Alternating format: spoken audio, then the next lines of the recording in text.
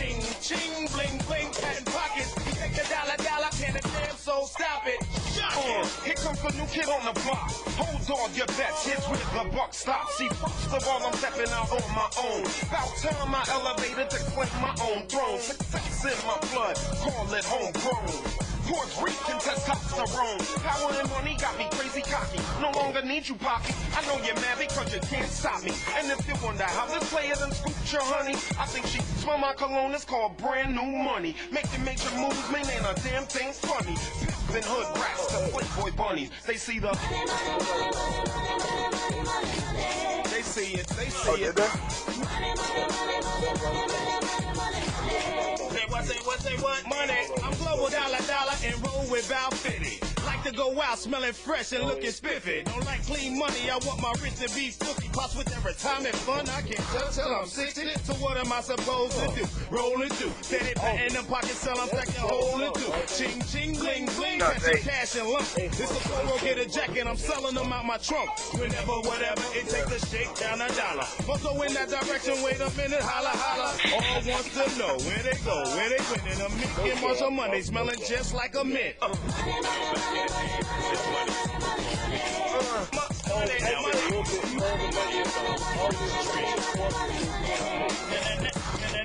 If you can't see the money, get your eyes lean with vibes in. I need 5 things for 7 digits at a time. Hey, cheering, chillin'. The best never worse. See, we never get the pebbles, they got the rocks first. Big folks, I'm locking. Ching, ching, we're mocking. I'm rocking. Yeah, welcome to AlphaISM Radio, everybody. Tonight we got both RoninChaos and ShinBlanka with us. Good evening, gentlemen. What's up? going on? Call me Larry. What is going on? Larry Dixon, a.k.a. ShinBlanka on Shirukin.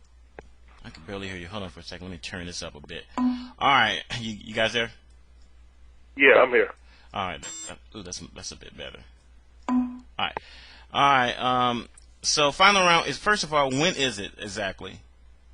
Oh, it's March 10th and 11th this year. March 10th and 11th. Now, usually we're beginning of spring. You know, we usually kick off spring at end of April, but you know, guy Chris Rama, who runs Texas Showdown, he basically got in contact with me way before the end of the year and asked me, hey, can we switch dates? Because he was hooking up with the base of this convention, you know. So we basically switched dates. I know it was a little thing out there. People wondering, well, why did Final Round change their date or something like that? He came to me. I was like, cool, you know. Instead of basically fighting over the same people, you know.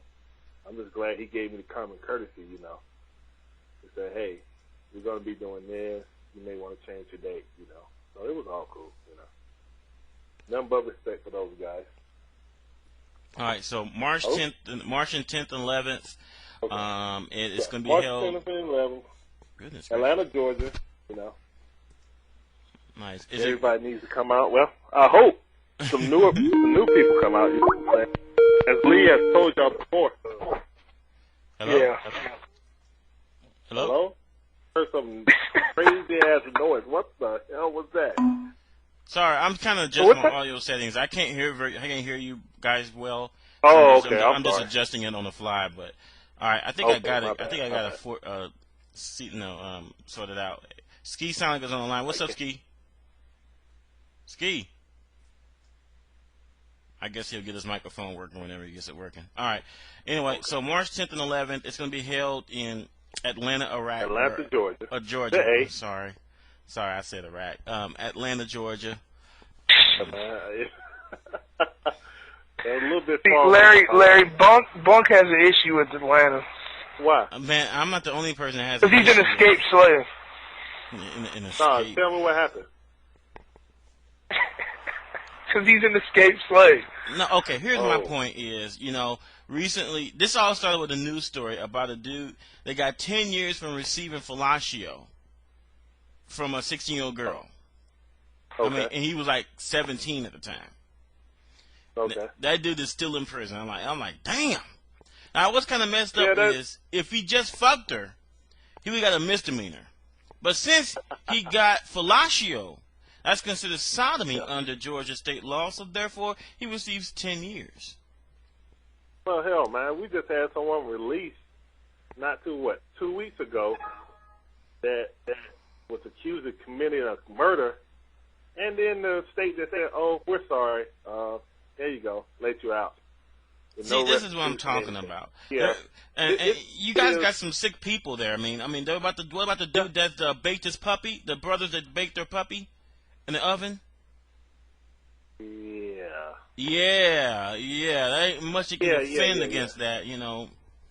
Like I said, so. Yeah, but we had somebody who tried to run over his kid and only got possibly 5 years. But they want to give those kids how many years? But I don't even want to get into that, man. Yeah, I mean. Hello, final round is March 10th, 11th.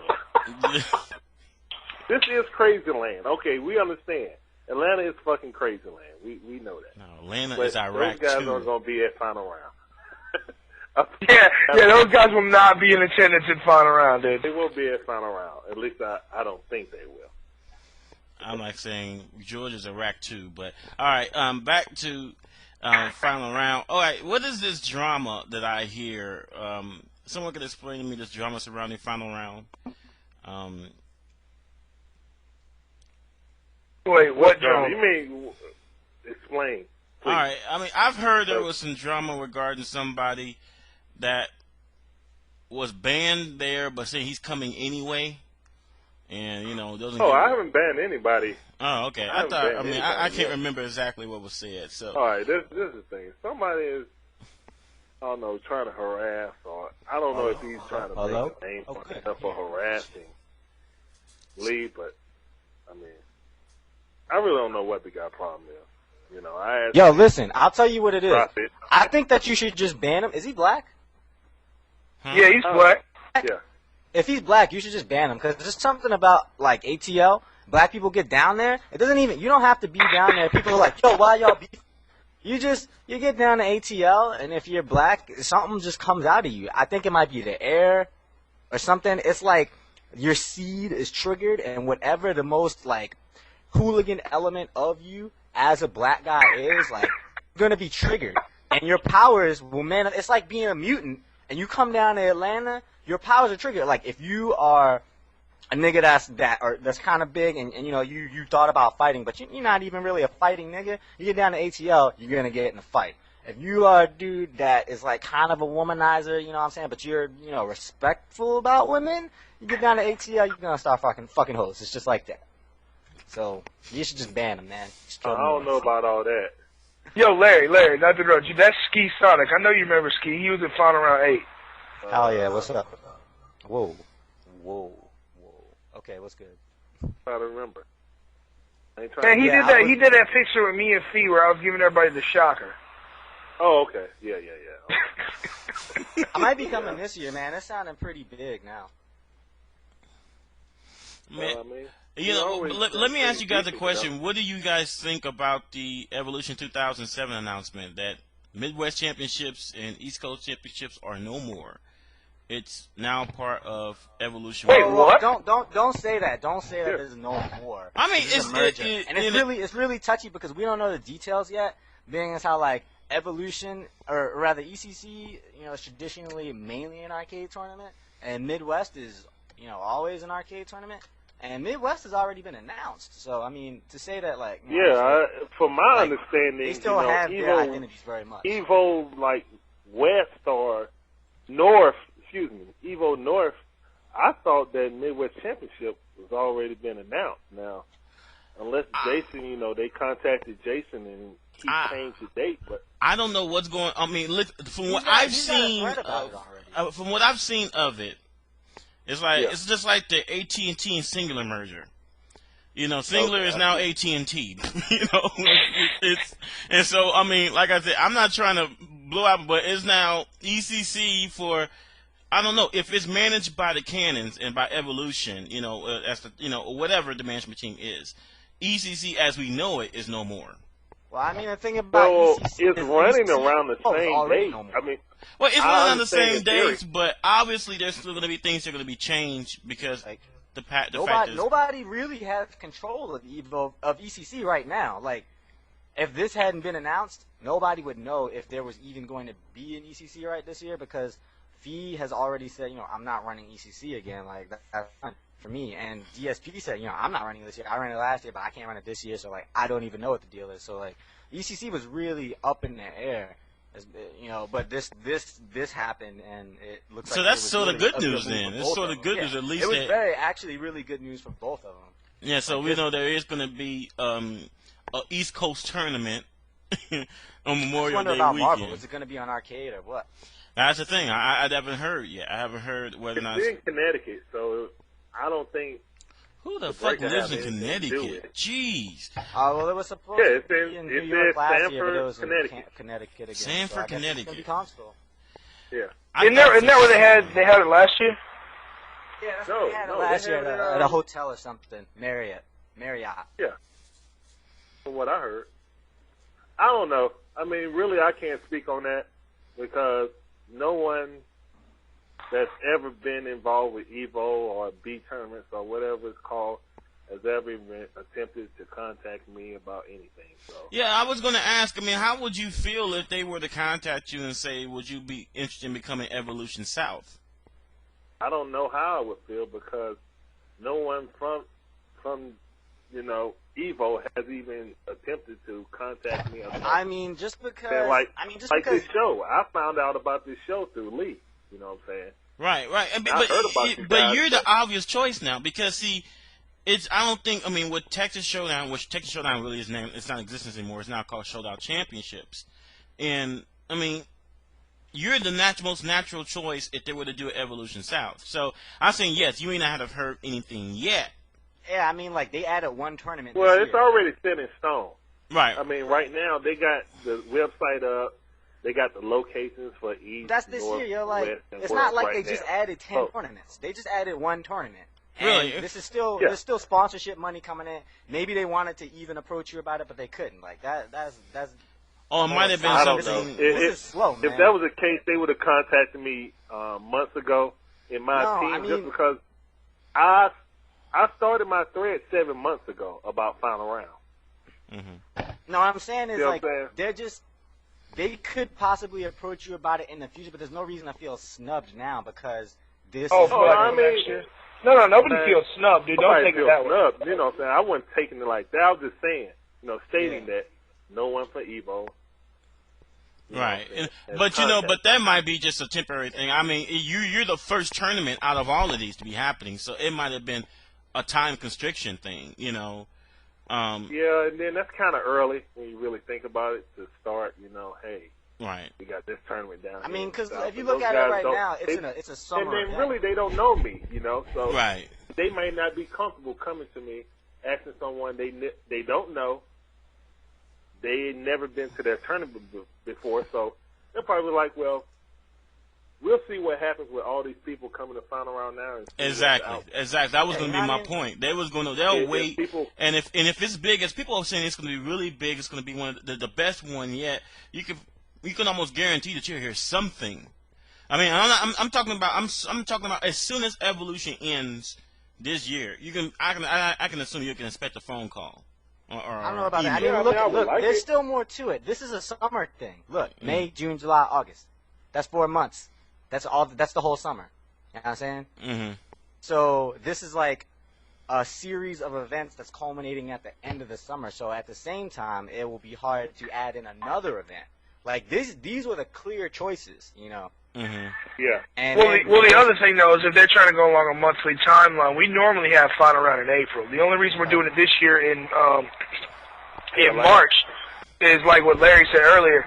The people from Texas Showdown called him and out of respect, and were like, we're going to be doing a tournament at the same time, so let's switch dates. Yeah. Right. And that's what we decided. From a sponsorship point of view, but I look like, at it as they may may summer, want four. They may not want 5. You got this is a video game tournament, so they're thinking, kids are going to come. This is good because it's in the summer, so everybody's out of school. College kids are out of school too, So even going back,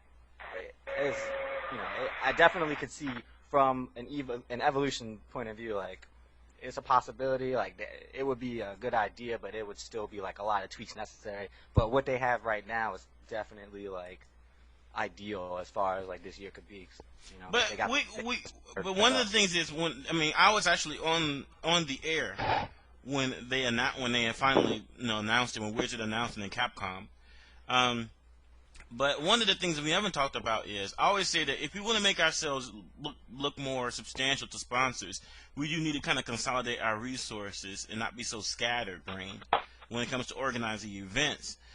So I mean, I could look. It can also be a positive effect that now Evolution has a little bit more leverage as far as when they approach sponsors. They say, listen, we're having qualifiers throughout the entire United States, and I'm sure that maybe in the future they might start doing qualifiers in Japan. Who knows? I mean, it's definitely this is expansion, so they're continuing to expand. Right. It's getting bigger every year, and they've said Evo this year is going to be bigger than it ever was in the last 5 years, and every year it's gotten bigger. So there's really no reason to think that if things don't continue to go well as they have been, that it will continue to grow, man. Like, look in the future. Like, we don't have to be, man. Look at fucking MLG, man. We don't have to. We can be something.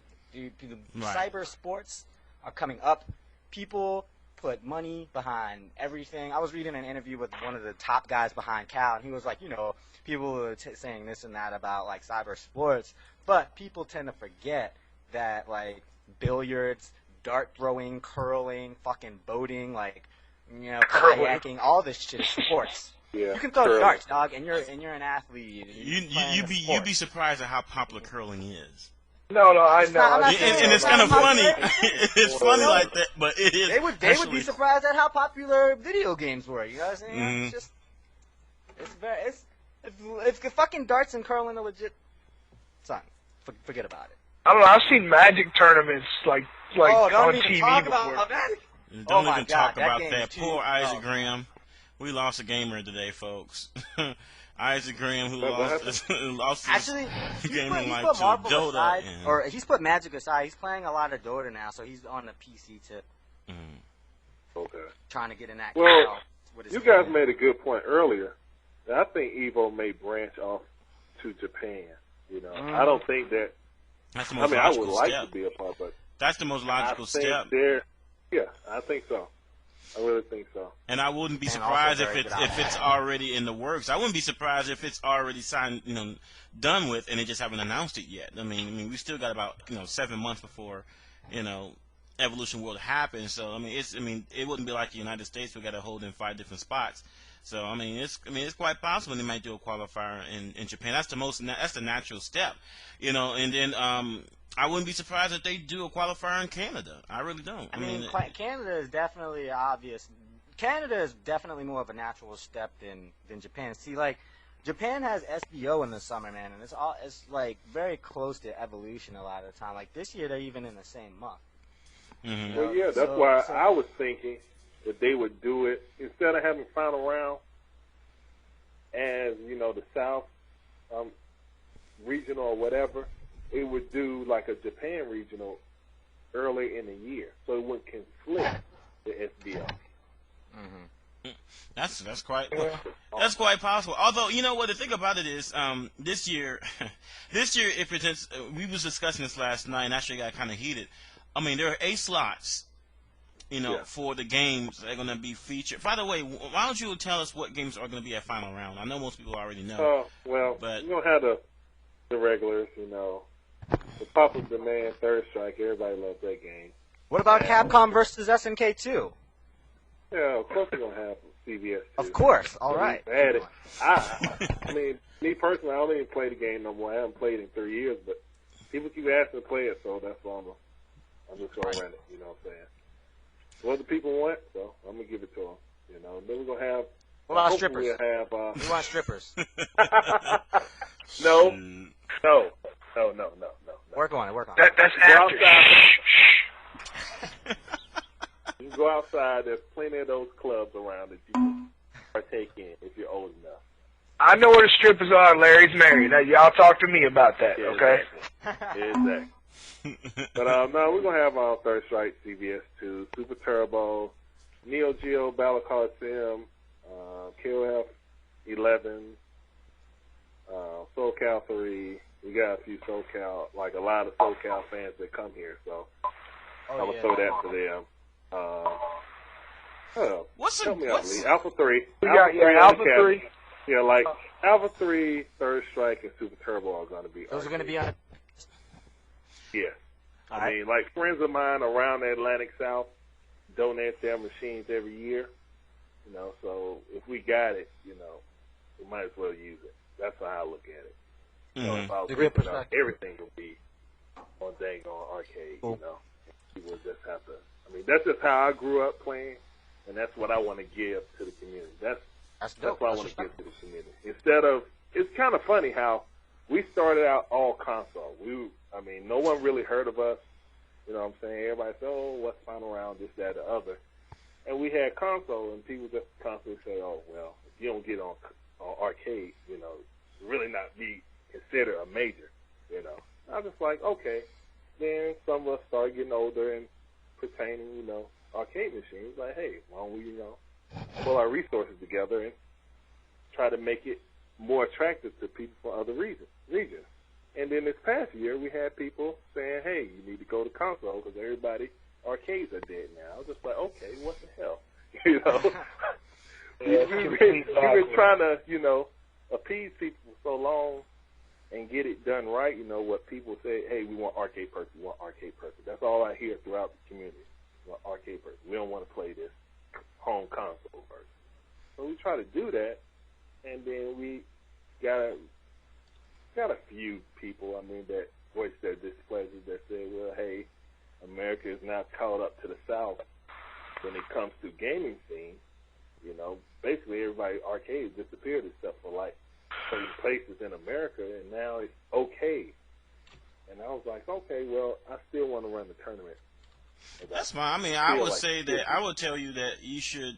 I mean, my own little meager opinion that you should run arcade tournaments as much as it's feasible or practical for you. Although when it's no longer practical for you, then I don't think really people have room to complain. We had this discussion not terribly long ago about you know, a lot of people were not too happy about what's happening with Showdown Championships, but at the same time, you know, these people aren't actually they're doing the complaining. They're not actually pumping money into the tournament. I'm willing to bet, you know, say that at some point you're probably going to come out of your pocket to make sure that, you know, certain things get done. You know, I come out my pocket completely. There's no sponsorships here, man. See, that's what I try to convey to people. Mm-hmm. Yes, it'll be nice if I had, you know, 200 TVs. For all consoles, with all the joysticks sitting right there, and just, okay, plug it in, sit down, move away, you know. But it's not like that here, man. It's real. I mean, I'm not trying to tell people, hey, we run ghetto-type shit or nothing like that. We're very organized, but it's not super structured like, hey, here's all these TVs that's fucking 42-inch or 52-inch, and, hey, have fun, cut loose. You know, we run a good tournament, but it's really grassroots. You know what I'm saying? Right. It's a console tournament that's morphed into, you know, an arcade style tournament. Mm-hmm. It has that feel to it. I mean, I really can't explain it. It feels like an arcade tournament, even though we have a lot of games that are on console. You know, it's just feasible. Like, we got a guy coming from North Carolina that's willing to bring his cabinet. I never even met the guy. He was like, hey, I got Neo Geo Battle Coliseum if you want to use it, and a CVS too if you want to like play the finals on it. I was like, cool, bring it. You know what I'm saying? Mm-hmm. So I mean, it's just like that. You know, a lot of people have come to final round and they enjoy themselves, and then they want to be a part of something. You know what I'm saying? That's growing. They say, hey, can I? You know, you need some help with this. You know what I'm saying? You know, I got this. I can bring it, you know what I'm saying, not just to trying to get into the tournament for free, but they, you know, coming out for the love of the game, for the love of the community, trying to grow something, you know what I'm saying? No, I mean, that's what I was about to say. I don't even live in the South, you know, you're going to have to shoot me and actually drive me down there. But still, I mean, I really do appreciate, you know, what you're doing for the community, you know. It's, I don't have that many people on the air that contribute like you do. You know, you and Ronin do to the community. So I really want to take this time to actually thank you guys for putting in the hard work, the effort, the money, the time, you know, to get things done, you know, for the love of the community, you know. And I wish that hopefully... I really appreciate that because, besides people around, I mean, really appreciate it, because besides people around the South, just saying, thank you, Larry, you know, thanks for doing this. Who knows if anybody would ever came down here if it wasn't because of you. And I just be like, look, man, anybody could have did this, you know. I just came up with it, and I was lucky enough to have good friends to help me during a good tournament. Mm-hmm. Just got it. You're right. Like a lot of people said, well, you're not making no. It was like, well, you're just doing it for the money. Like somebody asked me, he's like, well. Oh yeah, I remember that shit. Stuff like that, I was like, man, if I was doing it for the money, I would have stopped a long time ago. Yeah, I mean, how could they be doing that? Makes no sense. There's no sense. The person has no idea what it takes to set up an event like this. They just don't have any idea. No, they don't. One person, one year, they just emailed me or PM'd me on Sharuk, and they was like, you always talk about, you know, tournament organizers a thankless job. Man, I ran plenty of tournaments. I was like, okay. So all you need to do is just get a couple of, you know, consoles, set it up, and have some people come. Like, yeah, if you want to just have like 12 to 20 people. You know what I'm saying? But when you have consistently like between 80 or 100 people, third strike for the past 3 years, and you run it on 3 cabinets, and most people want to play on only 2 cabinets, you know. So, and then you have Tekken going on that's about 100-something people or 80 people last year just for 5.0, which I was amazed that many people came because I know people are sick of that game. And Steve Fighter, you know. Steve Fighter. huge Tekken following down here. You know, I don't know if you guys ever been down here, but there's about a good 10 great Tekken players that probably people don't even know about. Mm-hmm. They just don't travel because they're bums. Yeah, I always tell them, I was like, y'all are bums. Y'all need to go out and go and dominate some people. Then they'll know about you. It's like, nah, Larry, we just go to final round, fuck it. Yeah, but you know what? Here's the good thing. You know, we was talking about if this is hypothesizing and just basically fantasizing right now. But if final round was to become they not necessarily have to dissolve the tournament. It could be a qualifier for Evolution South. If they win, yeah, you know, then they place, then they got a chance to represent, and then they be more apt to come out to Evolution World because they're like, okay, I mean, you got a spot in a final 8 or a final 16, a top 30, whatever it is. You know, and you got a chance to get $5,000. Are you really going to skip out of that? I bet there won't be bums then. You know, you're going to see them cutting grass. Oh, no, I love that idea. I mean, actually, I did that idea at Final Round 4. Mm-hmm. Yeah, it was kind of messed up, you know. I basically told everybody, I was like, I'm only giving the ticket to Evo for the people from Atlanta South. So I call a lot of beef. So I really understand what Showdown Championship is going through. You know what I'm saying? Mm-hmm. And they want to just change the whole format, and people in the community are so fucking against it. Mm-hmm. I understand. I know how they feel because I basically was getting, final round ain't gonna be shit. You're always gonna, always be just a console tournament. It ain't gonna be shit because your scrub mentality, this, that, and the other. I mean, I got it all the way, and then I was just like, look, if y'all can't respect it, I want to send someone from the Atlantic South, even if they get beat badly. So what? You know what I'm saying? The chance for them to have an opportunity to go is what I want to do. Because then, we had to fight just to get Atlantic South as a division. If people remember, they were just going to make the whole East Coast. It was going to be East Coast, Midwest, West. There wasn't going to be any Atlantic South division. We scratched and clawed and begged. You know what I'm saying? Look, a lot of us, when I throw final round, a lot of people that attend final round had never, maybe 1, 2, maybe 5 at the most people have ever been up to like ECC. You know what I'm saying? I was like, final round is their major. So yes, we don't have any top players besides maybe mixed up. You know what I'm saying, and a few people here and there, but nationally, people don't know us, so they were just like, well, you guys don't worry about it. You'll be in on the East Coast, which is pretty much like that anyway. But to grow as a community, I felt it was important for us to have our own little section of the community, so that because we are. I mean, kind of like the outcasts and shit. Mm-hmm. At least that's how I felt. Mm-hmm. So, I mean, I'm starting to get to know a lot of people online, you know what I'm saying, trying to network. I mean, I really don't know the higher-ups like at Evo, and then I talked to the Cannons when I went there one time, but they were like, okay, here's your badge. I was like, all right, I'm going to keep it moving. I know you guys are busy, you know what I'm saying. Hopefully, me and the wife are going out to Vegas, actually, this year.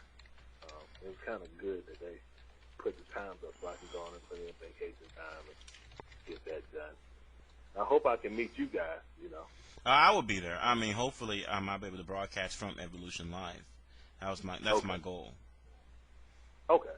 Like we do, we don't do a webcast like you guys. You know what I'm saying? A live webcast on Digital Frontier Plus. That's me and my friends' website.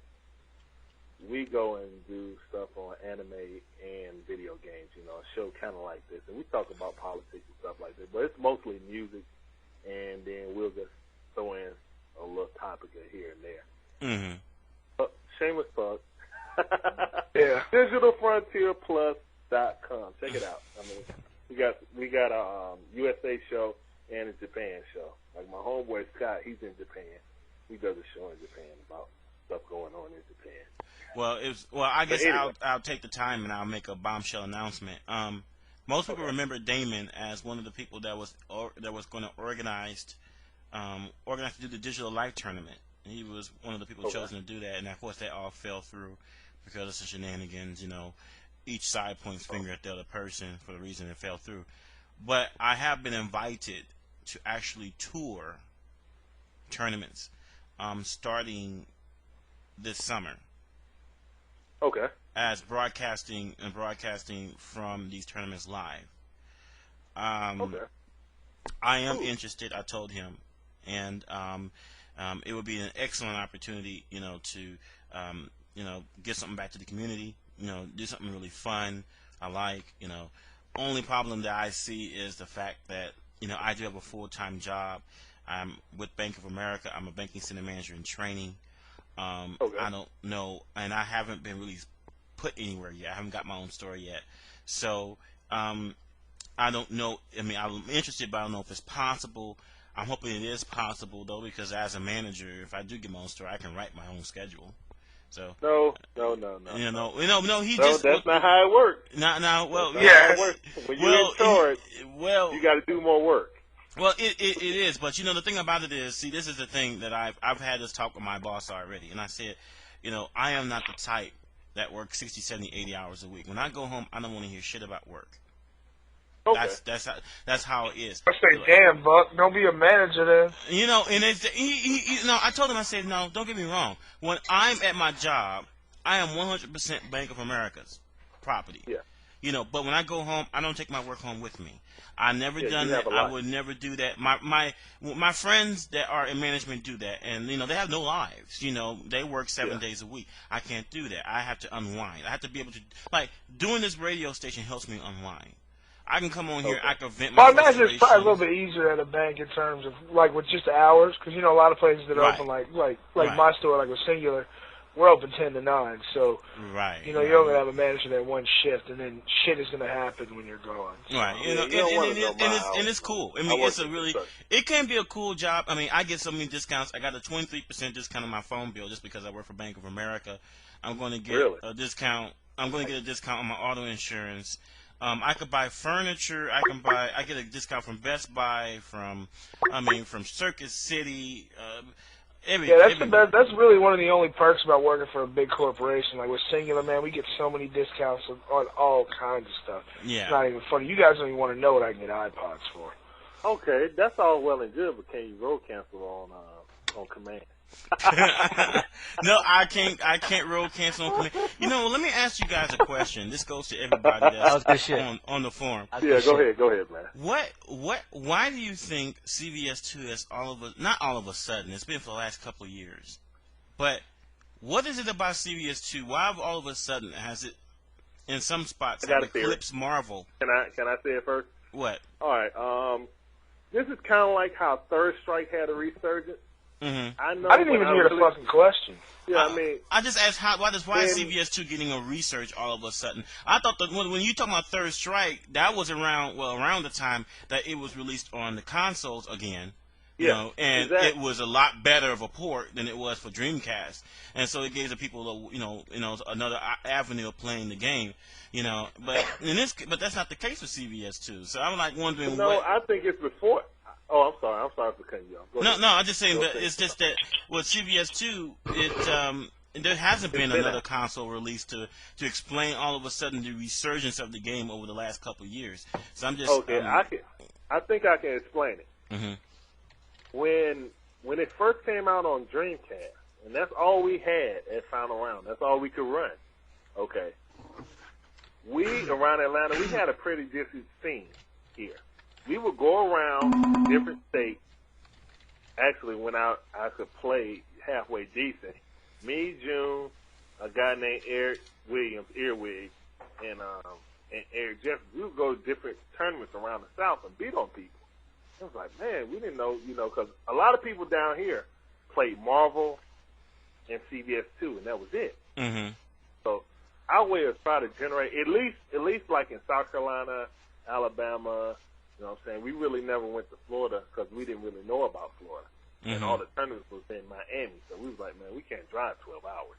Yeah, fuck that shit.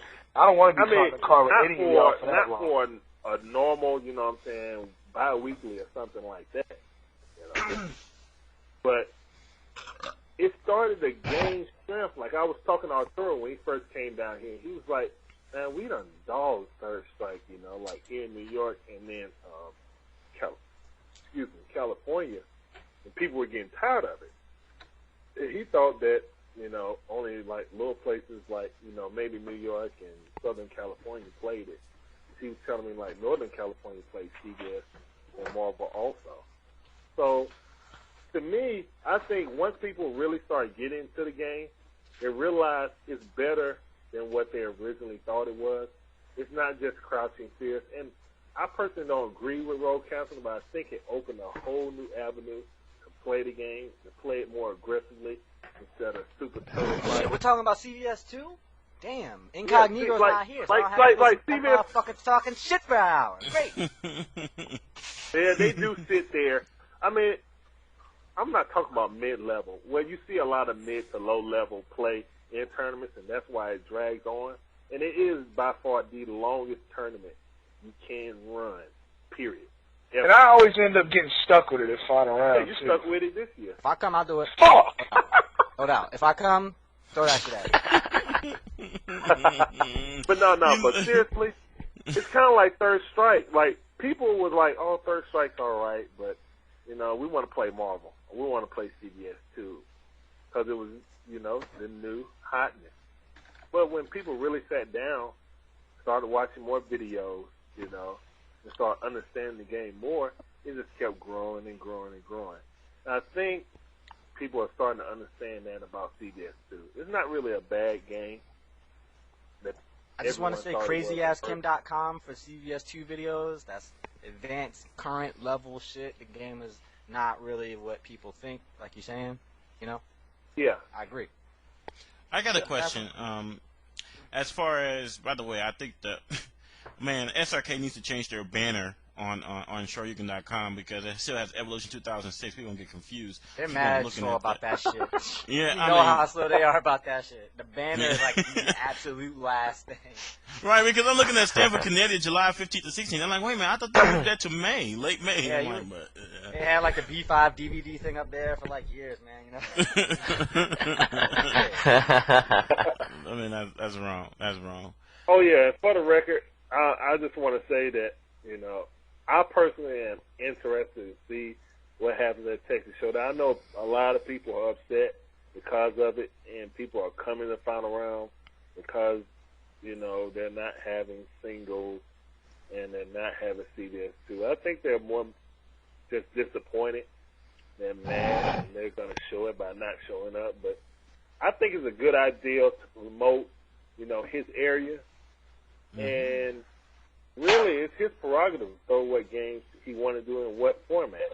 So, just like I said before, when people were pissed at me because I wouldn't give them a ticket if they came down here and won, you know, I got a lot of backlash from that, and I just had to live with it, you know. Now it's people right not to come, and I'm not saying boycott because I don't want, me personally, whenever a major dies or people don't want to go out, a piece of the community dies, and we don't need that to happen.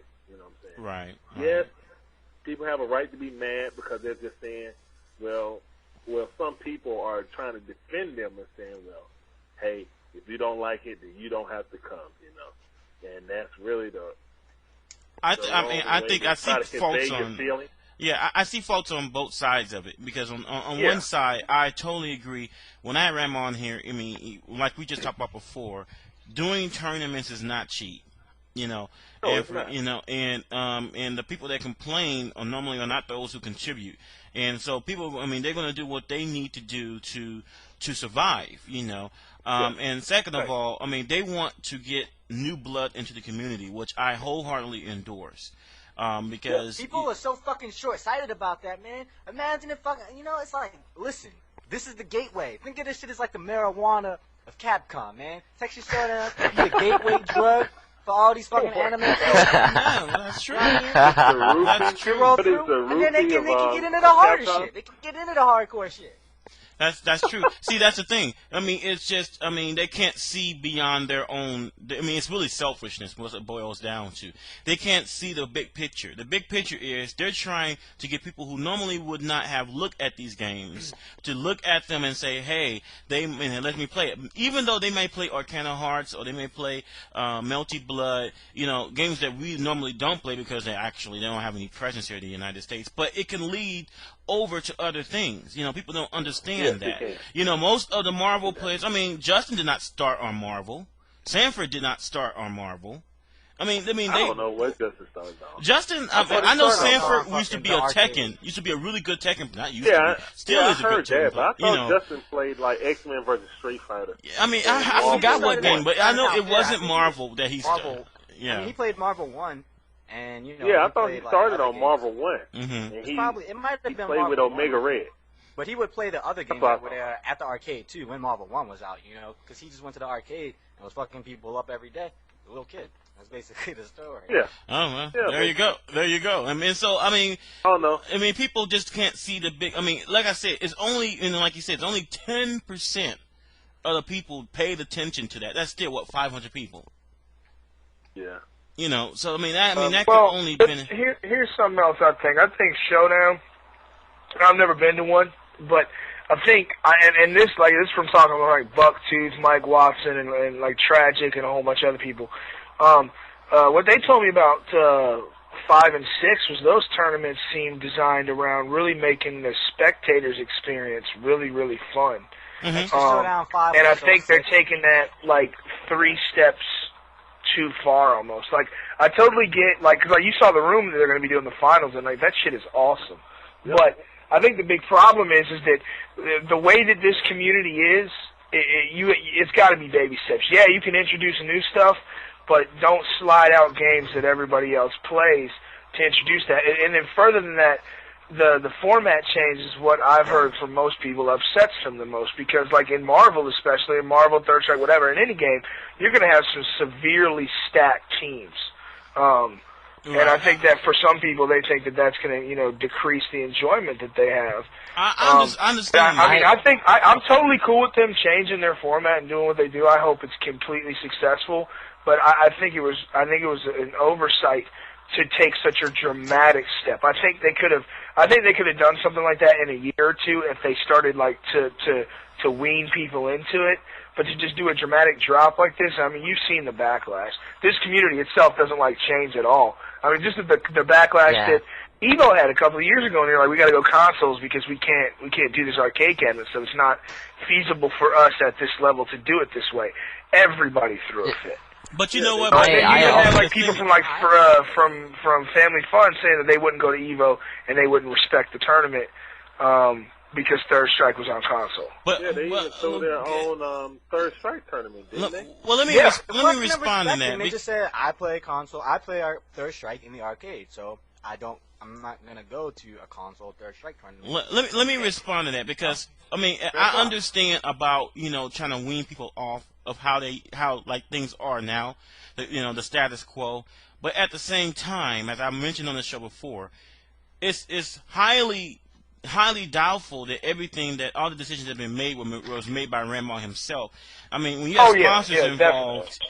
you know, a lot of that power. I mean, basically, he has very little leverage to use against, these sponsors, to get his. Oh yeah. And don't get me wrong. Like I said, I'm not saying I know anything you're not bad about Showdown. Right. You're not saying anything bad. I understand what definitely people are not saying, doing but I think what they're thinking is there's going to be people that won't like it, but they will go to final round. That's fine, because at least, that helps final round. In other words, they're willing to sacrifice, people to get to go to final round if that means getting more people that never played the game into the scene.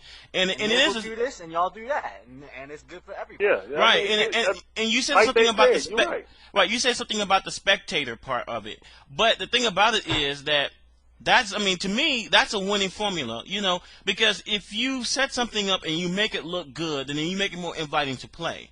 So, then more people are definitely going to get involved. But at the same time, I also look at it like this. If you're going to do something like that, you got to make sure there's going to be people there that are actually going to play. Yeah, you got to have the people there. You got to have the people there to put on the show.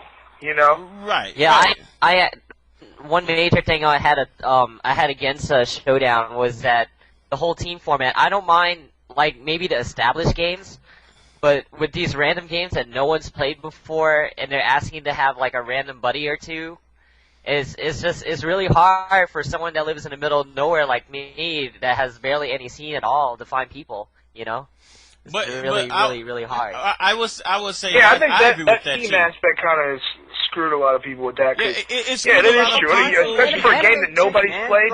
It's hard to get two other buddies to be like, "Yo, man, let's go play this." You ever played it? No, I haven't. No, I understand it. Like, when you're talking about Arcana Hearts, and you're talking about Melty Blood, and you're talking about games like that, where you're like there's hardly no scene in America because it's not out in America yet. I can understand why people be balking at that, because like, how are we ever supposed to be competitive or even show off? I really think that those games are really for the Japanese players to show off. That's what can be doing in the game. Yeah. More than it's think about it. Part of their audience is straight up is anime nerds, Right. And then you have like these top, Japanese players come out and play a game that is looks like a damn anime. That's going to be a big deal for them. That's going to be very appealing to that crowd of people. And then it could be just like what Ski was saying. It'd be like a gateway to other stuff, and that's totally cool, man. But I think you're trying to. I don't think you can expand this community by splintering off a good chunk of it away from your tournament. I don't think it's.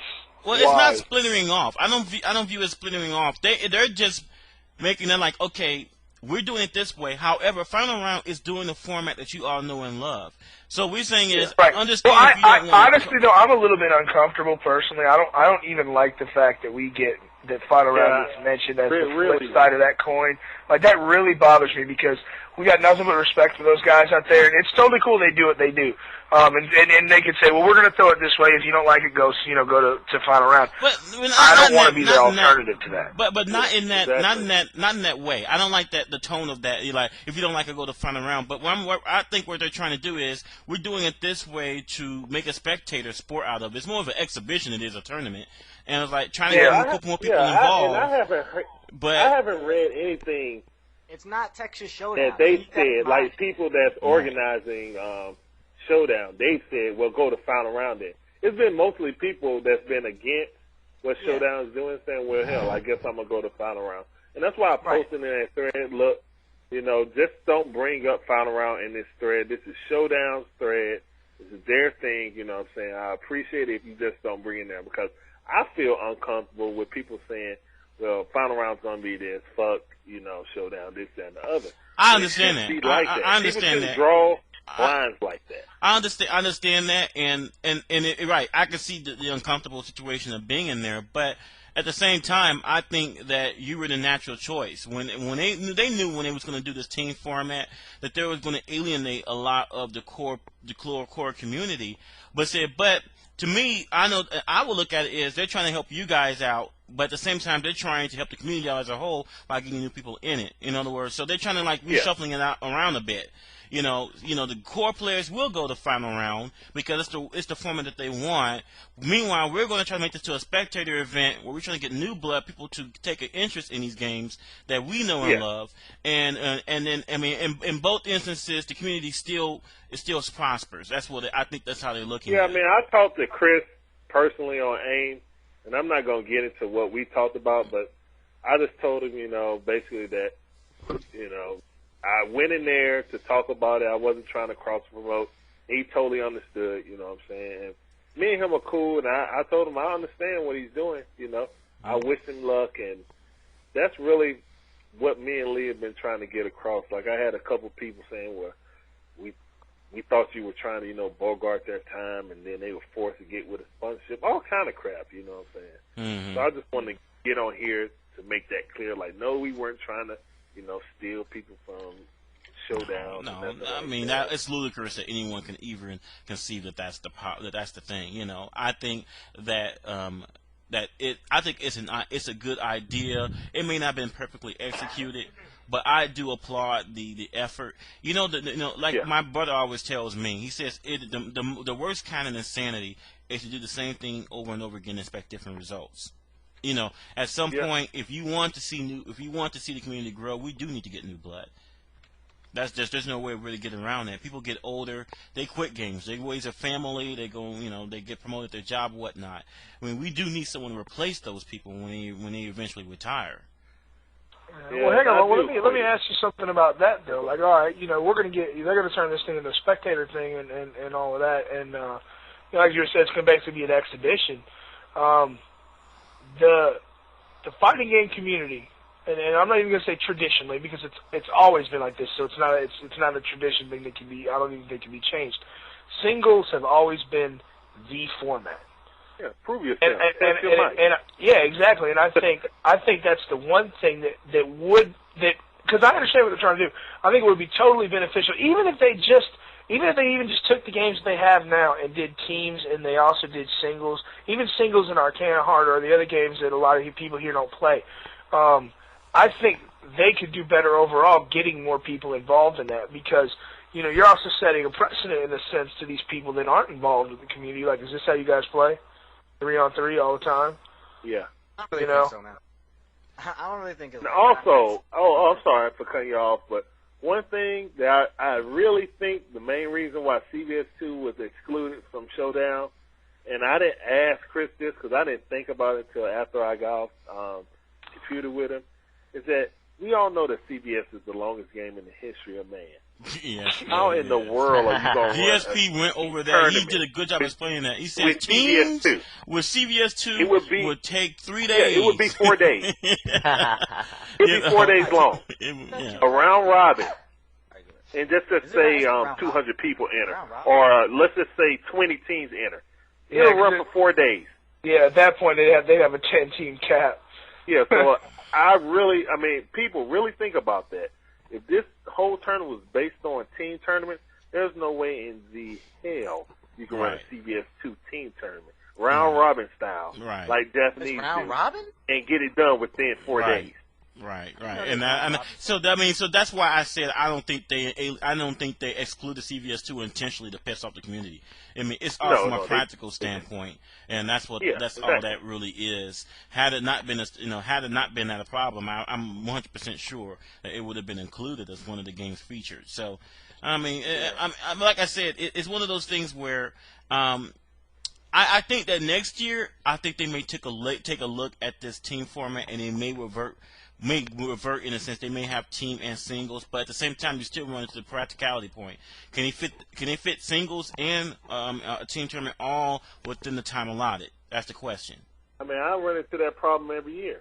We want to run. That's the first thing that comes out of their mouth. Mm-hmm. Now I always tell them, you know what I'm saying? Look, any team tournament cannot hold up a scheduled tournament because, see, I usually have the hotel from like 8 in the morning till 12 midnight. See, I'm not with that whole fucking running tournaments till 3 o'clock in the motherfucking morning. That ain't going to happen with me.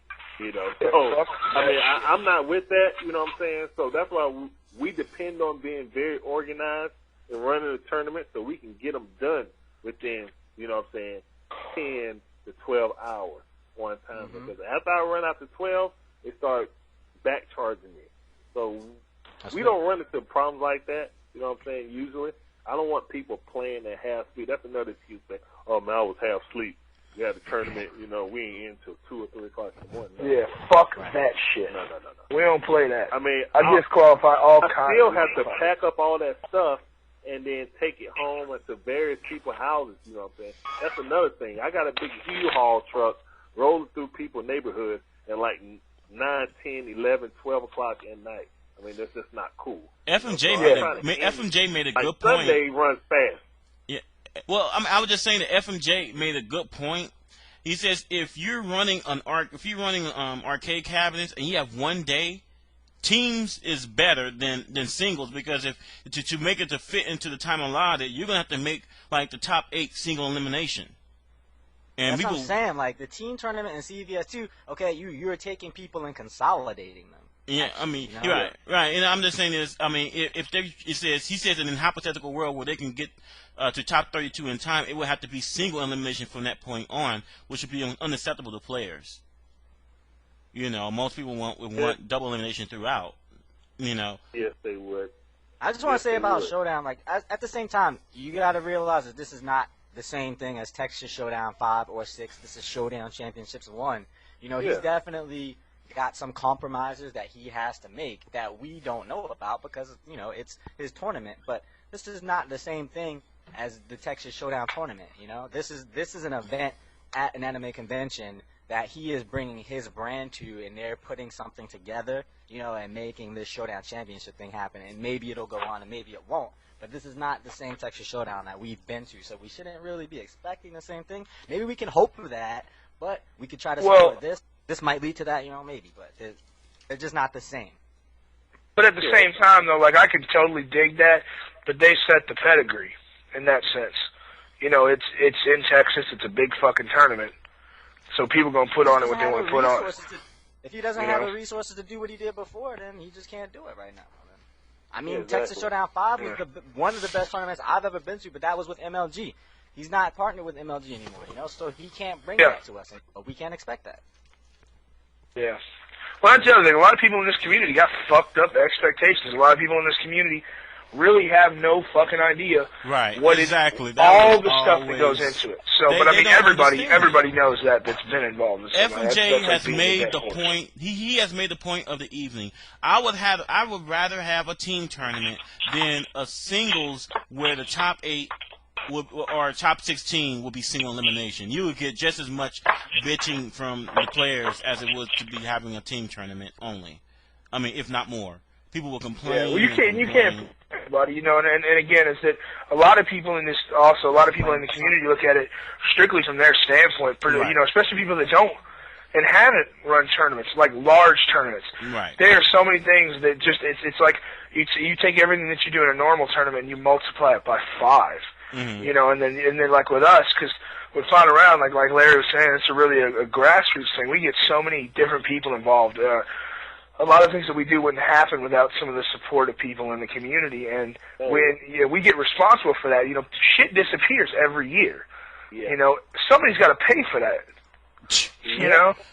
Yeah, man, exactly. Good point. And guess who that person is? Yeah, a good point. That is a fucking awesome point to make.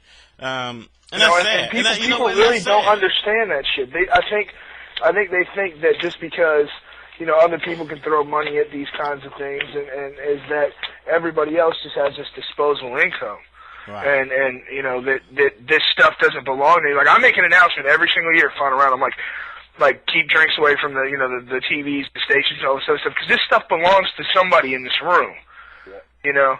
And I think a lot of people miss those points when it comes to tournaments and shit. A lot of what we do, a lot of what the community as a whole does, wouldn't happen if people didn't come in and say, hey, how can I help?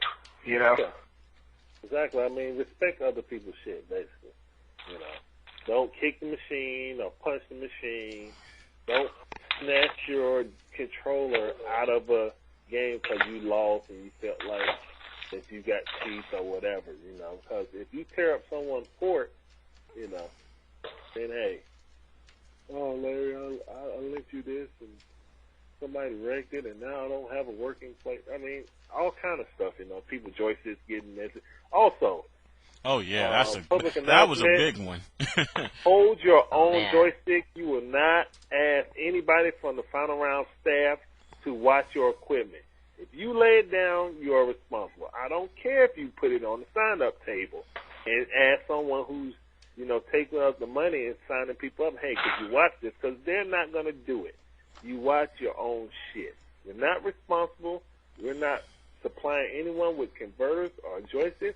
Yeah, hell no, because my shit got stolen last year. You motherfuckers can kiss my ass. So, no. If you can't bring your own stick, then you're not going to play, I guess, unless someone else is going to lend it to them, and then that's their responsibility. Well, I wanted to say that, yeah, that's a good example of that last year Evolution. Someone stole Preppy stick, and he never got it back.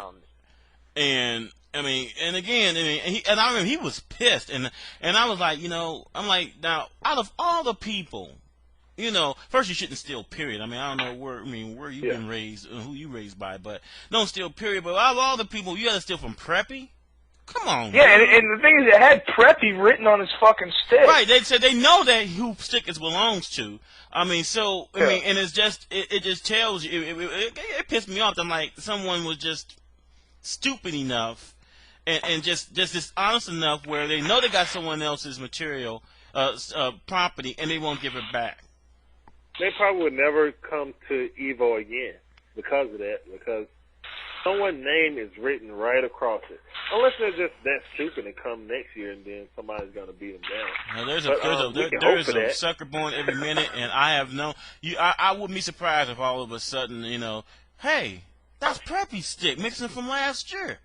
It's like, yeah, it just shows up in the middle of the ballroom in the middle of the night and shit. Yeah, exactly. Yeah, and then the janitor stumbles onto it, and then he fucking takes it. Yeah, you can't control what he was a janitor, do. man. Some people don't have any fucking home. There's more training. people there than the people that were at Evo. Some random fool could have came through and been like, outsold this shit for crack. Nah, it was in Vegas. Ain't no fucking crackheads running through that shit. Let me tell you something about Vegas, man. Everybody out in Vegas got money, even the homeless people. I was driving around with Tragic, looking for a karate uniform. That's a different story, but we were driving around. What the hell were you looking for? I don't want to talk about it. We were driving around, and we saw a homeless guy with a sign, and it said, please meet. It was him and his girl were sitting on the side of the road. It said, hold up, the crackhead had a girl?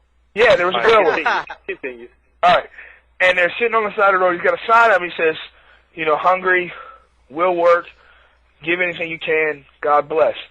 And I was telling him, I was like, Ben, let's stop, throw him $1 or $2. We in Vegas, maybe help out. Food's cheap out there.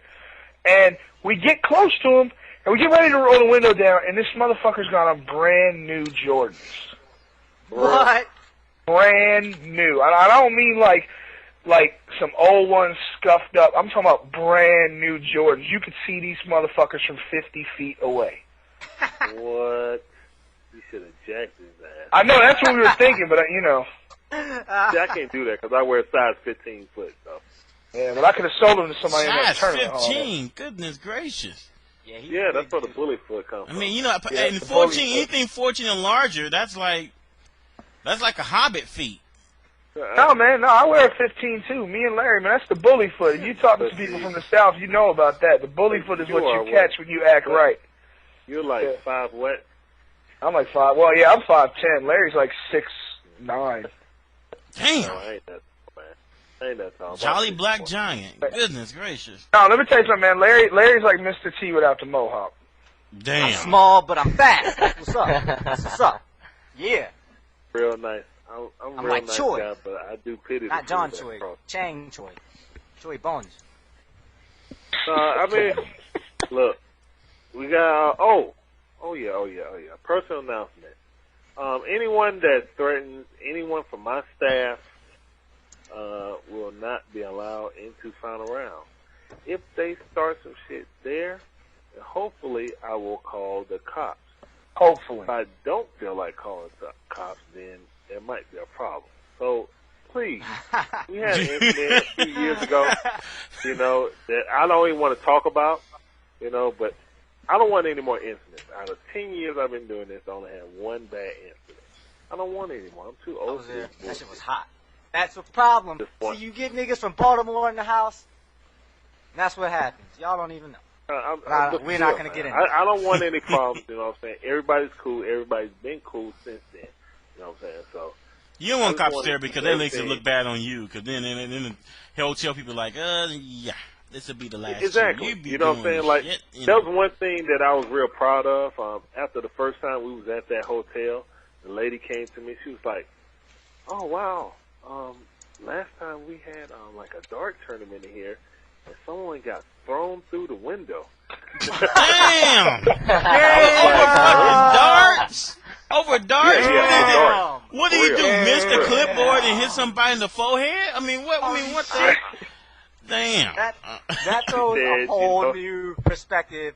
Yeah. I see video seems games like- in a whole new fucking light now. Because I'm Yeah. talking to D-Chun, and he's like, yo, niggas ain't gonna fight. We always have this, and we come back to this point. Nobody's really gonna fight because we're gamers. And yeah, look at that. Those fools that are darts, those rednecks. Yeah, I mean, that's serious. Look, The I dart don't know players about are y'all. obviously hooligans. Well, I can't speak We're for nice everybody. guys. We're Okay, intellectual, yeah. talking about frame data and shit. They're throwing darts. That's why they fight. Their event is I just can't throwing speak darts. for everybody, but you're not gonna come and disrespect anyone at final round, running final round, me, or just period, or anybody's there. You know what I'm saying? Everybody's there to have a good time. You know what I'm saying? By the way, Leave that if you guys ED have questions for Larry, now I have an easier way to get to actually submit your questions. If you go to AlphaISM.com, I have a link there for you could join us through EFNet, which is a huge RC network. It's the second biggest one in the world, and you can join us there and you can ask a question there. I'm in there right now. You do not need an RC client like Merck or anything like that. You can just click on this link. You will need to have Java installed on your computer. Most people do have that installed on their computer. So if you see a X, that means that you don't have Java installed. There's a link there on the page that'll lead you to installing it. But that's just an easy way for you to submit a question or comments. Yeah. Again, that's Come holler at me. alphaism.com. Yeah. Come holler at me. Ask me something about final round. I'll answer your question, Charlie. Oh, by the way, Larry, this is Stone from Final Round 9 last year. I was third for Guilty Gear. Just saying, I'm Okay. looking forward to this year, man. Really looking forward to it. All right. I appreciate you coming out, man. Shoot, actually, Yeah, thanks. the Guilty Gear, I really didn't know anything about Guilty Gear except for my homeboy Rafi. He's real good at it. You know, like Raphael Bendy, he's good with bacon. And I just threw it because, like, guy Jeff from Miami, I got to know him. He's a real cool Pete. He was like, hey, Larry, why don't you throw, Guilty Gear? We got a lot of good people down here, you want to represent for the South. I'm like, all right, well, cool. And it's been steadily growing and growing. From what they tell me, it's like one of the biggest Guilty Gear tournaments of the year. They have a lot of good people. Peter. Yeah, the Atlanta scene's grown pretty big. Like last time I checked, there's like maybe 7-8 people playing now, and random people coming out of the woodworks playing. And their players, they're starting to press like I can't remember their names right now, but yeah, like they're getting to be really good. It's a shame too, like because I have Mike and what was it, Jeff? Yeah, Mike. Yeah, it was Mike Combat Freak. Combat Freak was his name. Yeah. He shows up Charles. in a suit one year. I was actually on his team for Evo last year, and we went through pretty far until we fought Mew's team twice. It kind of sucked, but still, Oh yeah, I remember that because I fought was in the ballroom drunk as fuck, and it was like wasn't that like I don't know early? Yeah. Okay, y'all fought Rune's team twice? No, it was Miu. Oh, Miu, okay. Which Okay. which we personally think was probably like the weakest Guilty Gear players that were there, and we could have won, but we lost, and Martin beat them or whatever. Martin. Oh, y'all. Yeah. I'm as everyone Okay, knows. so y'all got third. I don't know. As everyone knows, I'm actually a big fan of Guilty Gear. Hopefully, with it being released, they're tentatively being released on the Nintendo Wii, in July. For AC?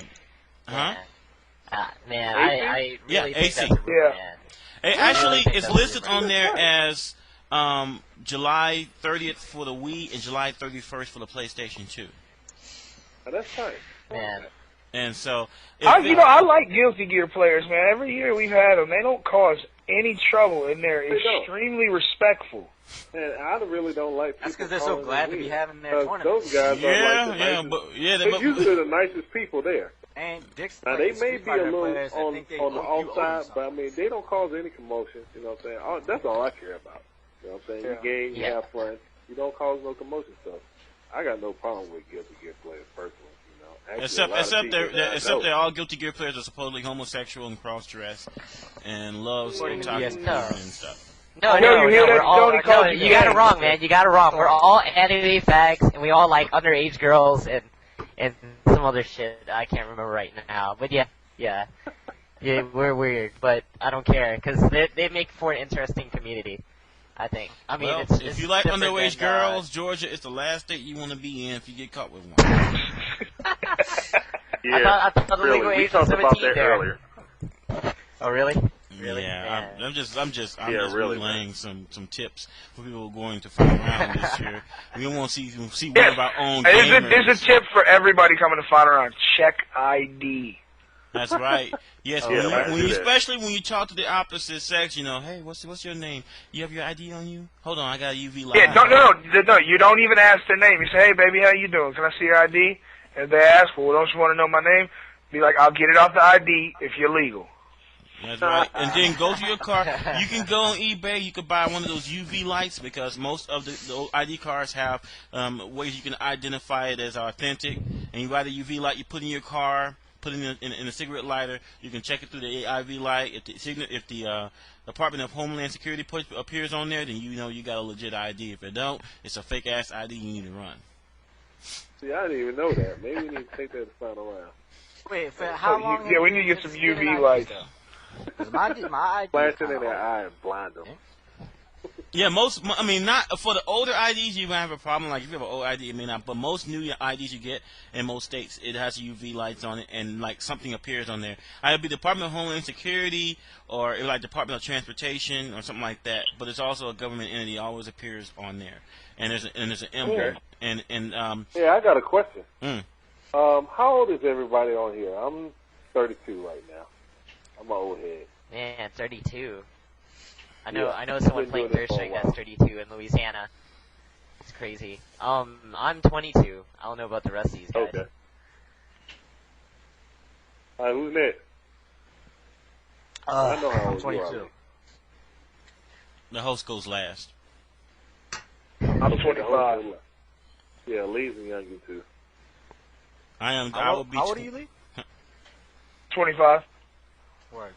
I'll be 28 in about 35 days. Okay, so we got a full spectrum of, gamers and ages that some people may have been playing, you know what I'm saying, like myself, been playing and people tugging on, hey, I want to play, get away from me, kid. I remember when I was a real little combo. kid playing Street Fighter with my brother on a Super Nintendo and him just beating me mercilessly all the time. I can't remember how I thought about the game, but I remember, as I got older, he won't even play me in games now.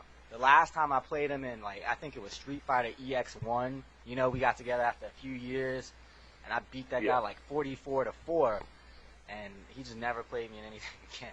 Isn't revenge so sweet? Yeah, I did it with my brother too. My brother used to kill me when I used to play with you. I've always played with you since Street Fighter 2 on Super Nintendo. Ooh. My brother played Ken. My brother used to beat my ass all the time. But then I started getting hip, and by the time we got the Super Street Fighter 2 on the Super Nintendo, I whooped his ass. And then I played in Marvel. I killed him in Marvel. Then all of a sudden he's like, I'm past my prime and all this stuff. I don't even play that no more. Man. Yeah. You know what I'm And saying? I've had two major rivals, man. My homeboy VJ, who I've known since second grade, him and his brother always used to play. Like his brother back then, when I didn't think there was a scene here, his brother had custom sticks and all this other stuff. And I remember a couple years after I was hanging with Larry, and I've been chilling and playing everybody from over here. I had gotten a whole hell of a lot better than I've been, and I played him and just whooped his fucking ass. And then another cat from our from the EMS crew that we got down here, June Rowe. June taught me how to play Third Strike, and I must have played June like 2.5 years straight with just him beating me mercilessly. Oh, and then one time I went over to dude's house, went over to Haunt's house, this dude from Atlanta, played Nidell. June. Yeah, Nidell. I beat the shit out of June. I pretty much at that point I retired. Hey. No, it was a funny thing. I got a story like that. Final round, what was that? 5. Speaking of Nidell, he came to his first final round. Oh, yeah, I remember that. Nidell got last place. Nidell, when I first met him, thought he knew how to play, could barely Dragon Punch. He will appreciate this story very much because in 1 year, he went from getting last place to getting second in Third Strike because he just put in the time and dedication, playing against June and against his friend named Eli, who's probably one of the best Ibukis in America, but he's so blasé-faire about playing Street Fighter, he don't care anymore. Cause he actually owns the head-to-head cabinet that we use at Final Round every year. Oh, but that's another story. That guy has a lot of natural talent. I'll just put it like this. He can play damn near everybody very well and plays Ibuki damn well. Ibuki and Alex damn well. But anyway, Nidell and him trained themselves, came back the next year. I beat Eli to get third, and then it was close at first, and Nidell whooped my ass. And that was like the first time he ever beat me, too. Now, and I didn't feel bad when he beat me because he improved so much. I could just sit back and be like, damn, okay, good game, I wasn't, that's about the only time I was not salty from losing, ever. I mean, it kind of gave a warm feeling to my heart to see somebody improve that much.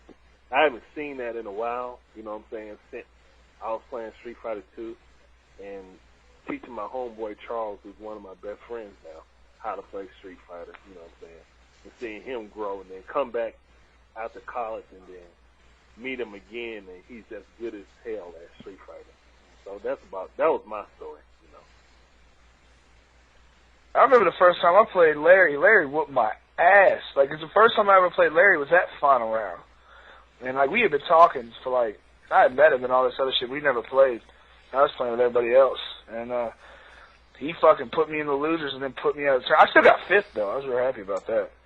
But, Larry beat my ass. That ShinBlanka ain't no joke, man. Y'all don't want to play as Blanka. I'm fucking crusty, Man, don't see you now. That's what I was about to say. He's going to start lying, talking about how he crusty and he suck and he old. Man. Don't believe it, dude. I'm an old crusty man. That's why I play with Oro on Third Strike. I'm old and crusty. Don't believe it. Toshin. Someone mentioned your boy. Someone mentioned your boy. Yo, man, Larry, let me tell you something. Y'all heard of, turtles that play, they just play and they turtle up, the little ninja turtles and shit? Larry's Master Splinter. Larry doesn't tap forward. No, what are you talking about? Yes, I do. I have to do my bullshit juggle combo. What are you talking about? Okay, yeah, he does it for the juggle combo, but then he doesn't move. Whatever, man. Yeah, whatever. All Larry does is he juggles you, throws boogers at you, and then stands still. And waits for you to do it again. Yes, man, you have got the most frustrating style of anyone I've ever played in Street Fighter, man. I'll throw you. Yeah. I'm getting pissed off talking about it. We ain't talking about me playing. We're just talking about, experience that people have, when they got better, or seen someone else get better. But, yeah, that was my best memory. So, Nidell, if you heard that, thanks for whooping my ass. You brought a warm smile to my Oh, so we need to sing Kumbaya now. No, none of that shit, But, hopefully, someone that comes to Final Round for the first time will enjoy themselves and go home and practice so they can try to come back and be better. That atmosphere of being in a big game. I was talking to someone at an ED the other day, and they were like, I just overheard them talking about, because I asked them, hey, you got CVS 2 in here for PlayStation 2? They were like, good luck finding that. I've been looking for it. I was like, why? You play 2D games? Like, "Yeah, I love Street Fighter." I was like, "Really? You ever heard of Final Round?" He's like, "What's that?" I was like, "It's a tournament I run." And this is a guy in Atlanta. He was like, "Really? How long you been doing?" I said, "Oh, about 10 years." He was like, "Oh." But he's never even heard of Shuriken.com. So I gave him the address, the web address is Shuriken.com. Gave him the web address for Final Round, finalround.org. You know what I'm saying? I said, "Yo, check that out. If you like 2D games and you serious into it, come check us out. Come participate. If anything, if you feel intimidated, come and watch it play, Come record it, take it home, If you're interested, then try to come back next year." It's like, "Well, how many do you do a year?" I'm like, "Only one, man. I work for a living." So I just throw this because, I just keep it going because I love to do it, Like seeing people with smiles on their faces, getting together, not seeing each other for a year, playing a game that they love. Hey, let me ask y'all a question on everybody here, because we got a whole bunch of, like Larry saying, young, old, whatever. How many of y'all were scared or nervous when you had your first, like big tournament experience? I used to get nervous in tournaments a lot when I first started. It was real hard for me to because the tournaments that I went to were so few and far between that playing in the tournament, I couldn't really reconcile it with the way that I would play, outside of the tournament. It was real tough for a while. Yeah. I was more excited than nervous. You know what I'm saying? I would get real pumped up. Well, back in the day, we had a pretty good Street Fighter scene, even though no one ever knew about it. But we had a huge scene here in Atlanta, And I would go to different arcades. My arcade was Market Square. That's the arcade I ran. So I pretty much didn't lose that much to people around here. And the friends I have now were my rivals back in the day. You know what I'm saying? So we're all close friends now. That's how we started EMS. EMS stands for Elders of Mad Skill. We all 30, 32, 31 years old. You know what I'm saying? June and Lee are one of the young bucks. But I mean, the core people of EMS are all around the same age. We all were in high school, you know what I'm saying, playing against each other on Street Fighter 2, Hyper, or Super Turbo until we all went off to college and came back and became close friends. So for me, I would get amped up, you know what I'm saying. I ran my arcade. Then I met my homeboy Eric Williams, who probably got the best talent out of all the old school players, out of all of us. He played at Lennox and at this little arcade off of Buford Highway. Homeboy Chris, named Fellas, homeboy, a.k.a. Fellas, because he always saying, "What's up, fellas? What's going on, fellas? I'm about to go here, fellas," so that you just nickname them Fellas. He's real good. Can I ask you guys? I'm anti. A question here. Oh, go ahead. I'm sorry. I'm mumbling. Go ahead. No. I just something that I just thought of. Everyone here, I presume, knows Dave Serlin. All right. Yeah. Actually, I played him at one Evo I went to. Cool cat. He is a cool cat. What's up? Now, I don't know. Man, that bastard knocked me out of. He is, of course, everyone knows he works in the video game industry, and everything. Yeah. One of the few people who do. He told me on the radio that Capcom is working on a new fighting game. That is not too. I mean, that's good news because at least we know there's something coming out. And I said, and it's not the one that someone mentioned earlier, the anime one. It is not that one. It's not out yet. I'm sorry. They're working on 2 fighting games. One of them, he says that we would like. Very much so. So, second of all, most people can forget about this. Capcom no longer has the Marvel license.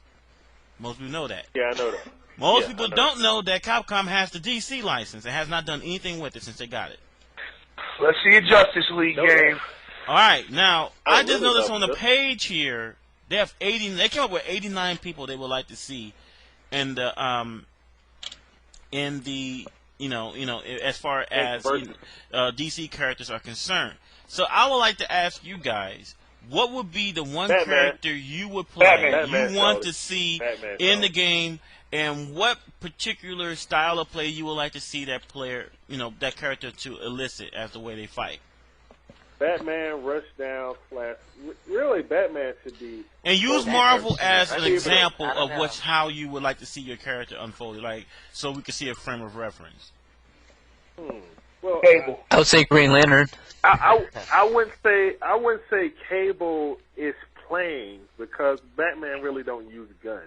You know what I'm saying? He has a batarang and a utility belt. You know what I'm saying? I mean, really, he would have to be probably like Strider or something. I mean, seriously. I think of Batman like Batman would Gambit. be a lot like Strider now that you mention it. You like Strider / Gambit. Be like Strider or Gambit uses Gambit. Maybe actually projectiles. Spider-Man. Well, yeah, Spider-Man / Gambit, because I mean he would be bouncing off of things and stuff and flying around, much like Spider-Man does with his Venom web. Flying off of stuff. For me, I would like to. I'm sorry, I have to have Superman. I mean, that you just can't get around that. And however, everyone kind of has their own opinion about what Superman should be like. He says, how can you make him not broken? Well, there's not really a way you can't make him not broken. You just can't make they him should put dominate. Flash in there. Huh? Have him play have Flash in there, and have him play like Magneto. Yeah, that would be Flash cool. is fast as fuck anyway. So Yeah, I Flash would should be like Superman. I would have moving like something like Colossus, but he has a very fast dash. Everyone knows that Superman can fly at like supersonic speeds, so he have a very fast dash. But something along of hard hitting, hits like Colossus. Oh, like Colossus? Yeah, that's how he really sort of like fights. It's like throw you around, give an uppercut and make you fly all the way around the world. I mean, that's Superman style. Of course the laser. And that's what I say. And you know what? If I was to base it off the Marvel vs. Capcom 2, if I was to develop the game, I'm going to make sure that every one of those characters can beat Sentinel. Then you got something. Then you got something special. You're like, okay, because Sentinel to me, I've never seen a more dominating character in a game like Sentinel has. Like it has almost everything. Who would Sentinel be, like Doomsday or something like that? Counter? Huh? I thought Storm was. I mean, I don't play Marvel, so don't take this. Storm, as I hear it, I thought Storm was can. the best in that game. Well, Storm can run away, and and her lightning attack, has good priority. So if Sentinel is not blocking, or in a sense he could, he can get hit, but it's not like as it's free. I mean, it's definitely not free for Storm. I mean, if I heard it, it's more or less 50-50. Depending on the best character, but Sentinel is just Sentinel. Like so many positions are advantageous with Sentinel, while Storm can just position herself advantageously, so she can be utilized exceptionally well. But it's definitely I mean, let's say on a mid-level, they're probably equal because they both have spammable shit. But I mean, Sentinel shit is just easy for him. Like he gets unblockables on certain characters. If he kills a character. He kills Storm versus Magneto Psylocke. Basically, Magneto incoming, unblockable free. Psylocke incoming, unblockable free. Where Storm, she's gonna have to work in that situation. She has to run away. Okay. That's the type of thing where I think Green Lantern would play like Storm and like maybe a little bit of Cable. Yeah, but he would have to summon stuff with his ring, man. Yeah, that's what I'm saying. Green Lantern, you can make him almost anything. He's but if you actually go by the comics, it's all limited by what the actual person holding the ring does. So, but the guy that has it is a. I think it'd be cool if they had a couple of different Green Lanterns, like if they had Hal Jordan and John Stewart and all of them, and they'd have them play a different way. Like you could have one play like Storm, have Hal Jordan play Cable. What about some villains or something? I would, who I would like to see how they do, and I know many people don't think about it. I would like to see how they do Wonder Woman. She'd have a lasso. Here we go. Well, no, but Wonder Woman, she gonna do and she can whoop on Superman. So. Yeah, she can whoop on Superman. So it's not like she would be. I mean, I hope they don't make her like Rogue. I mean, hopefully they make her a little bit more. A lot more of what's the word I'm looking for? So do a lot more than Rogue can, because she's got the lasso and stuff. I mean, I can see Wonder Woman would be really nice to see. The Green Lantern would be very nice to see. And there's a couple other characters like Darkseid. I'd like to see how they would do Darkseid. Darkseid. Yeah, I mean, Hopefully they would Lobo, nerf man. him like What- Thanos, man. I would want to see them Orion. do Joker. I mean, what about the Joker? Lobo, man? What about Joker Lobo? would be top tier. The Joker would be top fucking tier because he could throw would have everything to. but the kitchen sink at your ass. You know it to be Would have true. to. No, You know it to He be would true. probably end up playing if Joker would you be like based it by the Faust. fact like what they are in the comic. He'd probably play like BB Hood. Yeah, He's yeah. like Faust, man. Man. Faust. Yeah. Like- A good example, Faust just throws everything, ticking bombs at you and shit. I mean, I would be and it would be great. And gathering what they did with Marvel, you know, with what they did with the basically with the Marvel universe, with the games is concerned, you know, each iteration got literally more and more characters, and then Marvel had 56. Well, how are you gonna chop Marvel 2? DC, well, I mean, you can have 100 characters in DC comics, and Can I ask this? Mm. Are you insinuating that Capcom, the game that we would like to play, that they're possibly, wink, wink, I'm doing the quotation, is the DC versus Capcom or something like that? 'Cause, I mean, as an old school player, I don't want to see that, but I would throw the tournament, you know what I'm saying? But as an old school player, I would preferably have something like either a remake, not a remake. I don't even want to put it like that. I want Street Fighter 4. I don't care what it is. But you know, remember But something. if that's going to be the last Capcom game that's played, I want Street Fighter 4. All right. I mean, but remember, first of all, there are at least, he said, at least 2 fighting projects for Capcom. So I'm just saying is this much. I was just saying that one of the things that I had talked to him about is the fact he reiterated me the first interview that Capcom has a DC license. If you noticed, they really have not done anything with it. They were going to do something with it, and then it fell through. But now everything's kind of resurged a bit. Now he did not insinuate to me that they're making Capcom versus DC or anything like that. I was just going to ask you guys, how would you feel about such a game, and what would you like to see in that game? I mean, it would be great, but I'm not a Marvel player. You know what I'm saying? Like I said, I just watch the game. I like watching. Me too. I'm not a Marvel player either. You know, but this does play into, you know, we're seeing DC comic movies left and right. So this would actually play right into that, you know, and give them a form on, you know. So I would say that, you know, it would be a good idea from a marketing standpoint. And I was just saying is it would be pretty cool to see. I mean, if they make it, I mean, like I said, if I was to make it, I hope they just make it really bigger than life. I hope that just like they did with Marvel, just do crazy shit. You know, I know people like want shit to be balanced. No. Do what you want to do. Make them characters insane. You know, make those characters insane, and just hope that, you know, it all works out in it well. And you know, that's mutant. You got to have some kind of balance, because that'll be mutant then. My whole thing is that if Capcom's last game or last 2D, you know, fighter that everyone is really gonna enjoy is gonna be DC versus Marvel or DC versus your mama, you know what I'm saying? How is that gonna go well over in Japan? Because Japan still has an arcade scene. You know, that's all good and gravy for America because we love Marvel. But, I mean, pretty much there people may play it just because they play everything. But America runs that game. So, of course, we're going to be happy. Hooray! There's another versus game. But over there, how is that going to take? Well, and if you take that in consideration, I don't know if that would be a wise decision to come out with a Marvel game. You know? Oh, you mean a DC game? Oh, okay. Well, okay, first, I was corrected a few shows ago about the scene of comics, like DC Marvel comics in Japan. Apparently, there's a pretty good scene there. So, I mean, now I'm not saying that the current players will be fans of it, but it might be something to market towards those that are fans of the comic books. Yeah, but there's a decent SNK fan base in America. That don't mean it's mainstream. And that's what I'm talking about. Being mainstream enough to have this game be basically your final fighter, you know what I'm saying? Because from what I'm getting from you, he's saying, well, we didn't. I'm just following the cookie crumbs. They haven't did anything with the DC license. Okay, we got that established. They lost to Marvel. Now maybe they're getting it back because I don't know, the Nemesis little thing with EA had may be running out soon. That's all they've been doing is waiting and buying their time.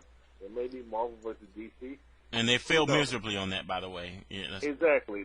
Now, if that's the case, if they're going to make DC versus your mama as their last game, they just call it that.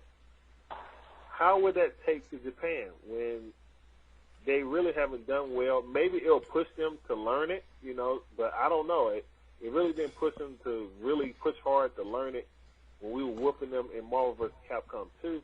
I don't know if that's going to take well over there.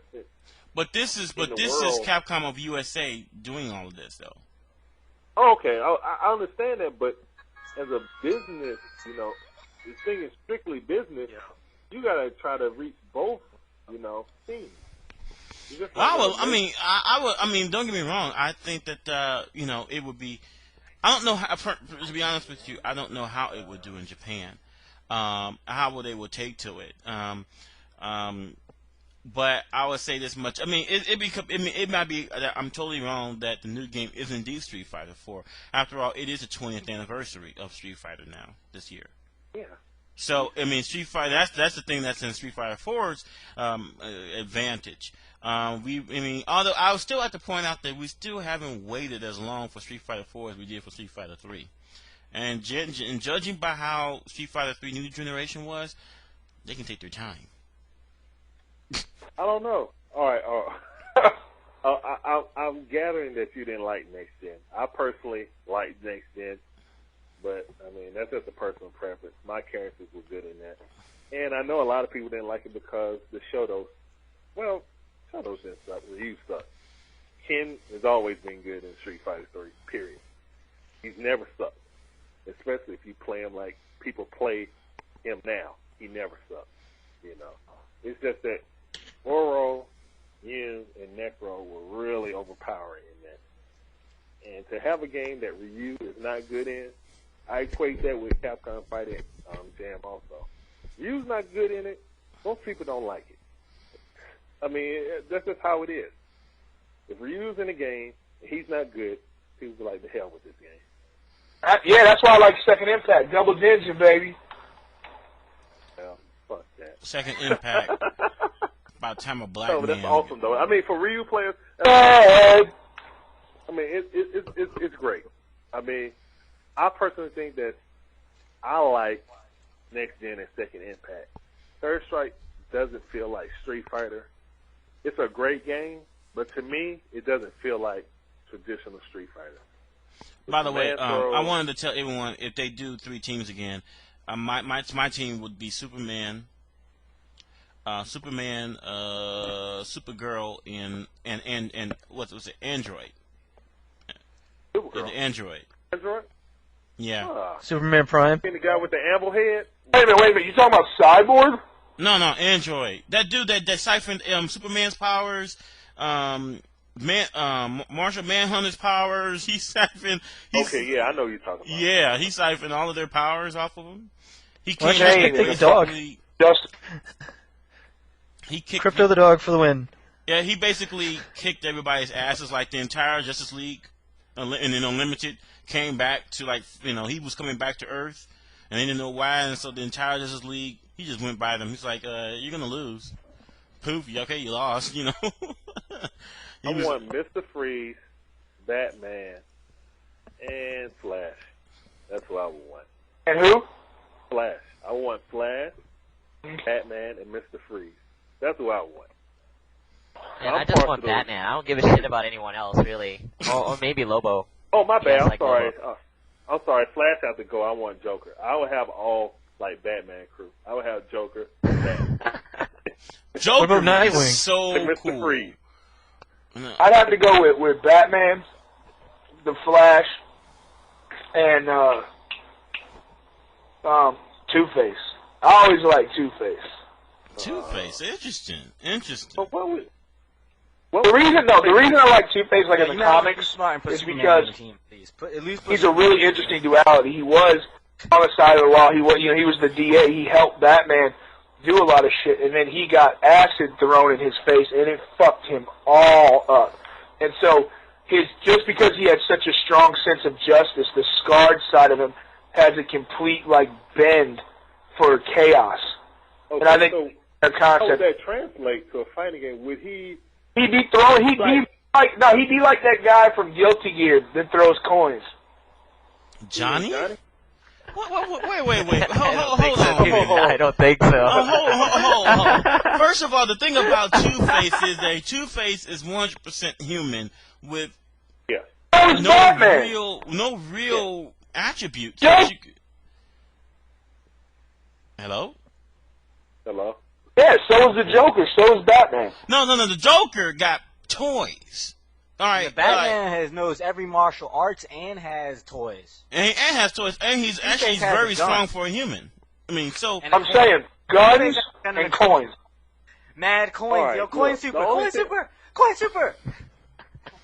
Exactly. Oh my god. man, I mean, like I Try. said, No, give me no, Batman. no. I'm sorry, Superman, Supergirl, and Android. Parasite would be- I'll kill any team that comes out of that. that comes against that, unless you get something like really so extreme. Two-Face would be like, let's see, Two-Face would be like Gin on Alpha 3. He would change styles. That's about the only thing I can think of, you know. No, man, I don't know about Two-Face, y'all. I don't know about Two-Face either. I mean, what about I'll show you some what next about time you're over at the house. I can't think of her. Hawk Girl. The Hawk Girl. Yeah, any of the Hawk characters would be badass. I would love to see her, man. That would be fucking tight. I'm gonna have to change my team I would around like to now. see Cyborg. Cyborg would be good. Cyborg would be good. I think Plastic Man could be interesting. Someone said that Plastic Man is earlier. powerful, That Plastic Man will be just like, He'd be broken, dog. yeah, he One would of the be. most powerful characters.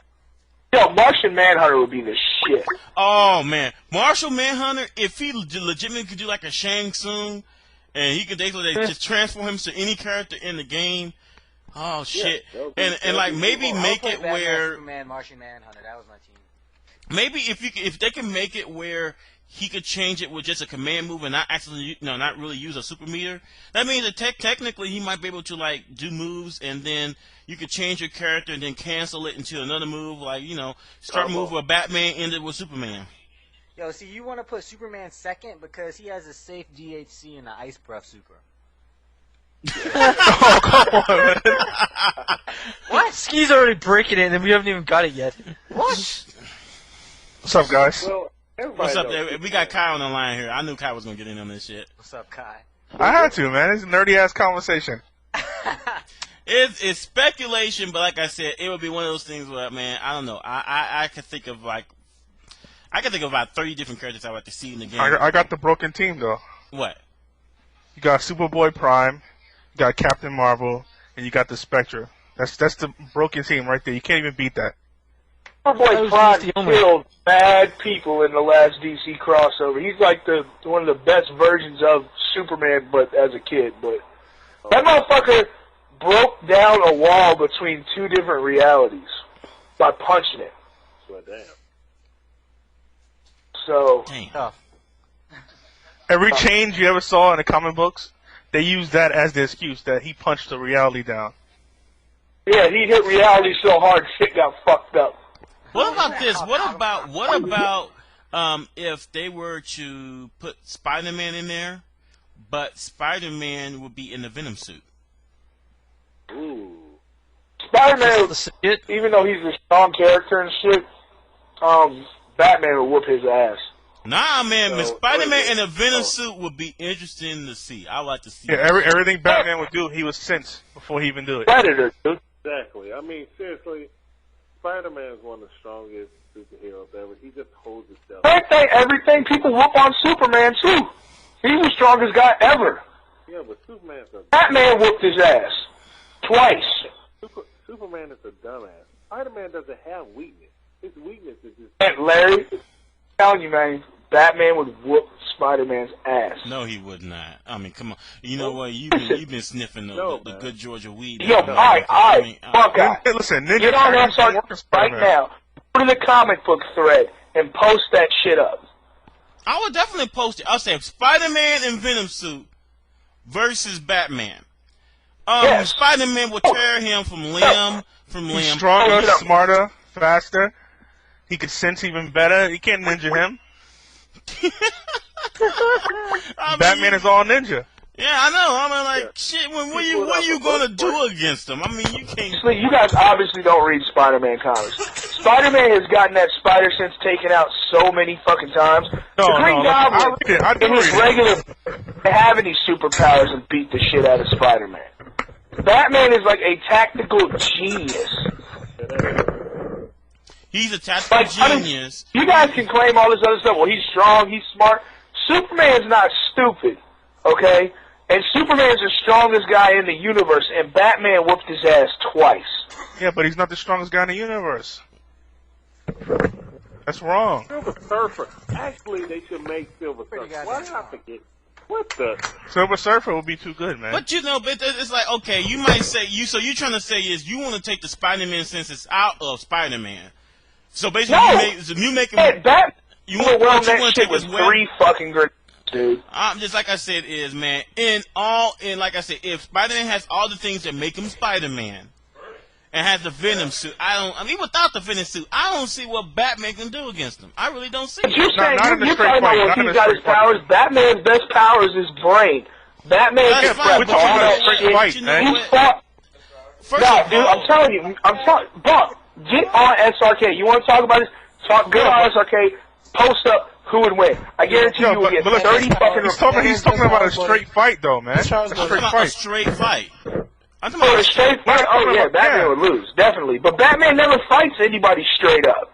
No, he doesn't. You really got to take that out of the equation. Welcome to Nerd Hour on AlphaISM Radio. And you're like, well, if they just threw down fist to fist. I mean, well, if he threw down with Superman in straight up fight, Superman would fucking, like, make him dissolve. Okay, but Batman still whoops Superman's ass. Twice. Batman never rushes his... His money does. He does it. That's fine. Let's see how Batman does against Android. Fuck that.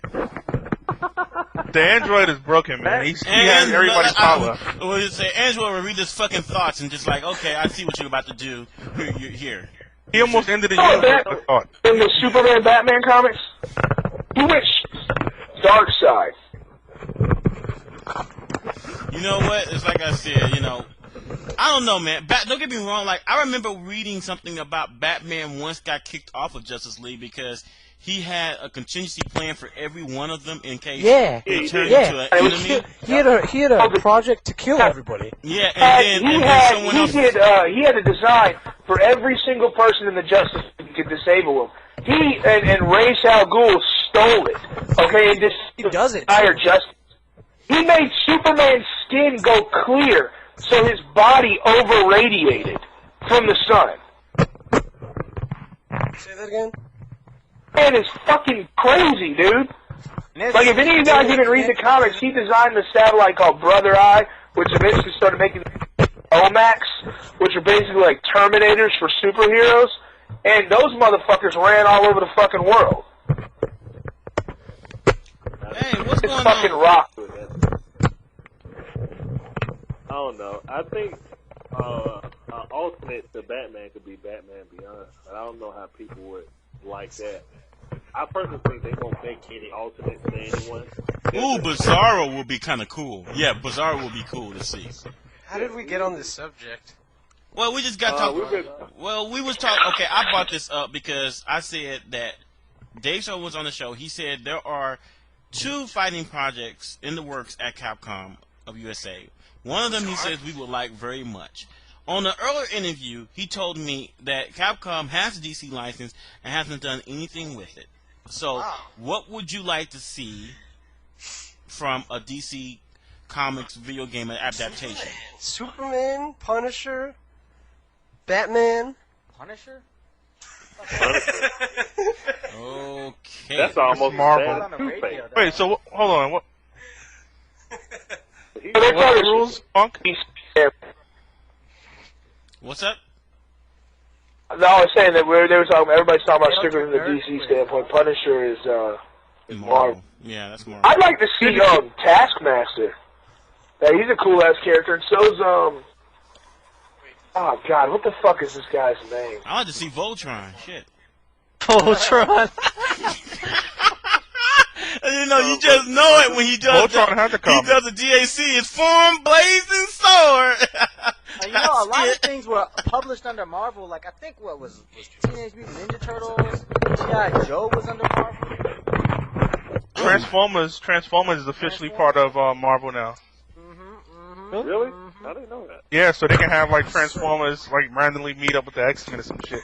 What are the two projects again? I didn't understand that. What are the two projects?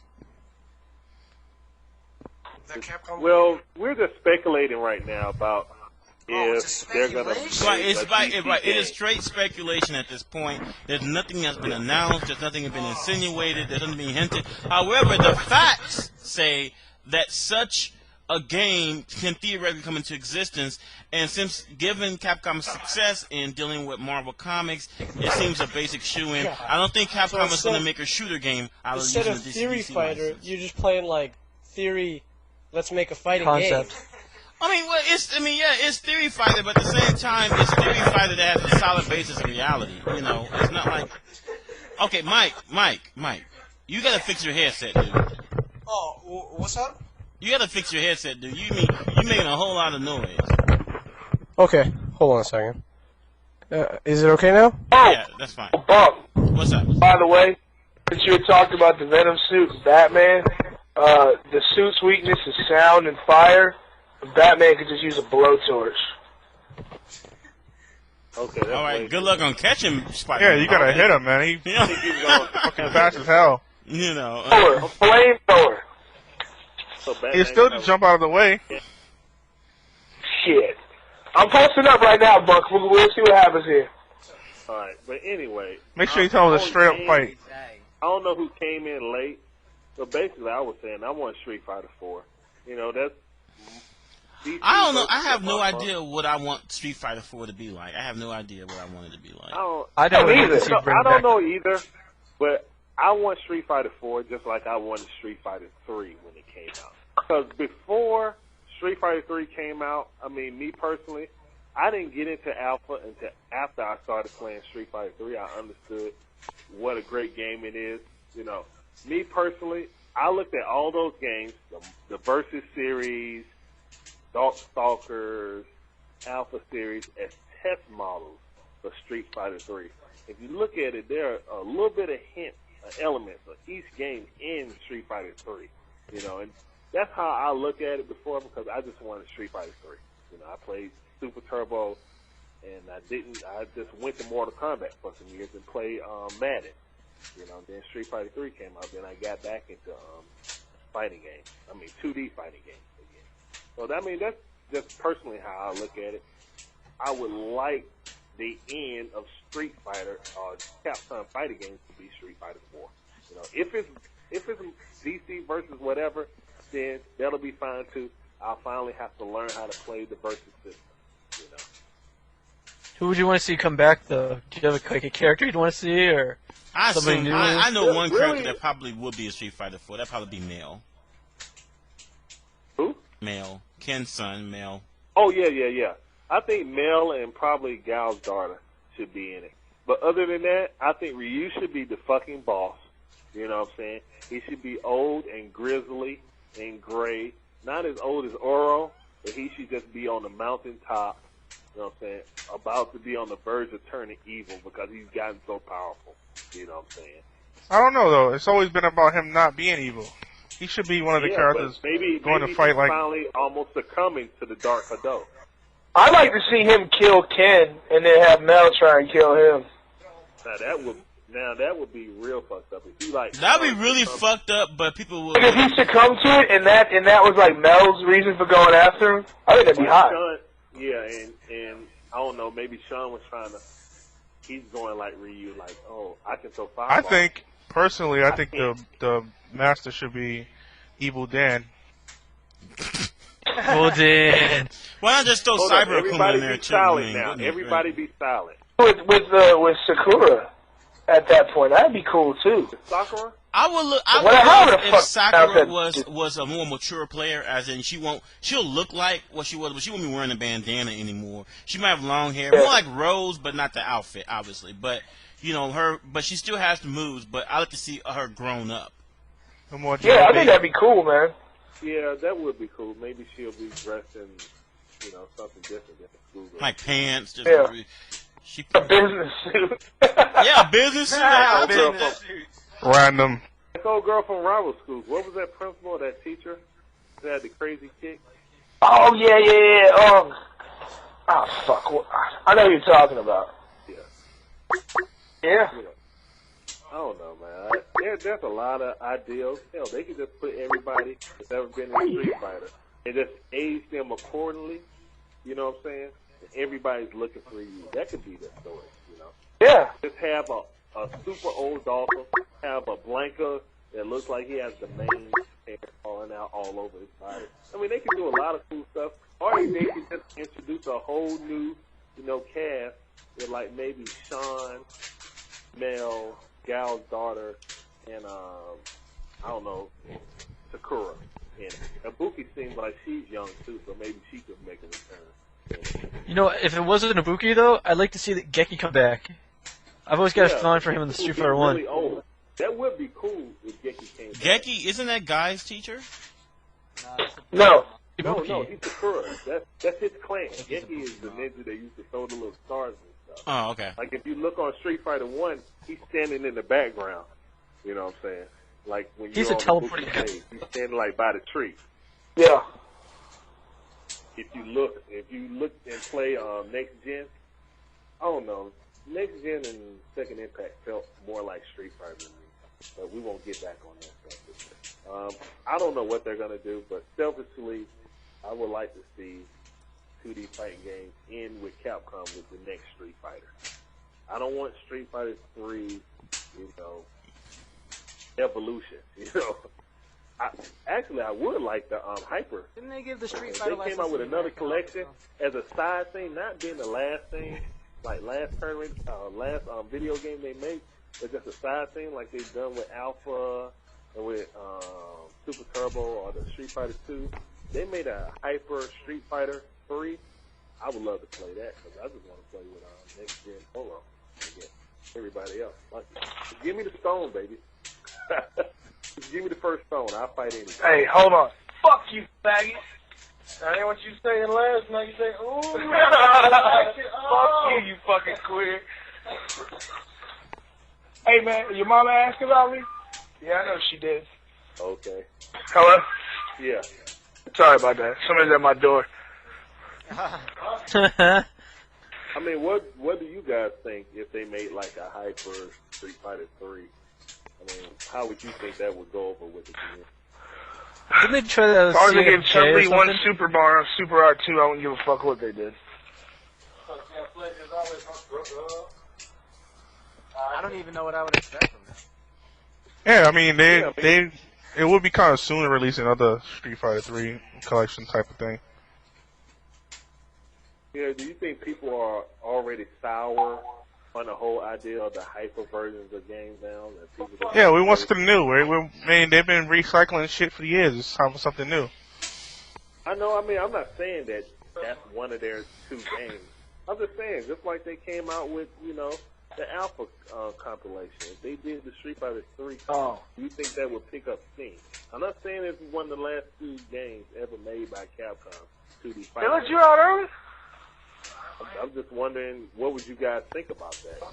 Me personally, I would like it, but I mean, if it didn't play like Third Strike, we'll have a lot of drama like, oh man, just like he doesn't like taking help from white people. People may think he doesn't like taking help from white people. Generation. Yeah, I mean, I don't really want to see that. I want to see something new instead of them trying. Like, if they really want to give us something new, give us something new. Like, yeah, I 100% want new. something new too.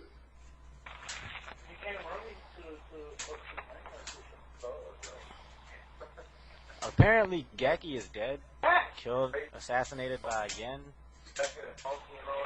It would be fitting. It would be fitting that there would be a characters that from Street Fighter 1 to be in Street Fighter 4. After all, it'll be the 20th anniversary. You know what? I mean, wouldn't you? You know what? It's kind of. I hate to say this, but I would say that we're probably looking more of a remake of something. Yeah, I heard a rumor actually of they may remake Street Fighter 2 and put every character that's ever been in Street Fighter in it. I'm talking about redrawing, not just remaking, slapping characters in there like they do with CBS2 with redrawing sites. I'm talking about rumors of Udon getting with Capcom and redrawing everyone. And what would you think about that? In What kind of system would they use? Would they have like a new system, or would they use like the Street Fighter 2 system, or Street Fighter 2 Super Turbo system? Every character in there redrawn by Udon. What would you think about that? I just have a hard time to believe that would happen. Just for shock factor, I'll make the secret last boss. I'll make the secret last boss Goken. Just make Shenlong. Just make the April Fool's joke a reality. Shenlong is a Japanese. It's actually not Shenlong because actually that's just Japanese for Dragon Punch. That's everybody. But it's actually Goken. That's his name. So that means they just put Goken in there. Yeah, let's put Goken in there and poof. I want them to call him just to make fun at the April Fool's joke. Just call him Shenlong. I know everyone knows it's Goken. I'm just saying, just to poke fun at it. Oh, I see what you're saying. Yeah. I mean, what, Mr. First of all, what would you make of my? Remember when EGM made? Oh man, they got me with that. I'll be admit. They got me too. Because they put so much. Unlike the Street Fighter 2 version of it, they put so much work into making Goken very, very, very, possible as the way they look at Street Fighter 3. He has super arts and shit. He was throwing fireballs with one hand and shit, and we were like, yeah, that's what what he was. And then it's always Capcom should have paid EGM. That was funny. That was actually very, very funny and a great prank. One of all-time video games. But if Goken is in the game, he should not be playable. I agree. No, just like Gil. It's just like Gil.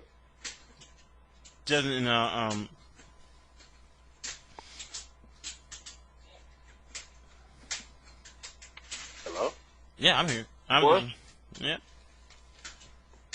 Okay, it just was silence on my side. I thought anyone was talking about it. Yeah, because everybody remember how to get to him? It's like friggin', you gotta get to like Bison with like 6 perfects. Then you have to have like 10 draw rounds with him. Fucking. How many people spent 20 hours trying to do that freaking shit? Oh man, that would have been bad. It's fucking insane. It's like, draw, what the hell, I can't even get hit? Who was the boss, Gil or Bison? I mean, I kind of like that ending on CFJ when Bison whooped Gil's ass. I mean, I personally like Bison better than Gil anyway. Yeah. I don't know. Gil was kind of faggy. Yeah, I mean, he means like Fabio with like I don't know, with paint, with body paint. He look like going to like some football game and have his body painted one color and have his body painted the other. Look like a Colts fan. I mean, goodness gracious. Yeah, Gil should have hopped out of some bleachers and shit. His story is really good. I mean, he thinks he's omnipotent, you know what I'm saying? He did I like the idea of making Ryu into like in Street Fighter, if they make a Street Fighter 4, I like seeing Ryu as a boss character, and not even non-playable as a boss character, or he might be playable from the standpoint of maybe an earlier version of himself, but not as the boss character. No. What moves did he have? Would he have new moves, or would he have like some of everything? No, I was thinking make Ryu the boss that you cannot play. Right. Everyone's looking for Ryu. This is what Street Fighter is now. Everyone's looking for Ryu. He's disappeared. You know what I'm saying? Either he killed Ken, and that's why Mel. There might be a whole bunch of stories that's intertwined with it. Yeah, but have the overall arc be everybody looking for him. Looking for Ryu. You can't play with Ryu. Maybe Sakura is the equivalent of Ryu now, or Sean. You know, the equivalent of Ryu now. So you can't play with Ryu. To fight Ryu is going to be the hardest. It's basically going to be like Rugal on. Right. I was just saying, make him about as bad as the SNK boss characters, where he's just going to be darn near impossible to beat. Exactly. You know what that sounds like though? Sounds like Afro Samurai, where everybody's trying to find number one with the headbands. Yeah, that's right, man. Yeah. It could work though. That's how it should be. You know, Ryu finally becomes the best in the world. He has no one he can challenge. He kills Akuma some way. Now he's just sitting on top of a mountain, kind of like Oro was. It's like, no one can challenge me. He killed Ken, and Mel's coming for revenge or something like that. But you know what? You can use that almost like a Star Wars type of thing. Ryu killed, Goki off the top of a mountain, much like Goki, theoretically killed Ryu's teacher off of the top of a cliff. Yeah. Or even though they never found the body, that would be like rather interesting.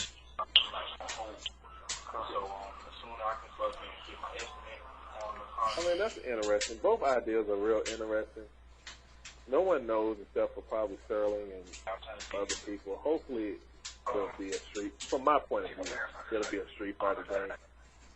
But if it's DC, that would get all of the Marvel fans real hyped about it. That could breathe new life into the community. And whatever's good for the community and people. Okay, first, hold on for a second. Who's got the radio playing? Not I. Me.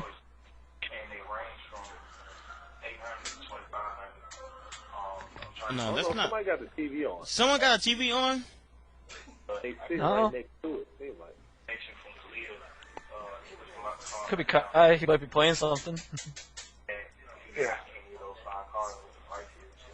Hold on for a second. I'm gonna figure out who this is. Hold on. With the announcement of like this year's Evo and stuff, I'd like to see something come. Like I know, like I'm not probably supposed to say because it's like taboo, but I'd like Wiz to update on the DVDs. Seriously.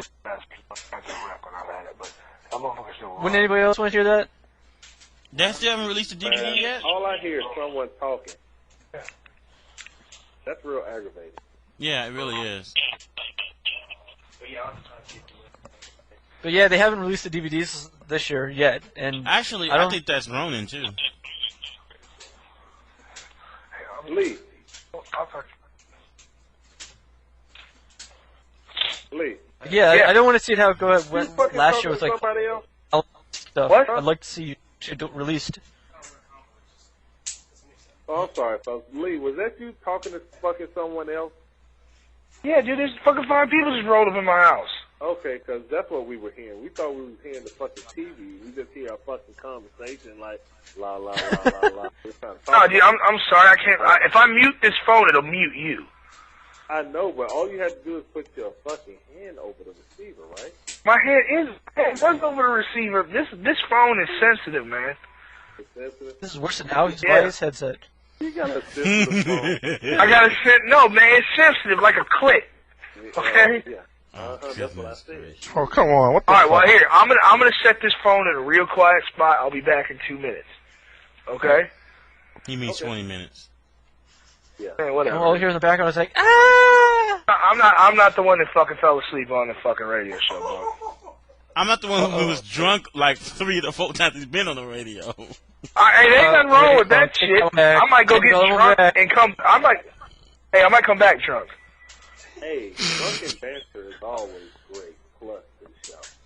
That's right. Let's get fucked up. See, all right. I'll be right back. I know you ain't no bitch, but your mama is. Mama got a wooden leg with a kickstand, motherfucker. So your mama does got a penis, bro. That's an old one, Ronin. It's old as fuck. That is old as fuck. You get booed off the stage. No, for dude, using for real, that. your mama got a penis, man.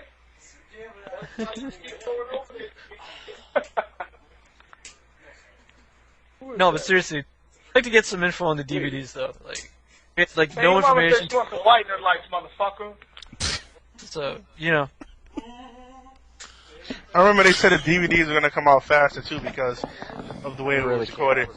DVDs are always whack. Well, I understand like Wiz had them either in transit or he's got them, and this was just from like reading stuff. So I may be totally wrong in saying that, but I mean, even if you just play, it's like, yo, I got them, and I'm just browsing them for like release or whatever. Just something like I think that. You know? really he's just really focusing on the upcoming Connect 4 tournament.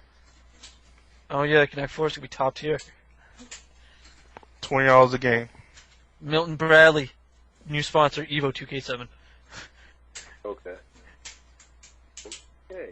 Now, I got a question for you guys.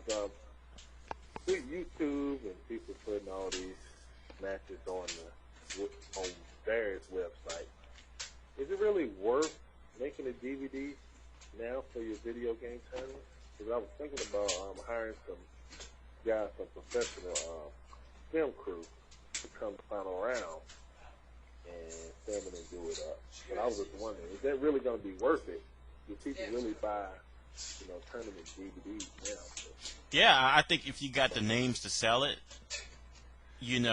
all the marketing. I mean, if it features, players that people can that can identify with or they know about, then I think it's a cool idea. And I mean, right now, I feel that if you were to do a DVD, then it should be released no more than 60 days, 90 days after the tournament. Because, like for example, like the Evolution DVD is still not out yet. I didn't know that. Now, what's the point? I mean, shit. I mean, no one cares. Yes. I mean, it's last year's news.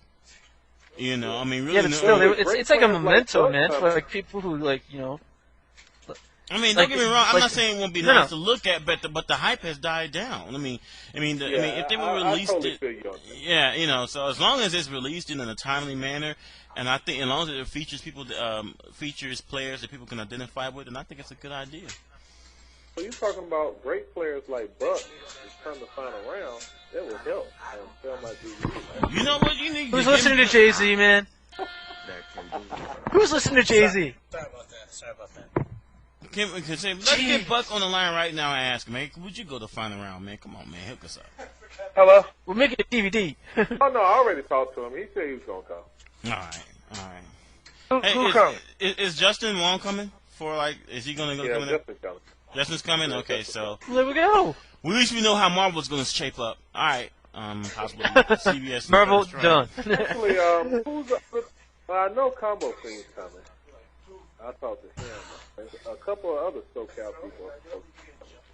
Hey, Mike, was you just supposed to get in touch with what's his face for me? Ro? Yeah. Yeah, he didn't talk to me. He don't talk to you? No. Okay. I'll talk. I'll get that. I'll get it. Don't worry. I'll get it. It'll just take some time. Don't be doing nothing illegal. Don't be stalking the dude or something. For $5 billion. $5 billion, I'll stalk the shit out of him. But like I said, I do more than stalking. But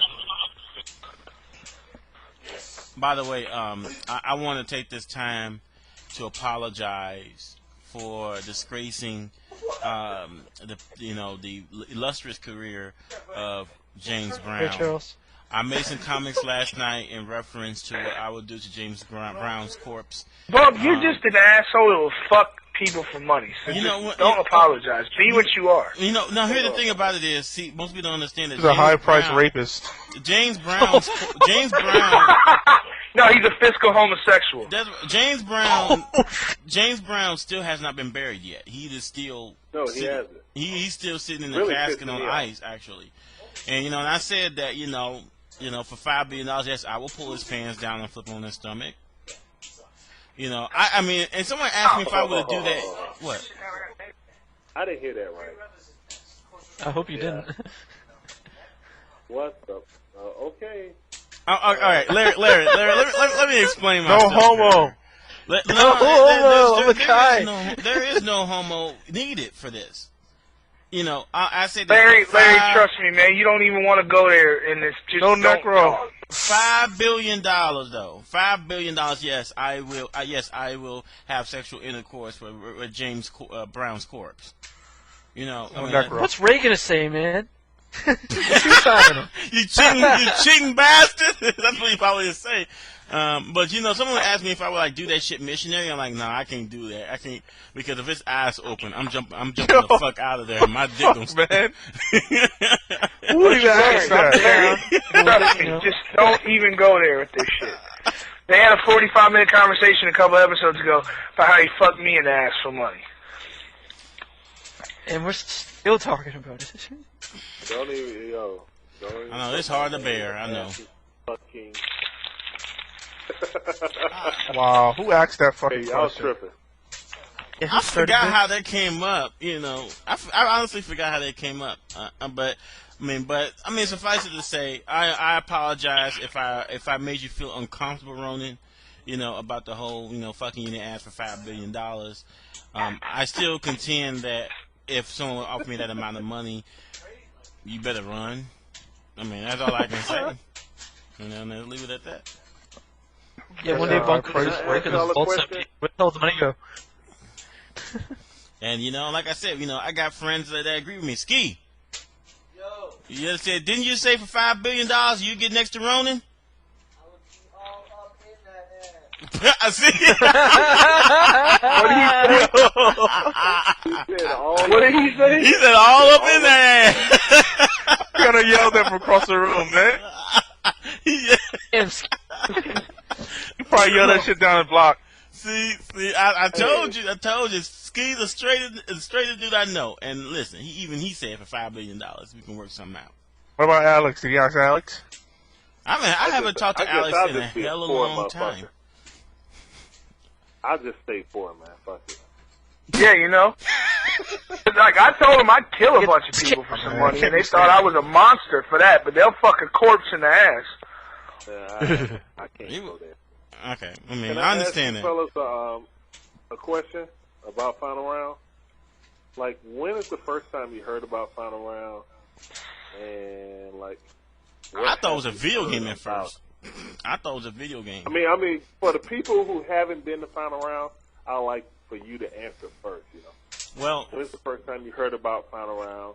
And was it positive or negative or what? The first time I heard about Final Round was that it was last year. First, I thought it was a reference to a boxing game, but then I found out it was an actual tournament, and then I heard that there was massive orgies going around there, and that people need to get there. Women?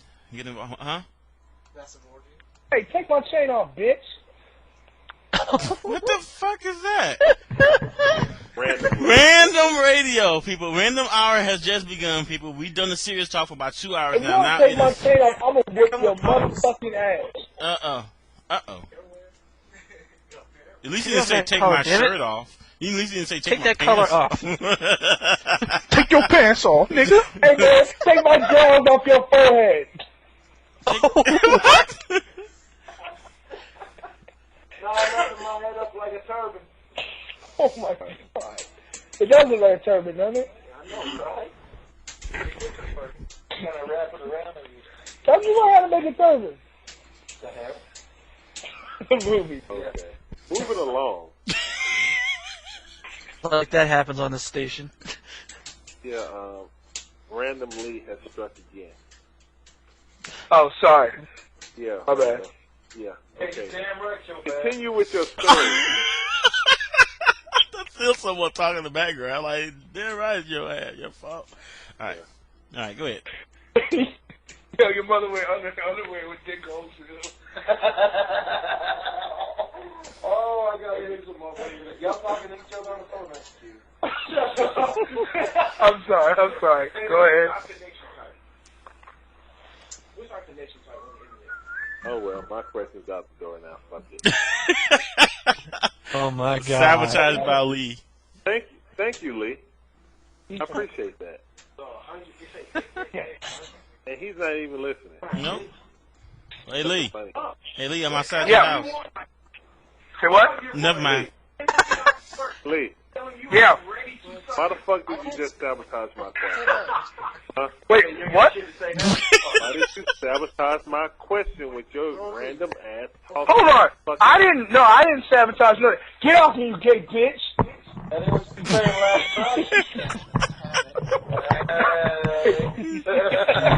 You gay fuck. Get away from me.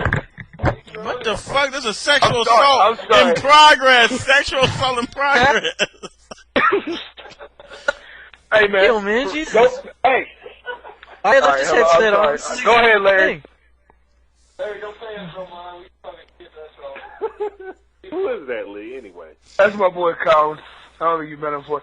Hey, did you guys know they brought Jello pudding pops back? No shit. What? Oh, we didn't know. For real? Yeah, go ahead with I'm your really question. gonna start calling you random. Yo, get Bill Cosby. What y'all niggas doing with Jello pudding pots, huh? Random. I'm throwing it Now, on. ask how much would it take to make those white only pies into nigga pies? Let me get a 5. Oh, fuck. I don't say the N-word. I live with a black guy. That means he's scared. Actually, I'm the only white boy in our crew, too. No, you're not. What are you talking about? Wait a minute, when we get another one? Well, we got Eric. The Eric don't count. Fucking crackers. Eric, Who said fucking crackers? fella. Hey, you know these crackers ain't shit. I know, right? Fucking honkies. This is getting good. Man, honky ain't even a diss. Silly ass word. Laughs on Smithers, we gonna get We got up the distance. Got nobody in your crew? A white guy named Mike? White Mike? Everybody got a white Mike. Don't be like Mike. Yeah, I remember. I knew a friend named White Mike. Yeah. Uh-huh. Yeah. Shut up, let's see them on a pussy swing. That's why when rappers be up on stage, advertise? I was saying like, yo, can I get a little more volume on the white mic? And then like 30 niggas outside, well not niggas, white guys. They're like, hey, what? White mic? I heard white mic, white mic. I'm sorry, Larry. You got to blame on the Man, the time for apology has been passed. You said, I'm sorry. No, Larry- Meanwhile, Larry, I'm sorry. I'm sorry, Larry. I feel the hate. Larry ain't even speaking Look. no more. Larry, I'm sorry. Larry. Yeah. You want to Yeah. try one last time to re-ask your question? Actually,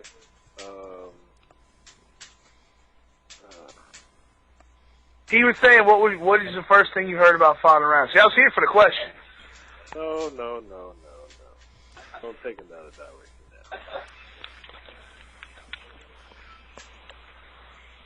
Could someone tell me how to rip a CD? Who's playing a video game? Who's playing the game right now? That's my friend. My friend is. Tell your friend be playing? gentle with the buttons. Duly Take the noted. Valle slap button approach. Faggot. Because Valle killed parties, man. Just said faggot. What's he going on, playing? guys? What? All right, Larry, I'm sorry. Okay. He's like, okay. That's why you get stuck with the CBS 2 shift. Oh, well, you know what? I ain't sorry then, Larry. Fine. All right, but no, let's keep it moving for real. How do I rip a CD?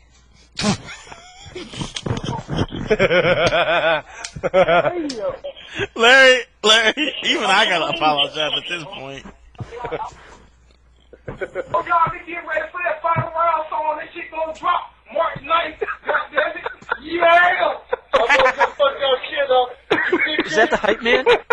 Is it for the street team? That's the hype man. Yeah. At least Final if round you gonna street say team. some shit. No, he's talking about the Right, song, yeah. man. The Final Round song. Yeah, man. The song's gonna be done March Mixture. 9th. Okay. No, a new song, not the old one I wrote in the EMS 3. I'm talking just for Final Round. It's gonna be Okay. done. Faster. There you go. All right, that's what's happening. Hey, okay, have him do an acapella. I want to hear the song. Who's that? Play the money beat, Yeah, punk, sure. and let him rap over it. Tell Trey I said what's up. Larry said, what's up? Yeah.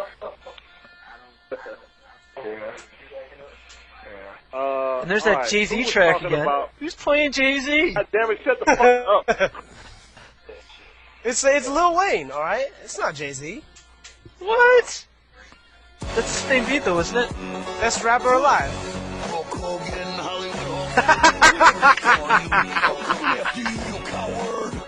The official Evo theme.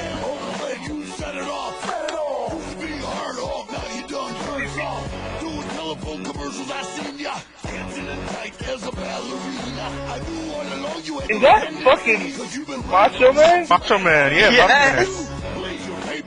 Yo, you didn't He got his own rap album. Wow.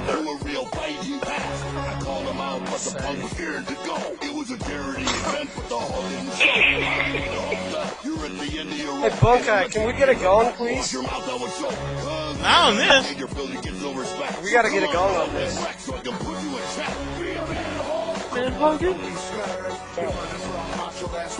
I heard. Man, cut that shit off.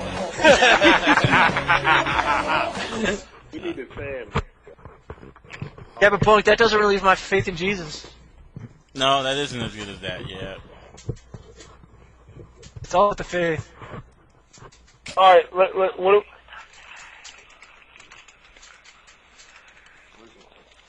How much do you have to drink? One's drunk. What? Hey, does his wife still look good? Still got a big ass titty. What the hell? What the hell is he talking about? Why's she gonna lose the big ass titty? Oh, yo, she took him out, didn't she? She took the titties out. No. Someone's got the You job. got a picture of a titty? Let me see that shit. Nah, she told me not to show nobody. Oh, fuck that bitch. Show me the titties. Nah, she told me not to show nobody. $5 million. All I have left in this world is my faith. Oh, that's my song. Go down the wrong one. Black Jazz 2K5. Yo, I used to fuck chicks and I used to eat pussy. One day I looked down at my cock covered pussy debris. My life was on lock and I needed a key. Little did I know the key was a dick and my face was a lock. All I needed was a cock in my mouth. I needed a switch on a fuck chicks. I just gotta ditch my legs and get my pics of a pile of dicks stacked up like bricks in a row of six. Chubby dicks, stubby dicks, fat dicks, skinny dicks, black dicks, curvy dicks, skinny dicks. Call your friends for a dick lick party. Compliments of me and my bag of nicks sucking tricks like Penelope Cruz and blow. I'd like a white line of shit shot up my fucking nose. White lights, no. A snowball learned from my nasal Jesus Christ. Oh, and just yo, no time Cut that shit out, goddamn. one time I sucked 6 dirty dicks in my dick. One time I got my kicks with Joe and I sucked his dick. Larry, he does this every show, dude. I'm sorry. I mean, I don't know. I was just wondering what it was, where you got it from. That's fine. Some person who refused to tell me has sent me this. They sent me this over RSC. No one refuses to acknowledge who sent it to me. This was the night when I was accepting music from everybody, and people would send me like, play this, and I played that one. I'm like, what the heck is this? And then it breaks out into the spiel, and I'm like, damn. Oh. So you felt like that was a good idea. It's like, hey, let's ease Larry into this radio show by playing this shit. Hey, who's Larry? Is Larry part of the SRK community? No, he's just some random guy off the street. They were like, you want to be on a video game show? Well, I had to ask. Yeah, what's Mo and Curly? Shit. I am, but I'm not. How I say, I really don't control it. You know what I'm saying? Like I've seen some people on thing on general discussion. I hardly ever in general discussion. You know, so Okay. we're elite patrols. You know, I don't see why people be hating on me. Maybe that's No one's why. hating on you.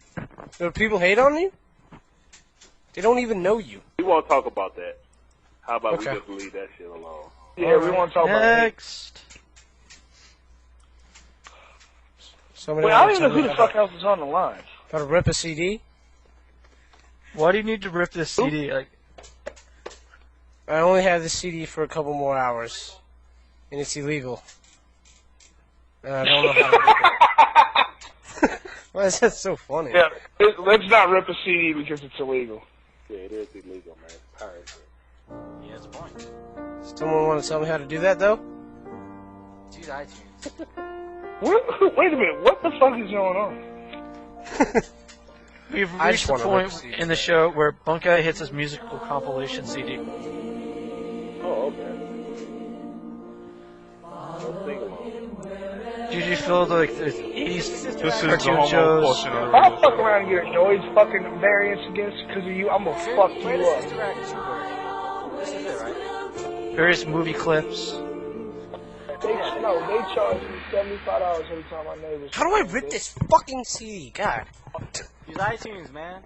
Just put it in iTunes and then drag it onto your library. Yeah, I did that, and I imported it, and it's not letting me do it. It says it's a wrong. Drag into the library. Don't do anything except drag the icon over top of the library. It's just. Why does he always do this? Is that Mario World? Yeah. Yep. With Yoshi? That's the one you ride Yoshi. Yeah. I don't know what on Bugs Yoshi, deal you is. got the with doing fucking this the shit. bongo drums.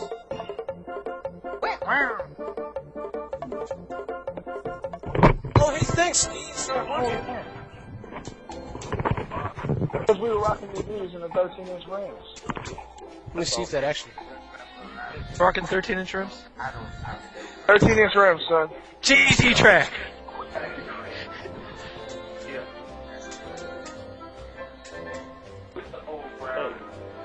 Yeah. Yeah. Nancy, Mario too. I like that. That's pretty nice. Let's hey Bunk, like let's talk about something instead of listening to music. Okay. What do you want to talk about? Hey, Bunk. So, Actually, I like to know about the Northwestern thing, like. no, the main that's guy a out very there sore that tries to subject with run. me. It might be good to ask somebody else about that. Yeah. What? That's a really sore subject with me. You might want to ask someone else Really? about that. Yeah, that Let's is go into it. Let's open that scab. You want to, He hates the fucking Northwest scene. Northwest scene sucks dick right now, alright? Straight up. Who is that? that's one. I mean, what scene? I mean, let me tell you something. Okay, let me tell you what happened. All right. All right, tell me what happened, man. I was trying to get together with the Guilty Gear scene up here. Yeah. The first How many few times have you told this story? Yeah, I mean, I guess Well, I haven't heard it, so shut the fuck up and let me listen. Oh, Damn! damn! All right. So Fuck! I talked to Veteru, in the Guilty Gear channel. He says, "Hey, we'll give you a heads up on the weekend. We play on Saturdays." I'm like, "Cool." Saturday comes.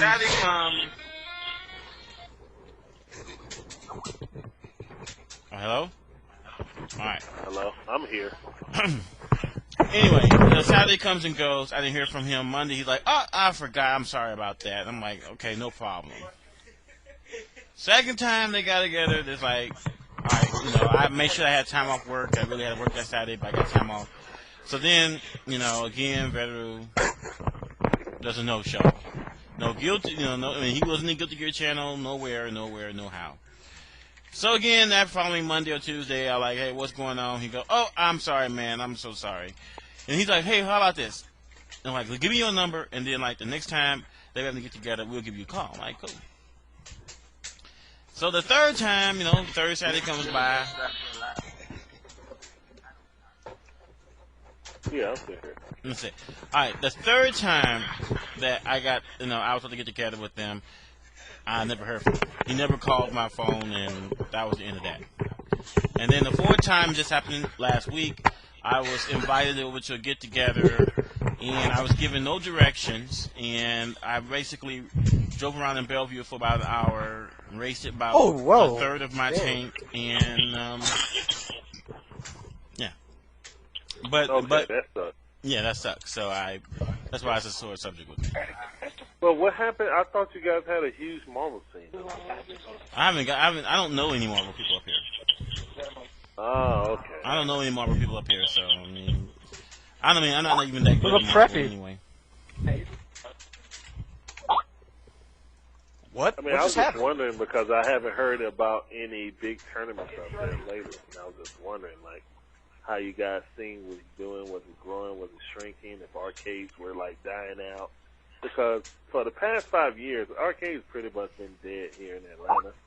You know what I'm saying? Ever since, the kid from California, Ario, so his dad owned the arcade named Ario in Atlanta, where I used to throw, like, bi-weekly. weeklies and monthlies. But basically, the mall he was in tried to triple his rent, so he left. So our got the good Tekken player. I mean, Larry, I'm sorry I'm sorry to interrupt you, but I just got a new Blacktastic song. And I'm dying to hear this. The name of the song is called Dick Club. That's right. I don't know what this is, so this is the first time I've ever played it. Okay. On the club, let's go! Up in the club, my dick spinning like a rims on that nigga's ride. Parked outside by the dumpster on the back to the right. Boy, I know you see me. Meet me at the bar, I'll get you a martini or a strawberry daiquiri. Put my hands between your knees and make you feel uneasy, queasy. But I know you want my cock and I know you need me to do things to your genitals you've only seen in your dreams. Hey. So hard it'll hurt when you pee. Now it's my Snap. turn. You gotta do a favor for me. Rub my dick like you're hoping for a genie. 3 wishes in your mouth and on your teeth, digging through your ass. Oh.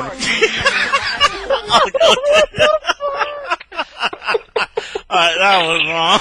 Okay. I guess that's what it's like at gay clubs. You know, he's talking about being a real hard. Never mind, I don't even want to talk about it anymore. Yeah, that's not good enough. No homo. Oh man. No homo. No homo. Alright. I was gonna leave that alone. Nothing Like after wrong the with strawberry daiquiri, I said, yeah. Good for you, and I support you in your homoness, but I personally am just not. Damn, yo. I don't know what to say. What the fuck? What was that?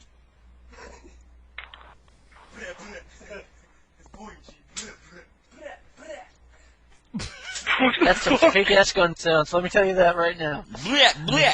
All right. Okay.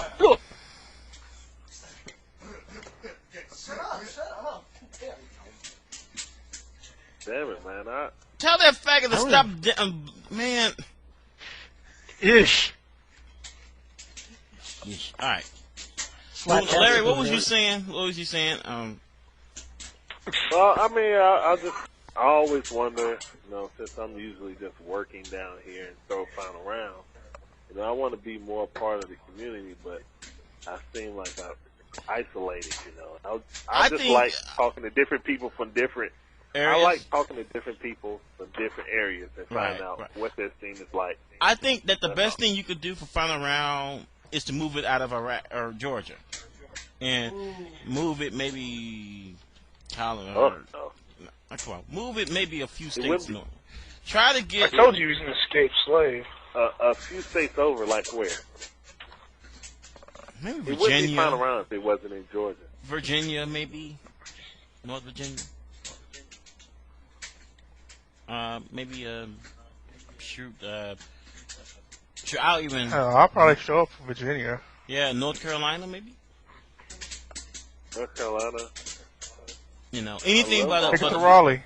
No, anything but Iraq. So you're thinking a more centralized area for most of the East Coast can attend, right? That's your thinking. Well, actually, you know, I was trying to think. Yeah, I was trying to see where's the best place where like all the people from the South can attend, all the people from like the East, the Mid-Atlantic states can attend, without it like being extremely expensive to travel.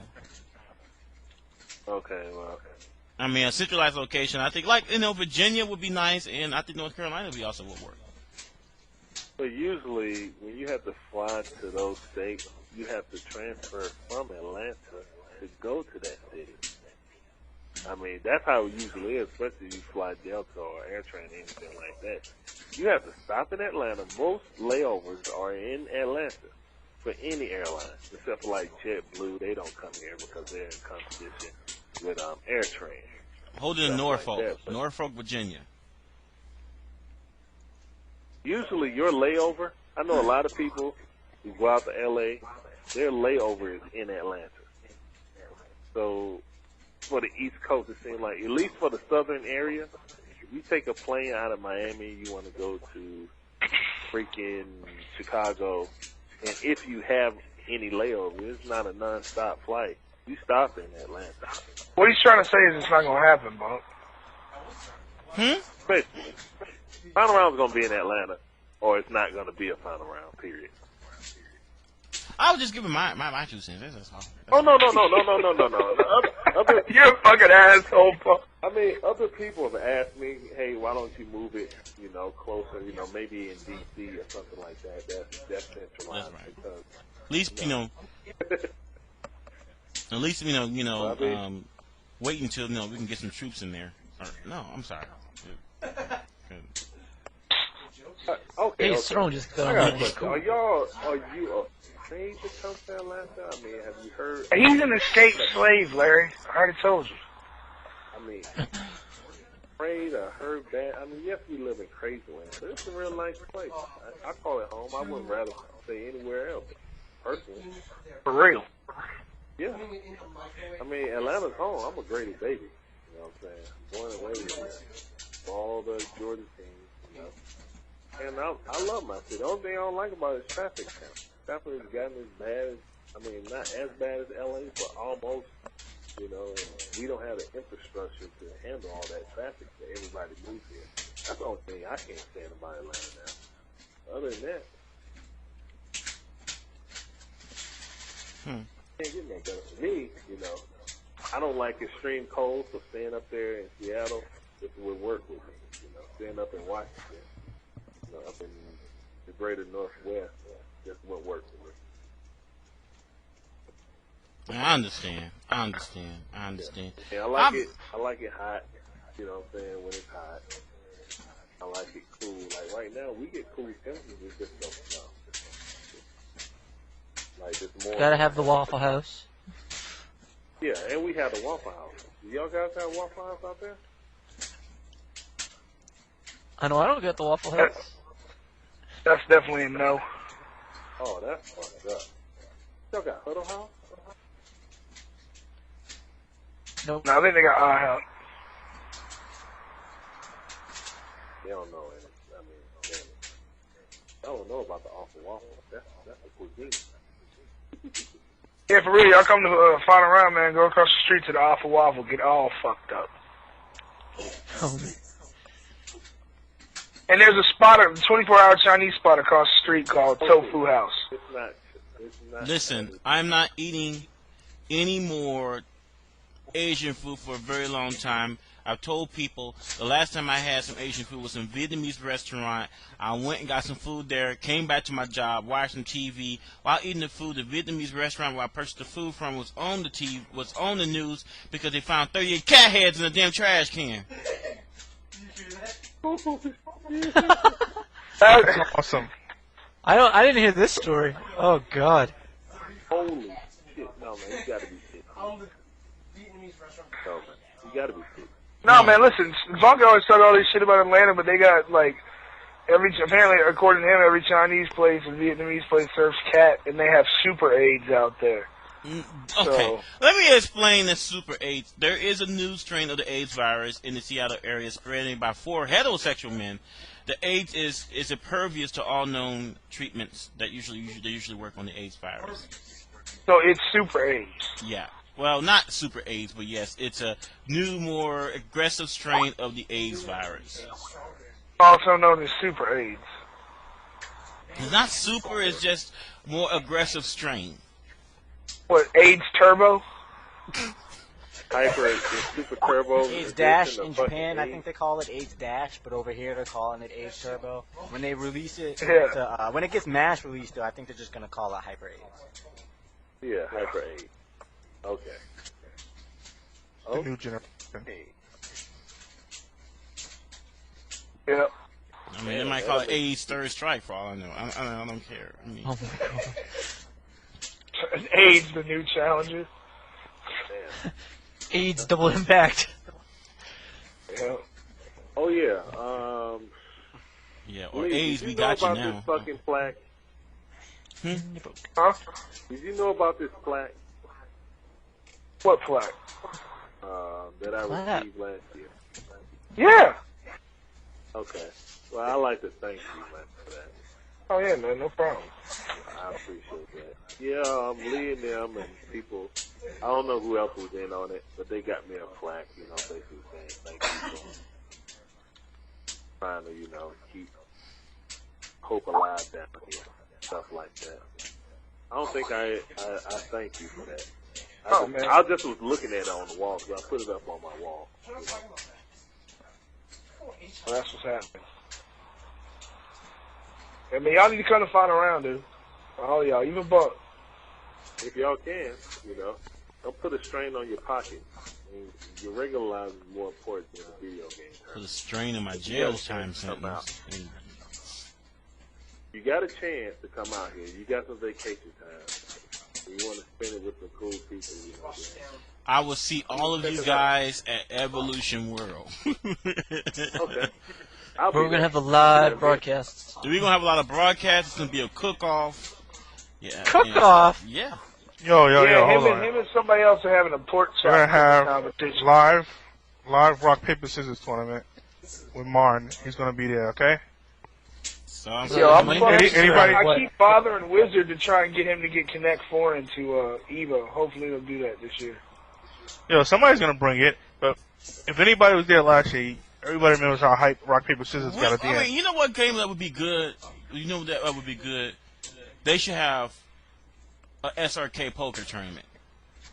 Oh snap! I'll be They already there in a do second. that, don't they? No, not that. No. You know, SRK poker tournament. Cause I know 5 people that'll be there for sure. You know, one of them is Mike Watson. You know, the first one gonna be on there is Mike Watson. Rob Shigley would be there.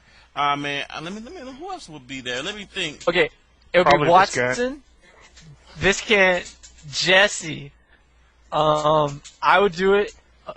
I know a couple of the guys from the Toronto who would do it, like Nagata and stuff. They do it.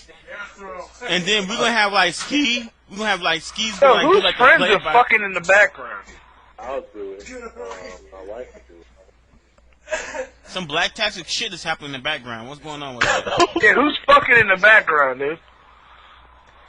Me? He says me. He's like me. Is it good? Is it 6 in a row? 6 in a row. No. Tell him to cut the balls.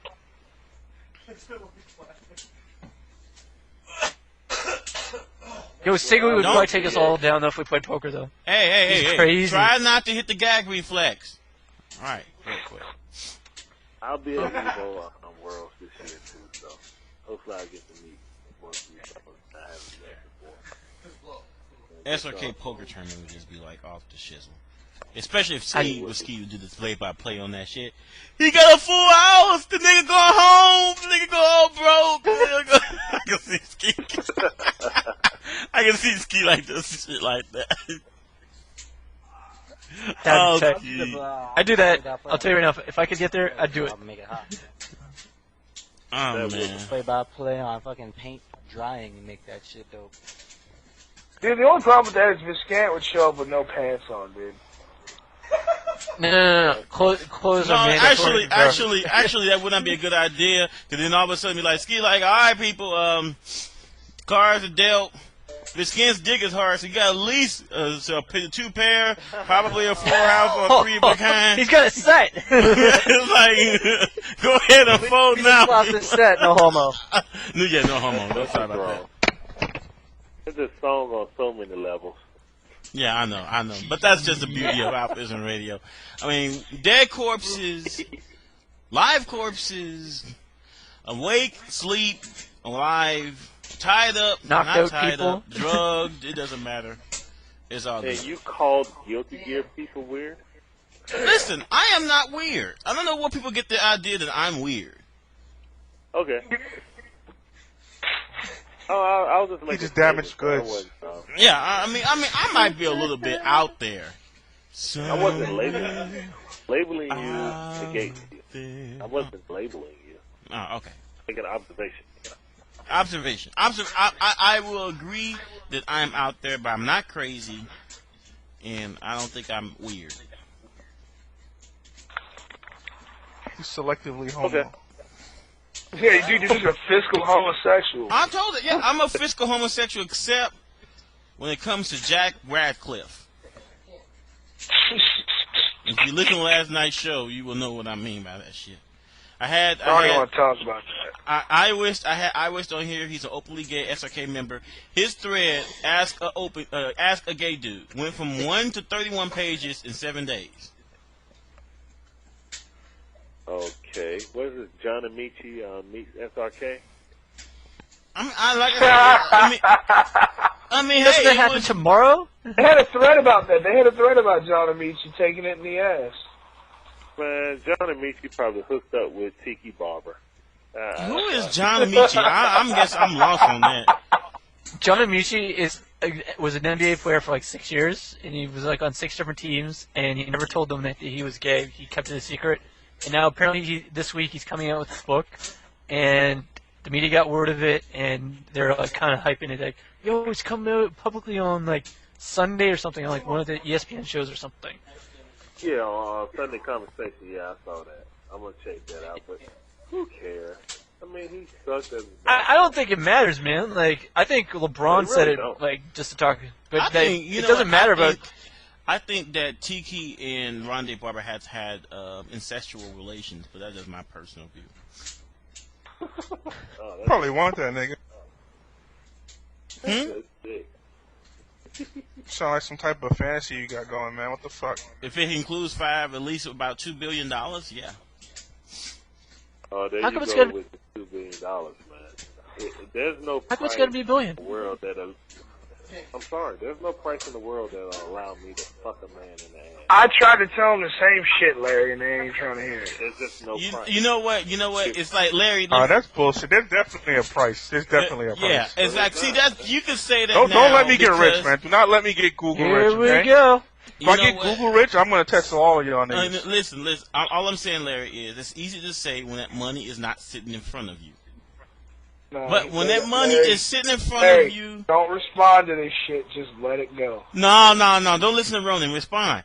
Anyway, I'm saying is I said when you have $2 billion sitting in stacks of 20s, I mean not hundreds. I'm sorry, hundreds. And $2 billion.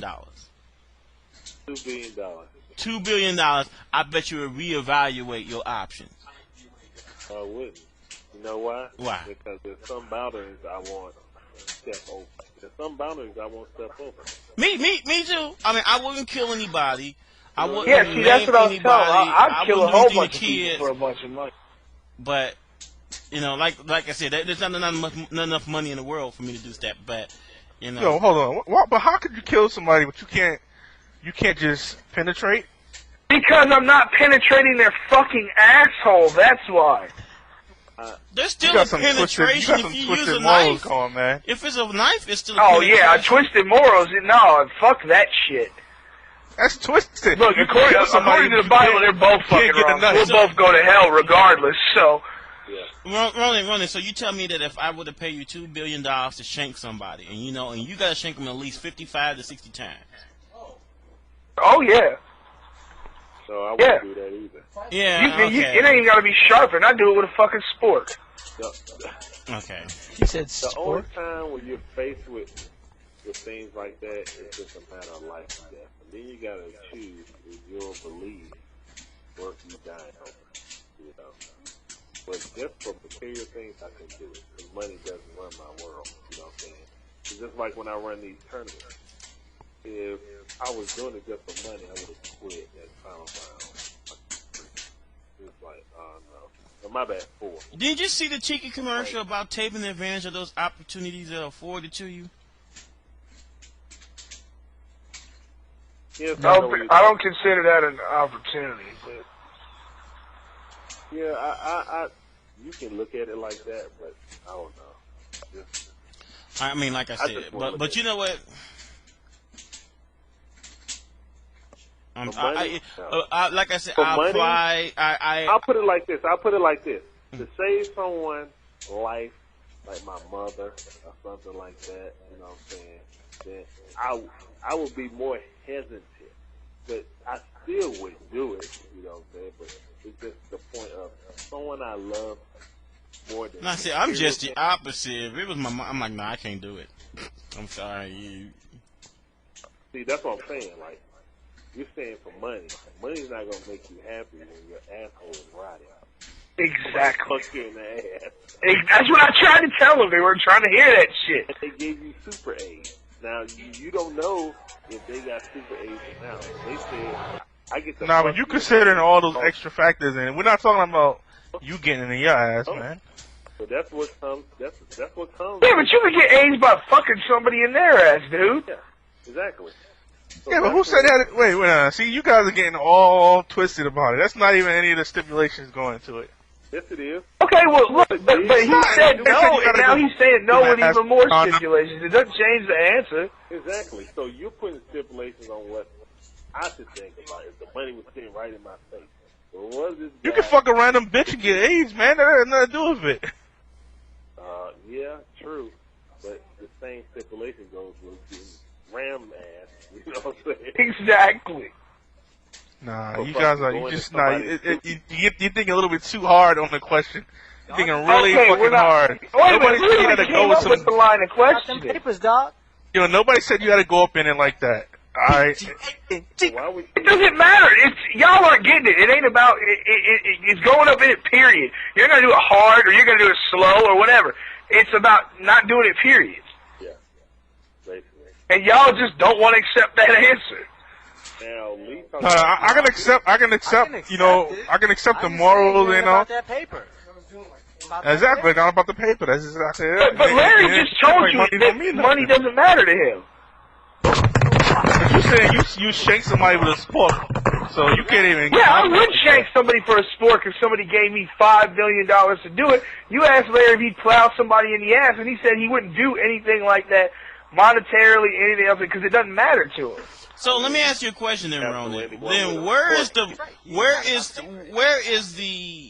I mean, isn't it a bit hypocritical because you are talking about stabbing somebody 55 times, and you're saying I don't think it's hypocritical because now you guys are trying to put it along a moral standpoint. No, but it's got nothing to do with that. Hold on. What? A minute now. Before you weren't talking about morals, and now people are. And it's like, so, yeah, I would not fuck a man in the ass morally, but I wouldn't have a problem with fucking shanking a motherfucker. Deal with it. Well, to me, that's a bit hypocritical. You're like, no, I won't fuck a guy in the ass, but I will shank him 55 times. Yeah, because, like, that is a line that I wouldn't cross. Obviously, my boundaries are different than yours. That's just a little bit backwards because you are talking about killing a person. Yeah, I am talking about killing a person. I have no fucking problem. You can think about whatever you want to about what that would say about me, about killing somebody for $5 billion, trillion, whatever the fuck dollars, but I wouldn't let nobody fuck me in the ass. No, not let nobody do you. I'm talking about you doing them. No, Buck, when he was talking to me, was talking about somebody doing it to me and then paying. No. You do it for $5 billion. You gotta get paid. We're just gonna pay you because we fucked you in the ass. And be nice. No, either fucking way. It doesn't matter to me. Now, you guys can think whatever you want. Like, oh, Ronan fucking. Would you do it though? Would you a whole bunch of people, but I would not fuck anybody in the ass. You wouldn't be the giver for $5 billion. No. So you'll send a nigga to heaven, but you won't let him walk forward. Yeah, that's right. That's right. You are absolutely right. And you guys can think whatever you want to about anything. I'll put it just like Buck said. If any, like half of you motherfuckers listening on the radio, if somebody's like, Lee, we want you to kill the listeners at AlphaISM Radio. You motherfuckers better run. No, you fronting, man. I'm telling you right now. I'm gonna find a way to become a billionaire just to test you. Okay, do it. You know what? Get your money, and I'll go kill a whole bunch of motherfuckers. Nah, not even killing. I'm gonna have you walking around. You can be famous for paying me for it, and I can be infamous for doing it. He's gonna get a whole bunch of money and then put up $5 billion and then see if you fuck somebody. That's the test he means. No, fuck that shit. Now you put up $5 billion, I'll kill a whole bunch of people. Okay. All right, killing their ass. That's what you're gonna be doing. Killing with your whatever. You know what? Like I said, is, you know, it's easy to say it when that money ain't sitting in front of you. When that money is sitting in front of you, you start to reevaluate what you will and won't do. I'm going to say it right now, Ronan, if the time came, I bet if I wrote you a check for $1,000, just gave you a check for $1,000, and after you spent that $1,000, I said, see, I'm going to give you 10,000 times that amount. I bet you said, okay. Like, who asshole do I have to puncture? Nope.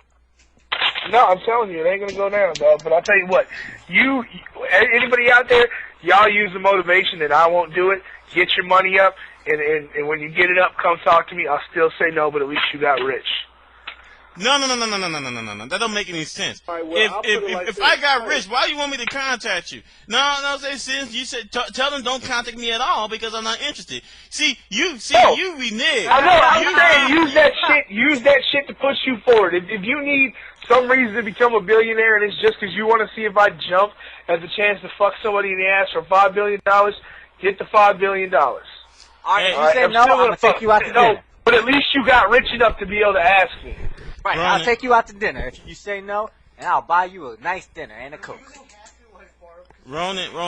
Like I said, is you renege because the first night we talked about you said we'll. No, I did not renege. I said, come on now, you got the fucking shit recorded. I said, you guys get that money up and we'll talk.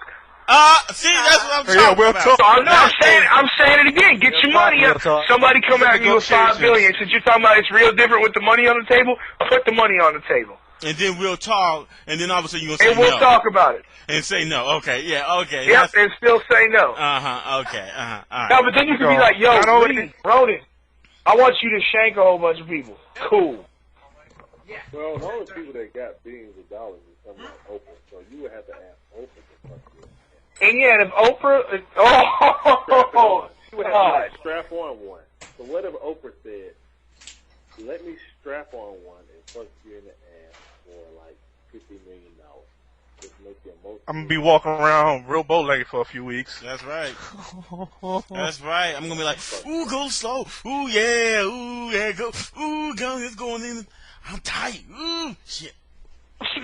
What if you had to shank all those people, but you had to sodomize the cuts? Oh, man. Oh, shit. Oh. Fucked up, man. That's a real fucked up question. God damn. Yeah, that's fucked up. Oh, man. No. Wait, what did he say? What did he say? He says, oh, man. I couldn't repeat. Excuse you, repeat the question. What did he say?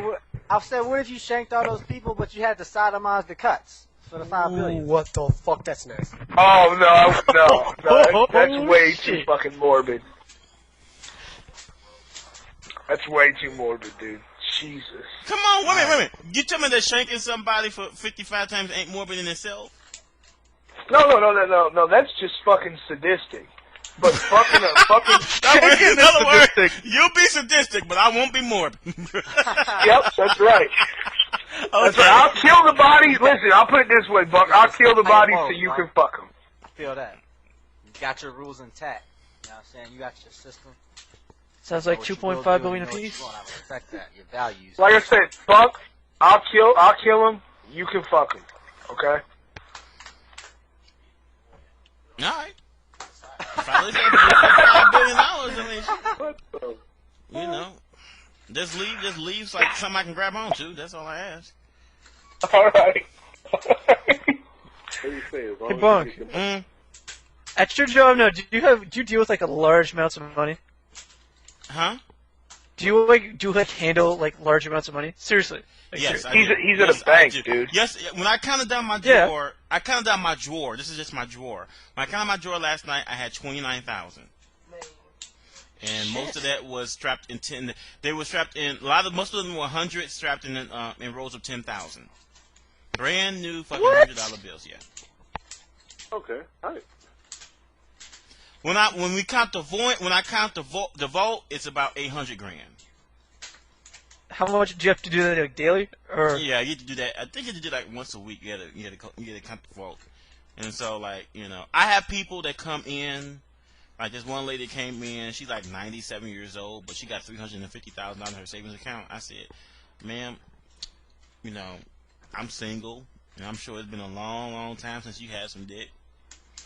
So how about I hear my number? That is more feasible. That is more feasible. And meanwhile, I am gonna fuck the shit out of you, and I hope you die while I'm on top of you. So you want to be Anna Nicole, huh? Yeah, you want to be the male version of Anna Nicole Smith. Cause she was sucking on that fucking oil tycoon cock. All right. Yeah, that's what she's famous. You didn't know about that? That's how she got a whole bunch of money. She married a dude who was 89, dude, when she was like 29. Yeah, when she. And he fucking died. He inherited like $1.6 billion from her or something. They've been fighting about it like the estate, but she won the shit. This is why the weird. Monk, I got a question for you. For $20 billion, would you take a piss on George W. Bush? I do that for shit for free. You know, that's a dumb question. I know, right? I'm scratching. Who the fuck asked that? That was King RLF. He asked it. He says, would you put, I'm like, I would do that shit for free. What are you talking about? Yeah, but you get some friends, you know, making a fan out of it. Yeah, I mean, you would be like, you would go down in history. Like, the Secret Service would fuck you up. They probably cut this shit off. Yeah. You're probably right. Yeah, well, Bush would fuck me up. Ain't no kidding around that. And they would probably do it on TV. Watch the castration. Damn. People be like, that's the bloody shame. That big dick just going to waste. Yeah, if they fucking go to, I need too much fucking information. They show Saddam getting hung on national TV. Yeah, they'll show you a castration. Yeah. I hope they bring that motherfucker would be, you know, Bunk would probably be fucking defiant to the end. Yeah, I did it. Yeah, that's right. Me. Oh, God. Just like that. Hope they bring a circular saw for that shit. That's all I hope. They better bring a circular saw for this shit. That's all I say. Else they're gonna have a hard time. No pun intended. No homo. It'd be like the Boondocks episode of R. Kelly pissing on the little girl. Oh, pissing on the president. I wanna piss on you. Yeah. Oh my God. But I wanna piss on you. Pissing you, be on you. Hold on, Lee, what time is it, Lee? It's 1. I want to piss on me. Oh, that's great, man. That's great. Would you let George W. Bush piss on you, though? Yeah. You know how Kelly was mad about that. 40 ounces of malt liquor making no taste something. Oh, hell no. Cooling in my Escalade. Man, I'm paid, I got it made. And I got it made. Special place. Close your eyes, show me your face. Your face. I'm gonna piss on it. I wanna piss on it. Lovers wanna love. I don't even want. None of the above. I want to piss on you. Piss on you, I piss on you, I pee on you. Set your body is a porta potty. And my pee got kicked.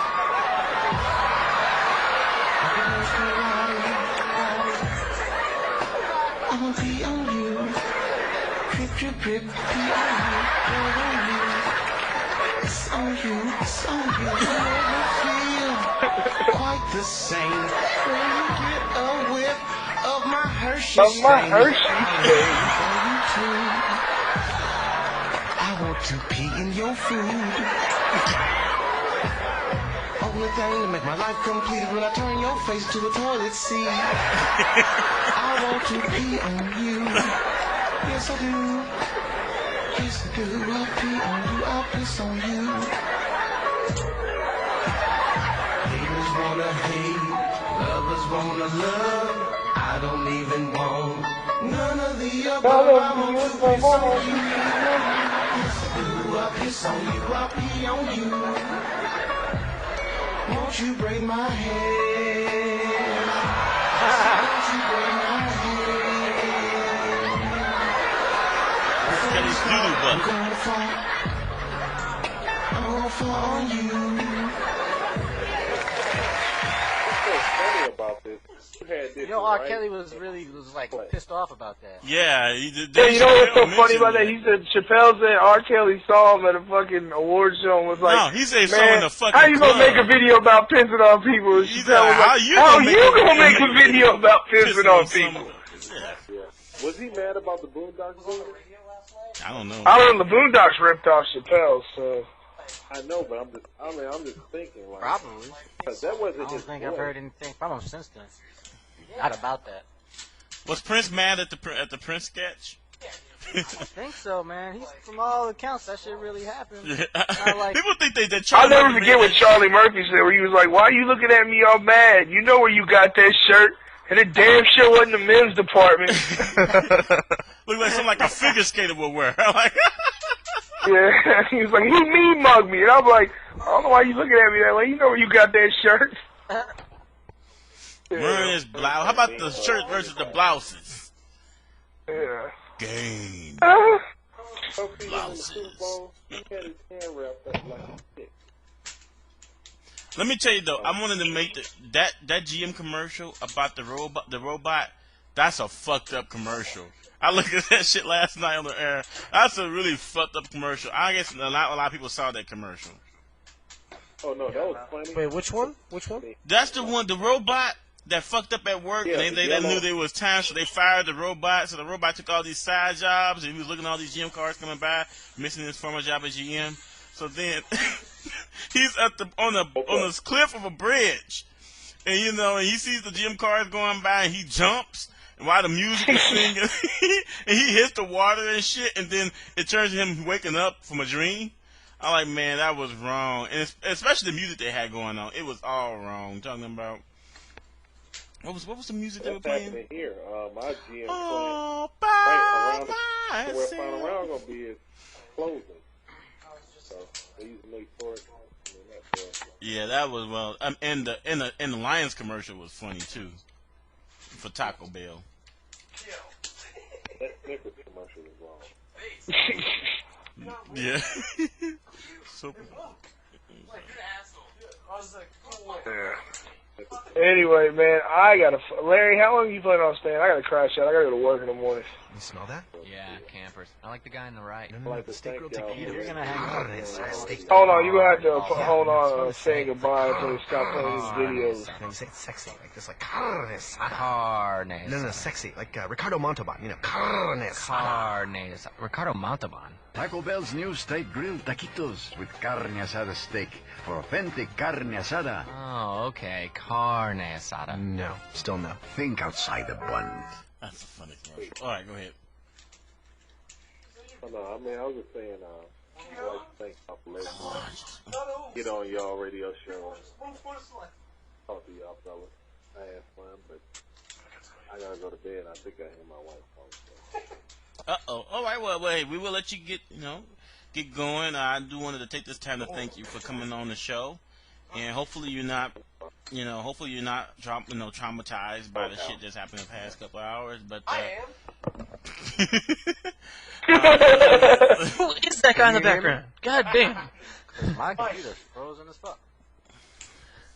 But seriously, we thank you. I do wish you the best on at final round. I think it's going to be great. I think it's going to be a big bash, and and I think I see bigger and better things for you and all those who will work with you as far as final round is concerned.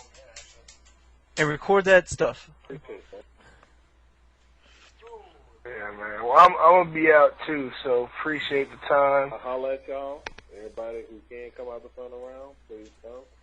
March 10th and 11th, down in the A. I'll holler at y'all later. Peace, be easy. Later, y'all. Later. Kai just sent me this link here. Oh yeah, this is bad. Yeah, this is bad. Oh no. 4chan bad or just bad?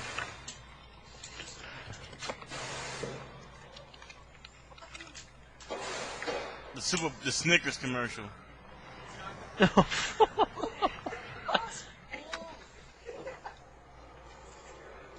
I think we just accidentally kissed. Quick, do something manly. Ah! They got 3 different endings. There was a lot of controversy with that commercial.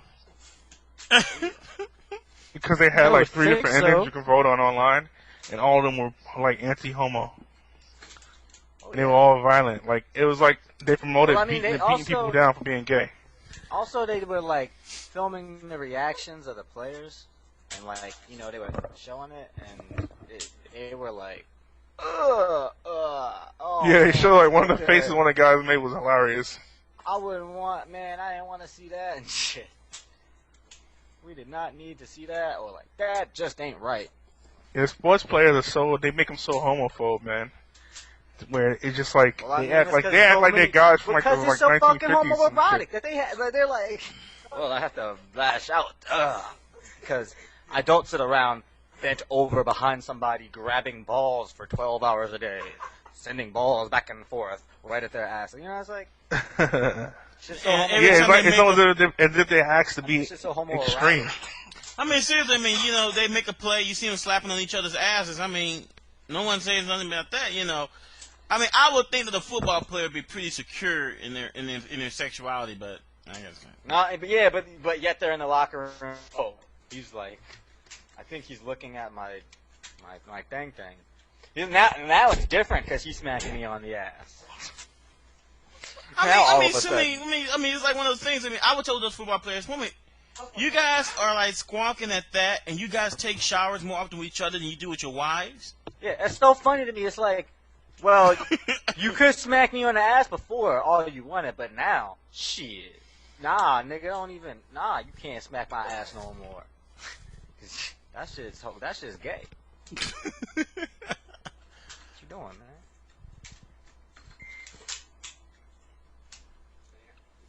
That's messed up.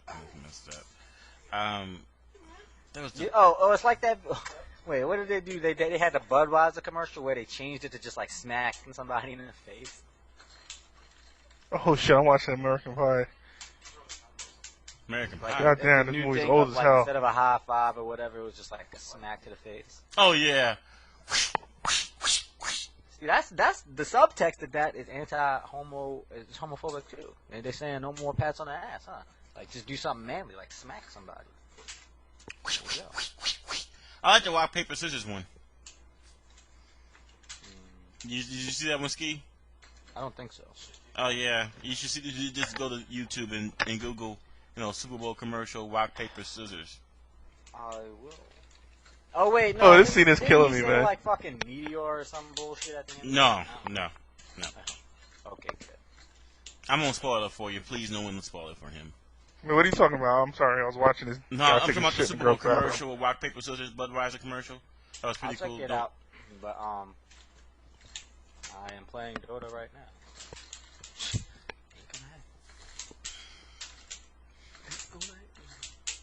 God at me. I wanna piss on it.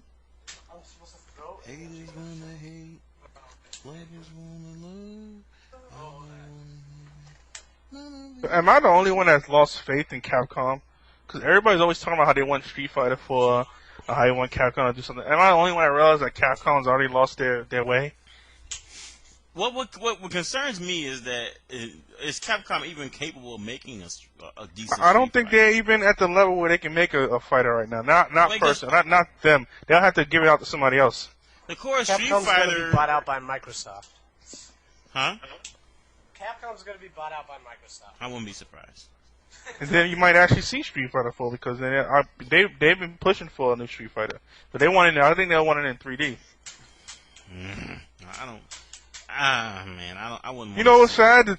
They could have. We always complain about 3D games because they're always done in the same style.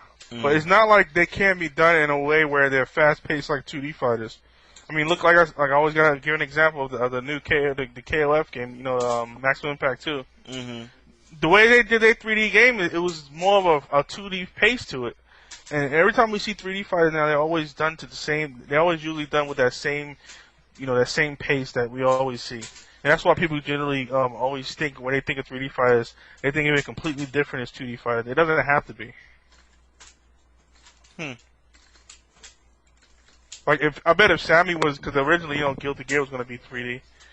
I bet you now they're probably going to go 3D. If they go 3D, it's not going to play like Virtua Fighter, and it's not going to play like Tekken.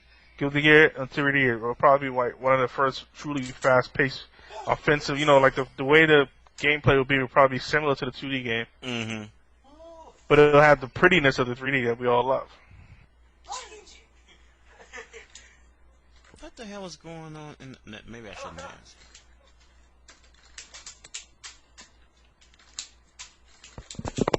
Isn't Virtua Fighter 5 out soon? Or was that like last week? Or It's out now, isn't it?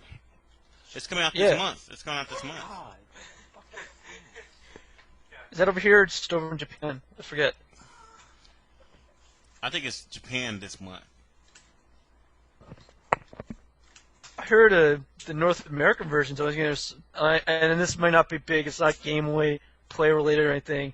But they're only going to have it like 720p or something for the North American release. If you get like a high-def TV or something. Hey guys, I'm going to sign off. I'll talk to you later. Alright, Alright, thanks, man. Husky. Probably gonna own the Dota. Okay, Yeah, let's see. Let's see. 720p. Square Enix lead MMORPG developer confirmed that a new massive online RPG is in development for the Xbox 360. There's too many role-playing games that's fucking massive now. Yeah, it's like the game will probably appear on Windows Vista and PlayStation 3 after the Xbox 60 version is completed. Interesting. What are we gonna do, man? So many different role-playing games to suck our lives in. Everybody's gonna end up playing one. Yeah, I mean, that's just, we won't even have a radio anymore. It's just, we just all come out, join the online server with our characters. Okay, welcome to AlphaISM Radio, everybody. It'll be like Second Life. Yeah, we just all gonna be like going through the game while we're on the radio, talking about random stuff. And it's like, and then occasionally, hey, I need a health potion. Medic. Medic. Yeah, exactly. God, did you ever get that email yet?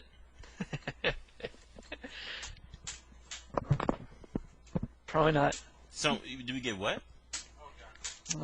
Kai's trying to sign up for the Halo 3 beta. No, I never got it. They hate me, man. They think I'm too nice. Logorrhea. Logorrhea. Logorrhea.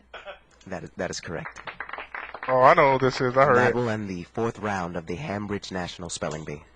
Before we go on, I would just like to say that all of our contestants have shown an amazing amount of drive and perseverance. And no matter what happens, you're all winners. And now on to the 5th round. Wait, I just found Black Next Delicious contestant. on the YouTube. What? Oh, Blacktastic, I think it was. Your word is nigger faggot.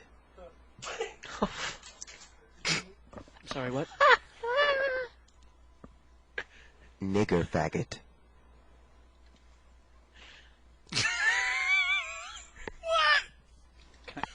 Can I get a definition? Oh my god. I gotta listen to this. The definition is nigger faggot.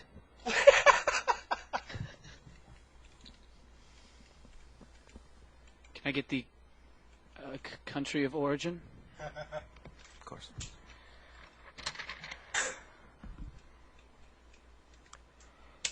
Originating from the Greco-Roman nigger and the Latin-based faggot.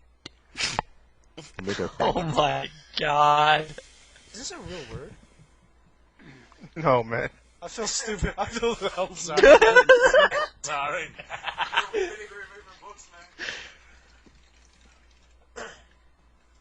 Nigger faggot. Get that nigger faggot out of here.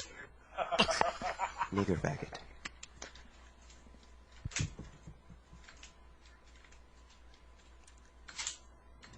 Near fact.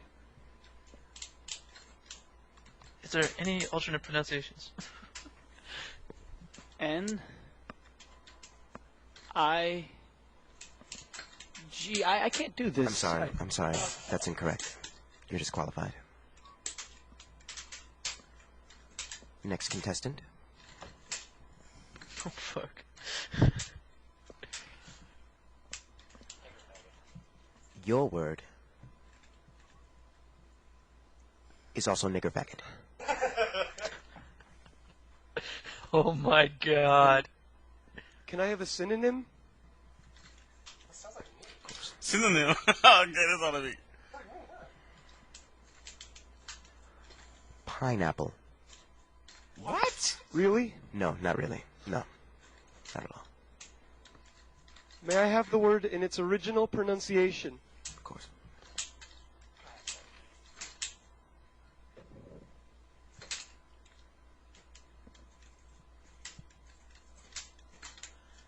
Nigga faggot!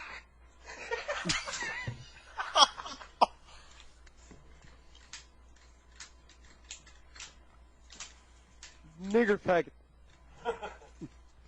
N-I-G-G-E-R. I cannot do this. This is horrible. I'm sorry, that is wrong. incorrect. You are disqualified. I'm sorry. Next contestant.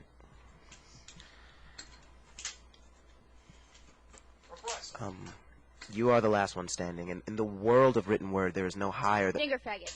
Niggerfaggot. Nigger faggot. That is correct. That is good. I heard what you said.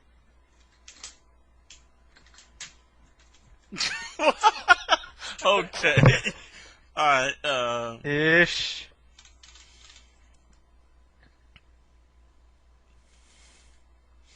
What just happened? They do all kind of comedy skits, those guys. They have like they do like skits at clubs and shit. What was that? It's an improv club they go to. I think it's in New York here.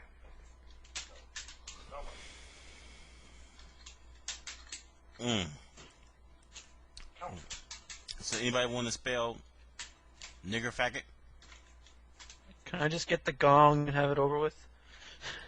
No, please. Could you please spell nigger faggot for me, Toshin? This one is fucked up. N-I-G... Sorry, that is incorrect. Kyrie up, man. Nigga, please.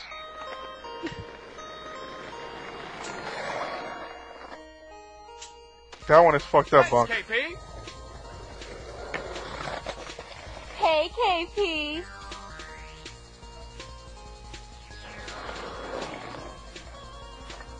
What the fuck is this? Oh, KP! Kid Parkinson's! What? What the hell?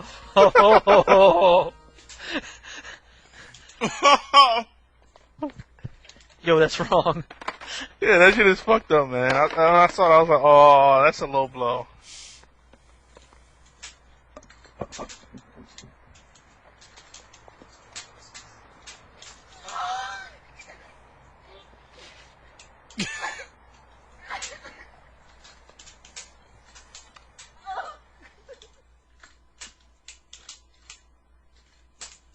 So, Bunk, how much more training do you have to do at your job?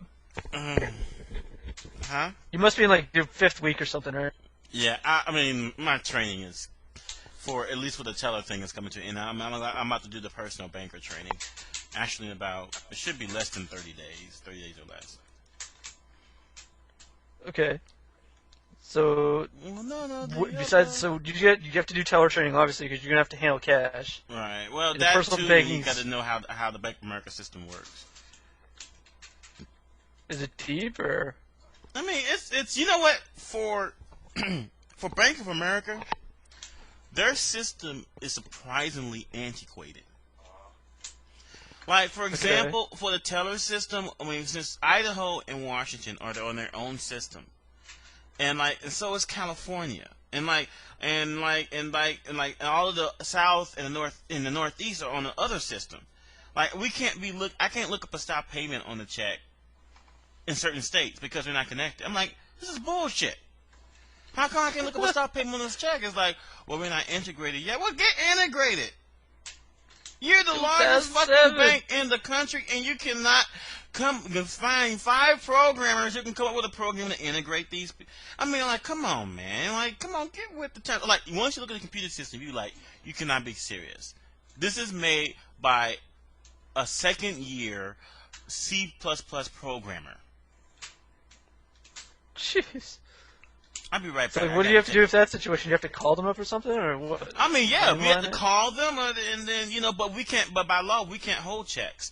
If the check is drawn on Bank of America, we cannot hold them. We can call and confirm, but we cannot hold them. That's against the law.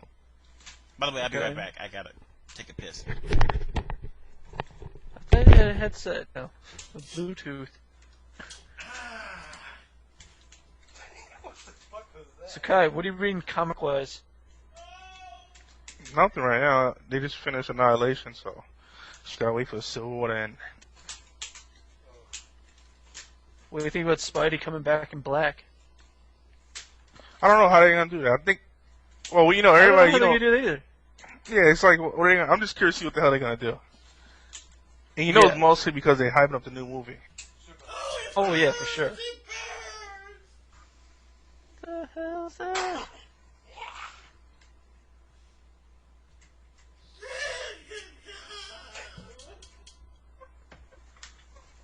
What's happening? I have no idea. I hear these people in the background, and I heard screaming. It's Bunk. He's pissing and it burns. He doesn't use condoms, remember that? His...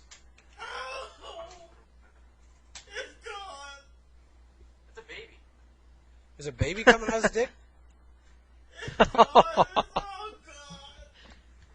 Here, that's some Lost-related shit right there. Is he shoving a dildo down his dick? Oh.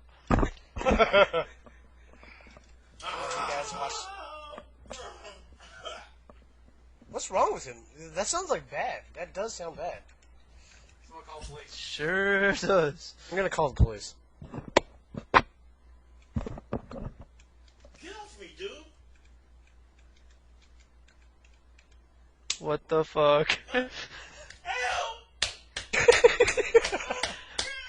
I don't know. I feel really bad because I actually live in Seattle. I could call right now, but I have a sneaking suspicion this is bullshit. The fun with the Bluetooth headset. Yeah, you know what's kind of funny about it? You ever notice that Bunk was actually penetrated pretty easily? Oh. It went from screaming to straight, like in 2 seconds. I'm surprised you left the door open. He's pretty loose. Like a vacuum.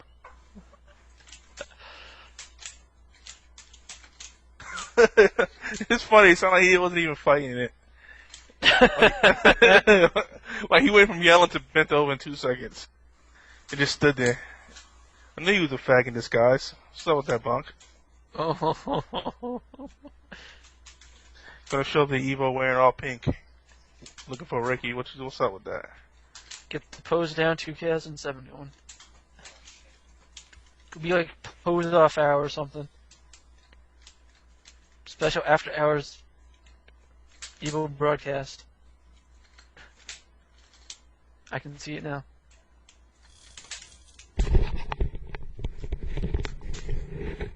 Hello.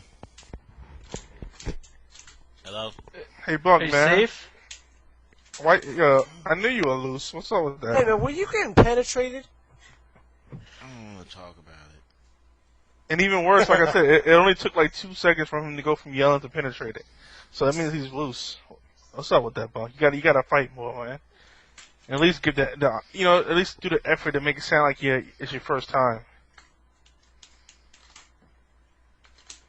I just don't want to talk about it. Can we talk about something else?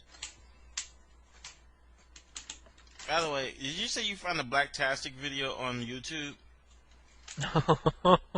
I'm gonna it was something else. I thought it was gonna be that, but it was something else. I had a hope, but at the same time, I didn't hope it was it. Get our dreams alive. I should make a combo video to that song. What game would it be? It can be like a mixture of games with all characters that are rumored to be gay. That'd be awesome. interesting.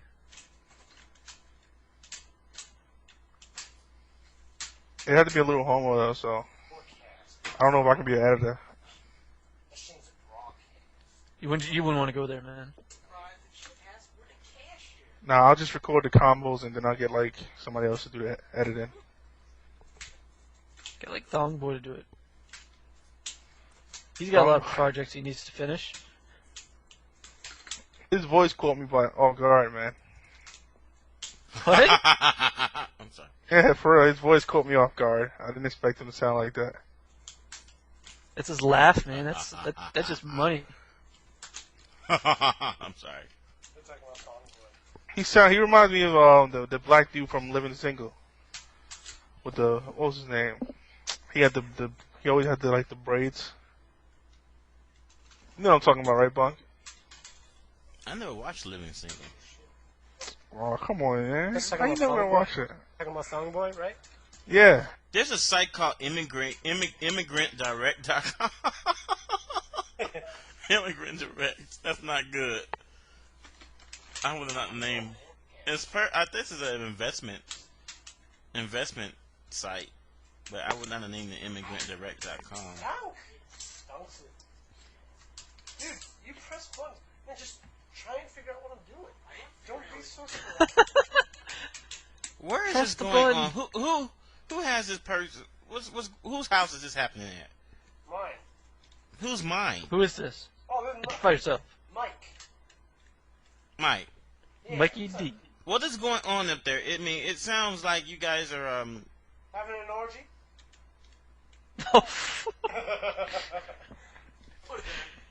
Yo, at least he's straight about this stuff. He's not, dodging it. What's up? It sounds like I'm what?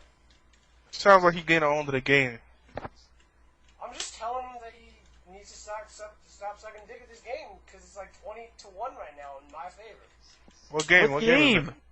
CVS 2. Stop sucking dick. I'm just gonna leave now.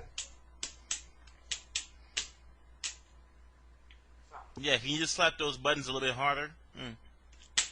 That's how Alex plays, right, Ben? Like, he kills buttons. You can see it in, like, older videos, too. There's a lot of older players that kill the buttons like that. I don't know why. I think because they played too much Street Fighter 1. Who is it that... Oh, man. Who is it, like, who plays, like, in New York or something? Who plays Marvel.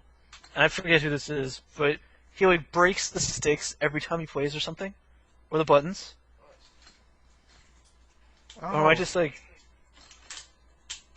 Oh, man, I just can't remember who it is. I saw it in, like, a couple videos. I remember Flash G, man. I remember he was playing Third Strike. Man, he sounded like he's gonna destroy the machine sometimes. It's like, wow.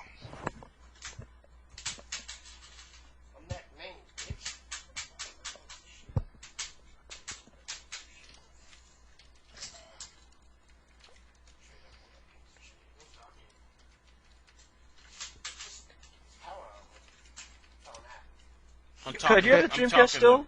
I'm talking to Preppy right now. I'm trying to anyway. See if I can get him on the show. Do it up. Are you trying to talk to Zach, Bunk? Hmm? Did you say you're talking to Preppy? Yeah, trying to anyway. He pretty much runs the tournament scene here.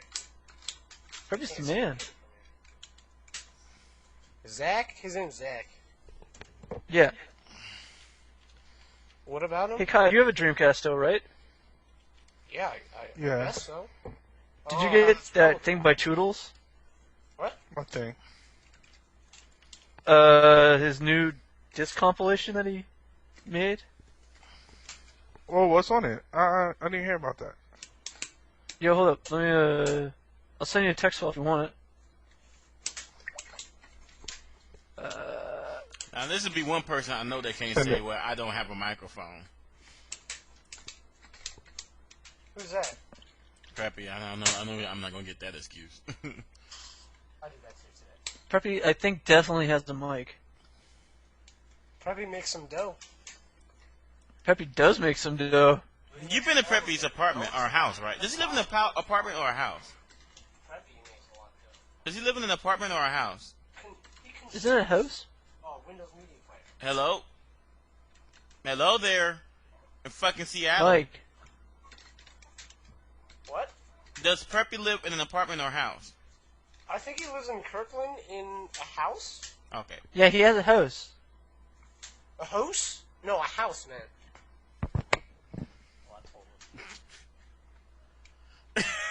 Okay, would you guys want to hear from Preppy even though that he has no voice, he's going to use a voice program? Yeah. What the fuck? Holy shit, yes. So you guys would mind? Okay, No, and why is he using a voice I program? think you should have that shit. Why is he using a voice I'd be program? kind of interested in hearing from the... He says, just kidding. He's like, I was about to say, I'm like, what? I'm like, a voice program. I'm like, well, okay, well.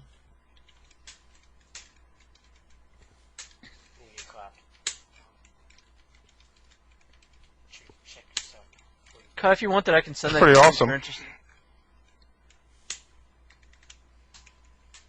Like, read the whole text file. It's crazy.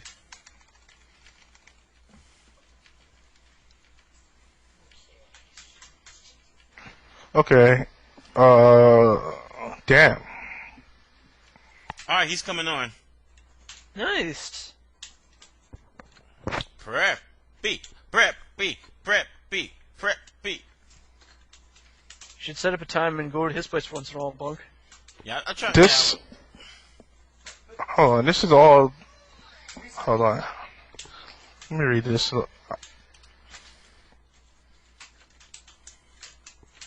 You've never seen this before, Kai? It's kind of funny. I never seen it. I never saw this up for download. This.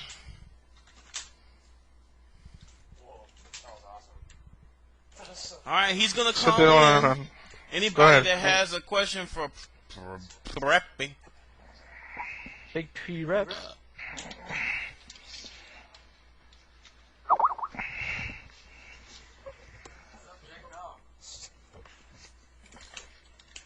Hey, Bunk, I'm gonna go for now, man.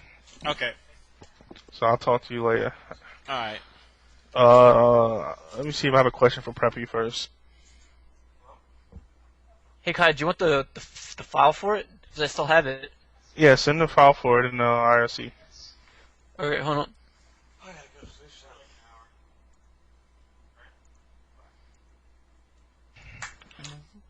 Ask him, other than Justin, who does he think the best low tier player is? That's a good question. Just for me.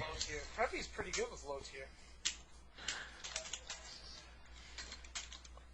He plays trombone, so he's good in my book. He plays Chun-Li, he plays trombone, he plays everywhere. He's amazing. Seriously. I'm gonna listen to it, and hopefully you ask my question. If you don't, it won't cost $5 billion for me to come after you.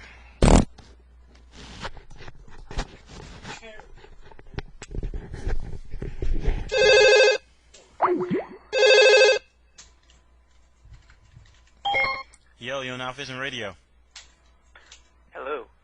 What is up, Zach? How you doing? Not much. How you doing? Doing alright, doing alright. Finally get you on the air. What's up, Zach? Hey, who's that? What's up, Preppy? It's Mickey. Hey, wow. What's up, man? Not much. Just kind of hanging out. We actually got a few people on the show with us.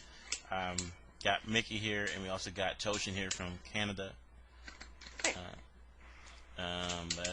Yeah, we got quite a few people on here. So, anyway, I wanted to do one of these impromptu interviews because, first of all, I do want to apologize on behalf of the fighting game community for you never getting your stick back.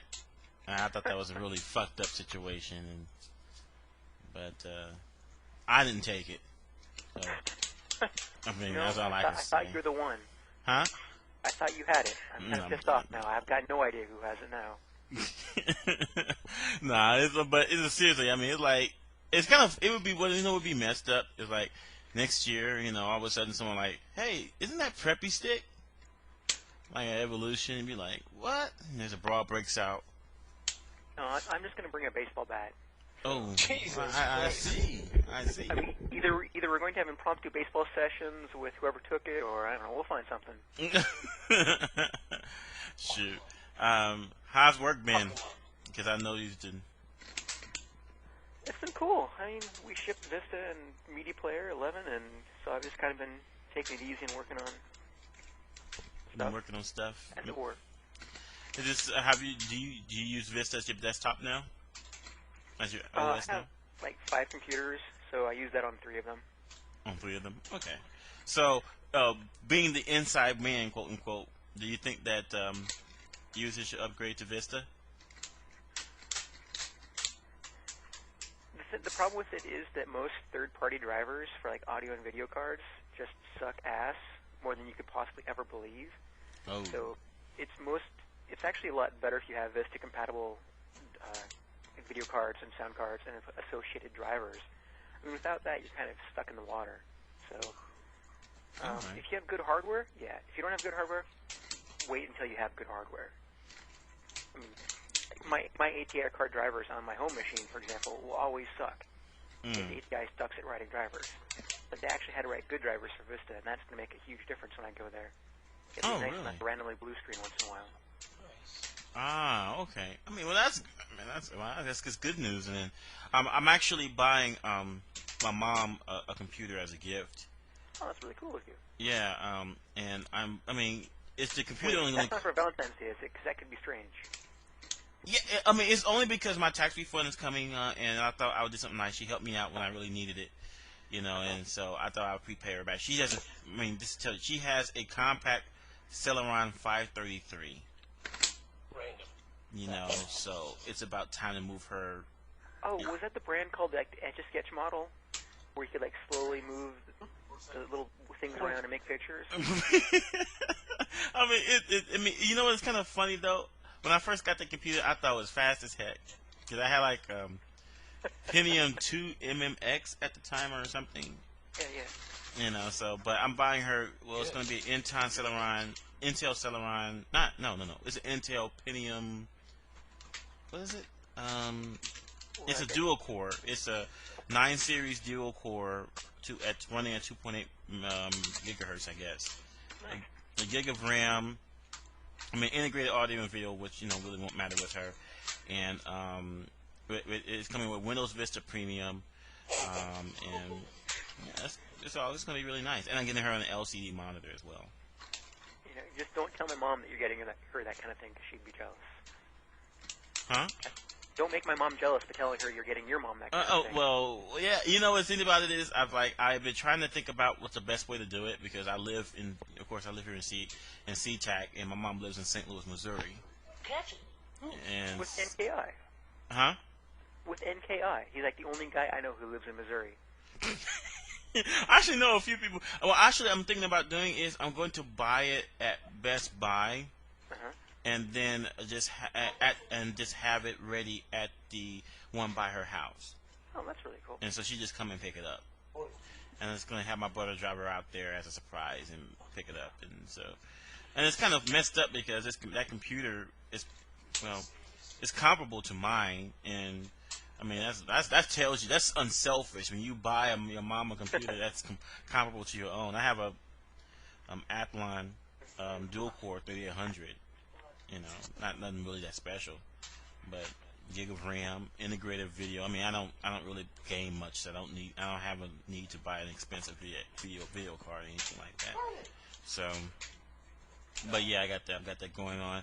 I mean, I think I'll wait until Service Pack 1 before I get Vista on my own computer. So. Okay. And if you ever have problems, you know who to talk to. You can yell at me. Sure, I ain't gonna yell at you. I mean, I am interested though. I intend to take you guys up on the offer. You know, next time you ever get together, you know, I probably would like to drop by and everything. See how it is. I'm not much of a gamer, but you know, I can. You play Marvel Bunk, don't lie. No, I don't. I mean, I could play it. I mean, I know how to jump. Jumping is very important. Yeah, I know how to jump. I know how to block. I mean, you know how to hold down back? Yeah, I know how to hold back and down back. I know how to jump and super jump. I didn't know how to throw a fireball. that's the hotness. Yeah, see, but don't expect anything more than that. But Okay, well the next. But teach you how to use Coma, man. Friday. It's coming when? The next get together is this Friday, so. Oh, okay. You hold it like once a month, right? I try to do it first and third Friday. Oh, first and third Friday. Okay, that's nice. Yeah. That's nice. I've been yeah, that would be pretty cool. That would be pretty cool. I would like to hopefully that I'll be able to find your house. And because I went out to Bellevue to get together with the Guilty Gear scene, and it was less than successful. So. Yeah, I heard a little bit about that. Yeah, I figured you might have heard about that. I really didn't pull any punches because I didn't think it was. I mean, I was pissed. I wasted, basically almost 3 hours and 20. I mean, a third of my tank of gas. But other than that, it's all good. It's all good. But thank you. Thank you. Oh, okay. So see, this is what I'm talking about. Good directions. Good directions. Good directions. Yeah, I figure giving people directions as opposed to just saying, "Hey, show up somewhere randomly and hoping." Yeah, people need directions. I give people directions. They still call me. Is this a house or an apartment? It's a house. It's a house. Walk down the stairs. Oh, we're going through the back door or something? Yeah, just like with my girlfriend. Okay.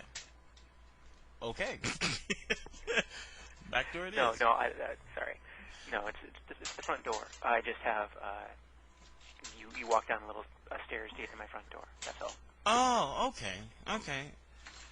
All right. I don't know. I mean, it's not like I can ever afford a house anywhere in the state of Washington. So, but okay, cool. I mean, what time do you get together just to get started? Well, you know how tournaments usually run. Like you say, hey, we're gonna have a 1 o'clock tournament, and then you start having a 6 o'clock tournament because that's when people actually show up for the 1 o'clock tournament. Mm-hmm. It started out as like a 7 p.m. session, and now it's like at 8 p.m. We'll play like board games, that kind of thing, if you're interested. And then at midnight is when we do poker, and then like 9 or 10 is when we people start showing up to play other games while waiting for poker. Oh yeah. Like how many how many TVs you usually have available? I have one TV downstairs with the Xbox 360, one TV with the Dreamcast, and I have a Marvel cabinet and a Super Turbo cabinet in my garage. And I'm hoping to get Third Strike or CVS2 board, but I'm still working on those. Goodness gracious. Can I get pictures of that setup? Huh? I just was asking if you had any pictures of the setup.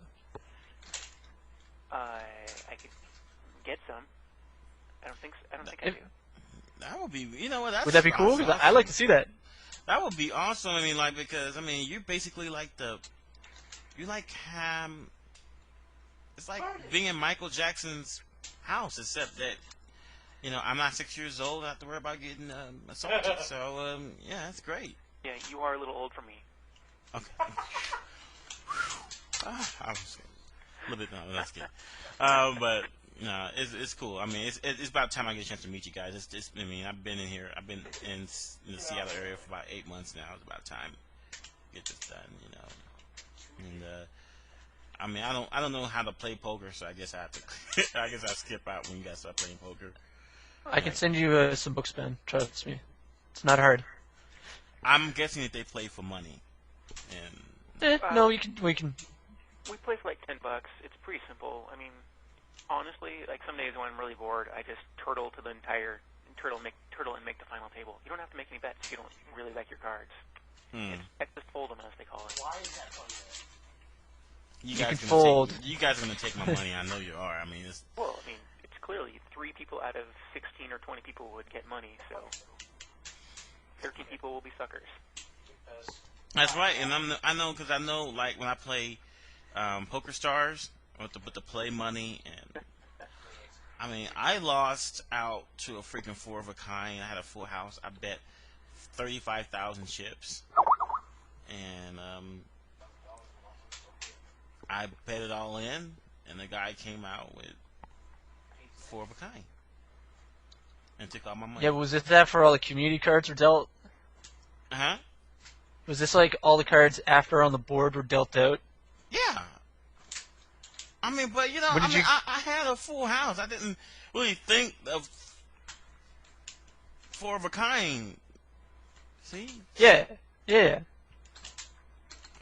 I'm just saying that depends on the situation. You might have been able to get away from it. I don't know, right? Like I wasn't there. None of us were there, obviously. By the way, Zach, what do you think about an SRK poker tournament at Evolution? Like in the style of World Poker League, something like that. I don't know. I mean, we have ballers on the West Coast and East Coast with Havad and Randy Lou. Sigley. Qualified World Series of Poker.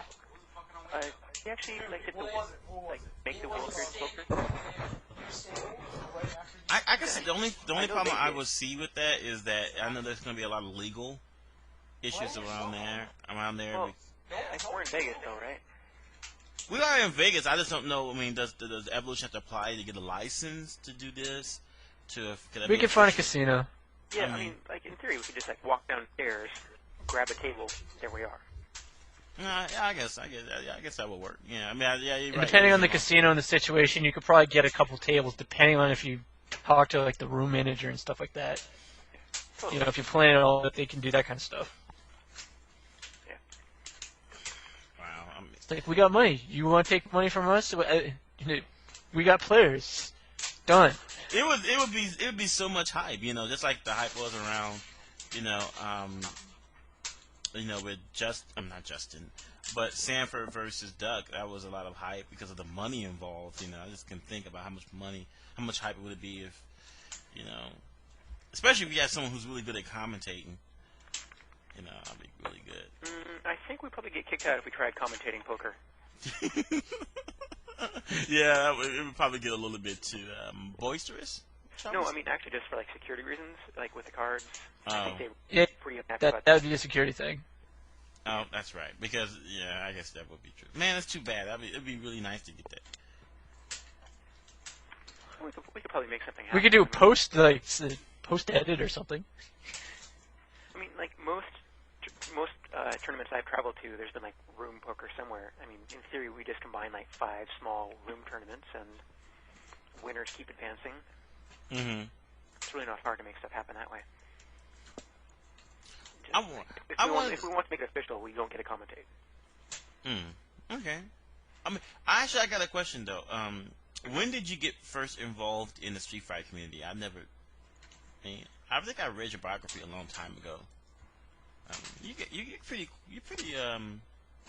gifted when it comes to the art of writing. So, you write really good. I mean, I kind of forget that, I'm not reading something that's, that a reporter or a journalist has written. So, how did you get started in a whole community? Well, I think people know that Tom and Tony Cannon used to work at Microsoft. Mm-hmm. My team bought their team, basically. And we used to play all the time at Microsoft because I had a cabinet there with X-Men versus Street Fighter, and then Marvel versus Capcom, etc., and Third Strike. And so we would just play Friday nights until they left to go down to quarters, where they would run the tournaments for the rest of the Seattle scene. Mm-hmm. And I never knew that. They left, went down to California. I think that's when they started up Shuriken. And then randomly, 4 years later, which is 4 years ago, I was with my girlfriend at the time, getting some cookies at a Mrs. Fields Cookies, and saw a little sign for Marvel versus Capcom 2 tournament. And I went, wow, that sounds awesome. So I randomly went. I lost to Quan and Losers 2-1 because I didn't know you shouldn't do a ground hyper viper beam. And it was pretty cool. It was a lot of fun. I went back, and then Ratana and Ian gave me some lessons, and I've been playing ever since. It's just a really, really fun thing to do. I mean, obviously I play for fun, not for really the competitive nature. Mm-hmm. But it's always fun. Everybody's really cool in the scene. Yeah. Oh, and that pretty much brings us to... When did you start doing all the video capping and stuff?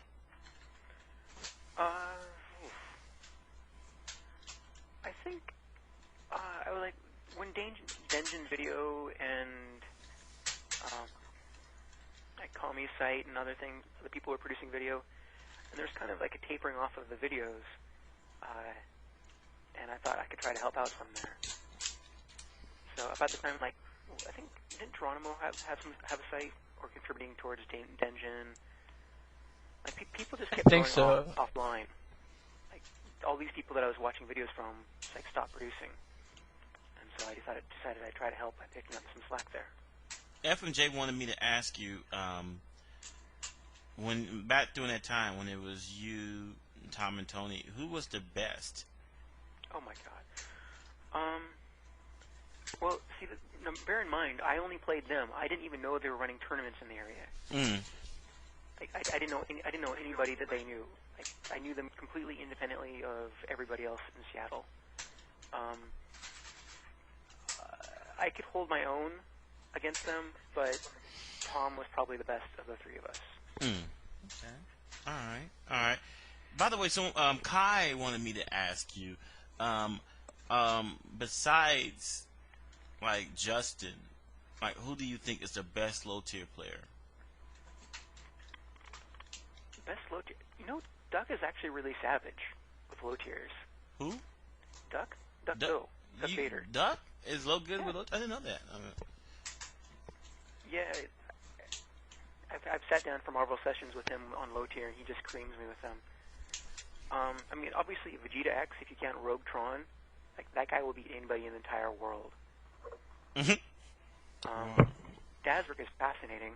Like Quan always cries when he talks about almost losing to Mega Man. Like Mega Man DS randomly will pick anybody in the game and win with him. Wow. But like, if I had to like bet for like, if there was a top two, probably pick Justin and I don't know, like Jeminas or Julius Jackson. Those guys are really creative to me. Okay. All right. So, what is your best team anyway in Marvel? Probably Scrub, actually. Team Scrub. Honestly, but like I realized that Evolution 2K3 or 2K4, I think 2K3. I don't even care if I win. I won't have fun if I'm not playing Tron. So, like, what about Coben? I would play him, but you guys would just run away the entire time. I mean, bear in mind, I played like Sabretooth, Cabletron, and Chun-Li, Cabletron pretty seriously as like my primary team for a year or so, and people would just hold up back with Sentinel, and there's not a lot you can do. And Mega Man Cabletron is probably the most fun, best team I can find. So. I can see how that team could be very annoying. Yeah, Rhett doesn't even bother trying to rush him down anymore. He just starts running away because he knows he'll lose if he rushes. Nice. Good. So, let's see. You got. I got another question for you though. What's up with your hosting? You posted that, but I want to know why did they do that? Ooh, I'm not sure what the hell is going on. It's completely non-deterministic. That is, I can't make any sense of what the hell they're doing. So, right. We went to triple and almost quadruple the normal usage, which was already extremely high. Like, bear in mind, I've gone to other vendors, other site providers, and said, hey, let's talk about you potentially hosting me. And they were shocked and said they could not even post like 1/100th of my traffic. So my site provider's been really, really, really cool to me, but things got out of control in the past couple months, and so I'm hoping this I'm hoping they did a one-time slap in the face to me just to wake me up. Right. Otherwise, we may have some problems, but I don't know. I'm going to try and negotiate some way out of this, but I don't really have any great solutions right now. Yeah, because would you say the B5 stuff or whatever, like, was like 1,000 downloads, 1,000 plus? Yeah, I mean, we're getting like 1,000 downloads of anything right now. I mean, 25,000 people are hitting the site per day, and by the 8th day of February, we had 4 terabytes of data being moved. for 8 days. What? Of February. So I mean, you can project that out. Jeez. We're talking 20 terabytes a month, which of That's course insane. Exactly. So You would need, yeah, you would need what you have now. You would need somebody who's basically got their own freaking backbone of the internet. yeah, I mean, they are the local backbone. That's why they've been so cool to me. Mm-hmm. But I mean, getting on that trajectory is probably really dangerous for me and for them. So Yeah, seriously. like right now, if you know how to get there, like all the Evo 2K6 footage is up, but I can't possibly share that until next month because this month we've run through all the bandwidth we probably want to run through. I'll put up some smaller stuff, but any major updates need to wait until next month with the Farmhouse Zone. So, Have you thought about getting a dedicated server? actually, I have a dedicated server. You know, maybe like with 100 megabit, you know, connection, unlimited bandwidth, or do they have something in the contract that has a clause for extreme usage? Probably, and they still will Anybody tag who you. handles that kind of like bandwidth, Yeah. that's interesting. But like at that point, we're starting to talk pretty serious money. I mean, it's been doable because it's been $100 per month, but for last month they charged me $700, and so. I'm just to me. I would probably recommend, or they're no longer EV1 servers, which they're probably the largest of them all now. They just got bought out by this other company, the Planet. That's what they're called, the Planet. And they have a few. They're not that expensive. I think they're like $300 a month, $400 a month, which I guess is not too bad for unlimited bandwidth. Well, I mean, bear in mind though that I mean I'm doing this out of my own pocket too. Right, and I understand that. But I mean, I understand that stuff like that is not really feasible. You know, to keep on coming out of your pocket. Just like when people throw in tournaments, you know, getting all that money together. I mean, this stuff doesn't come free. You know, but $100 a month, even for a lot of people, most people, that's a lot of money, you know. But How much footage do you have, Preppy? I have about 120 gigabytes, which like Psychochronic has I think 750, and I think Adrian has like a terabyte or so. Adrian is the biggest guy I've ever seen with footage. Like, oh my god.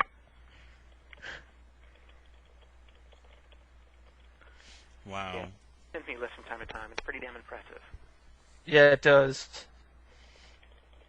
I think hasn't he thrown that like list up on like SRK like a couple times before just to show people or like, for requests and stuff? Yeah, he has It's lists got, like, on X. his site of like what he has. It's pretty damn impressive. Oh yeah, and he gets it pretty damn fast too, depending on what it is. Yeah.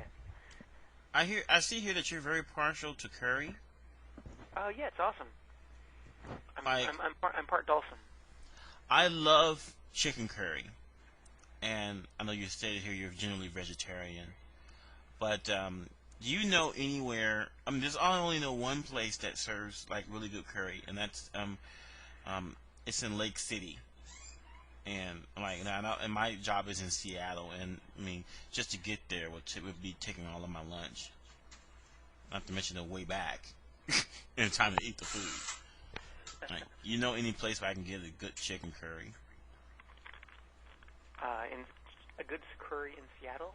Mm-hmm. Yeah. I know mostly East Side curry. I mean, because that's where I would usually eat. Mm-hmm. I'm sure if you asked like Friday, people that would know. Yeah, I don't pay attention to Seattle. I mean, the thing is though, we have so many people from Southeast Asia that you should be able to find it almost anywhere. I mean, around here you can find 30. Well, let's make a deal. If I come there Friday, I want you to show me where to go to find some chicken curry. Well, if they're still open at that time.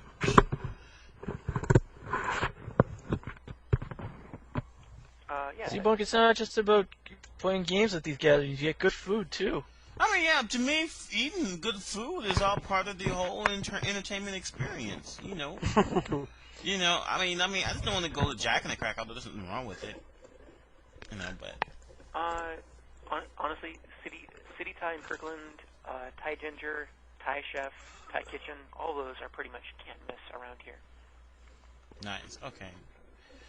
I've never been to Kirkland. I mean, I've never been on the east side except for Bellevue, and that was when I was lost, basically, for an hour. And Well, yeah, that's why you never talk to people who play Guilty Gear. ooh, I'm like, nah, I mean, like I said, you know what? I do wanted to take this time. 99, I guess that's his nickname. He has tried to make good on it. You know, I mean, after obviously I was very upset after what happened. He offered gas money and he gave me directions and everything, but I told him that, you know, at this time I'm really just all like the song says, I'm all cried out. I really don't want to attempt anymore. I mean, that's not meant to be. That's how I see it anyway. You know, I told them that hopefully we see each other at some type of big Seattle tournament down the road. You know, At the non-existent arcade game, at the non-existent arcade center, yeah. I mean, Preppy sauce. By the way, how do you feel about Guilty Gear anyway? I have fun watching it. I like the Suka because I've never seen a worse game in my life, but yeah, Suka's pretty bad. Have you paid attention to any? Have you seen any of the videos for Accent Core? I'm sorry, what was that? I said, have you seen any of the videos for Accent Core? I don't even know what the hell you're talking about. Guilty Gear Accent Core. That's the new Guilty Gear. Oh yeah, I'm tops in that. No, I haven't. Okay. It's a really departure from what you know. It's still Guilty Gear.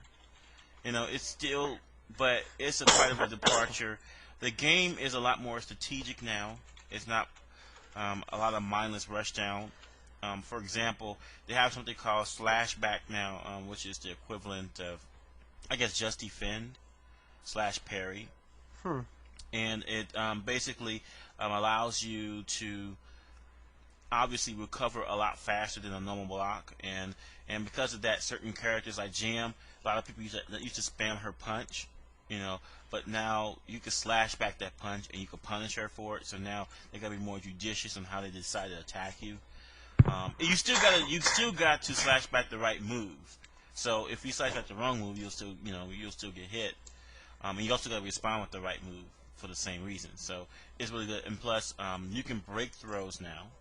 However, I've watched maybe 100 matches of Action Core matches, and I've only seen it throws breaking maybe 3 times. Because most throws are on hard slash, and most people don't spam hard slash when they're in the normal course of play. And you gotta be like psychic to guess that someone's about to throw you. Obviously, command throws you cannot break those. But it's a really, some of the characters really got beefed up. Some characters are really bullshit now. Axel, but yeah, I mean, but it's a really cool game, and I tell people that, but it's supposed to be coming on the Wii this summer, so we'll see. By the way, someone wanted to ask you how much your site uses. How much bandwidth does your site use in an average month? If you go to zachd.com/stats, you'll see it. Oh, okay. We were averaging 2 terabytes per month last year, which is pretty good. Mm-hmm. And these past couple months, it's been 6 terabytes. So goodness that gracious, obviously is going to anger the bandwidth gods. Like, so even shoot. I mean, I wonder. By the way, what was the? I'm just for curiosity. I wonder how much bandwidth does YouTube use each month? A shitload. You think? I think it was like 8.1 gigawatts. Damn. Goodness gracious. That's a lot of views, man. You know. I mean, clearly part of the YouTube experience is being able to provide that kind of bandwidth. Yeah, that's the whole point. Because that's really quite a feat to me. I mean, to be able to. Yeah, I see right here already. Wait a minute. If I'm reading this right, all right, megabyte. You've already used 4 terabytes this month. Yeah, heading towards 5, sadly. It's not even middle of the month yet. No, I'm very aware of that. It's quite scary. Yeah, didn't you read this post about that? Preppy?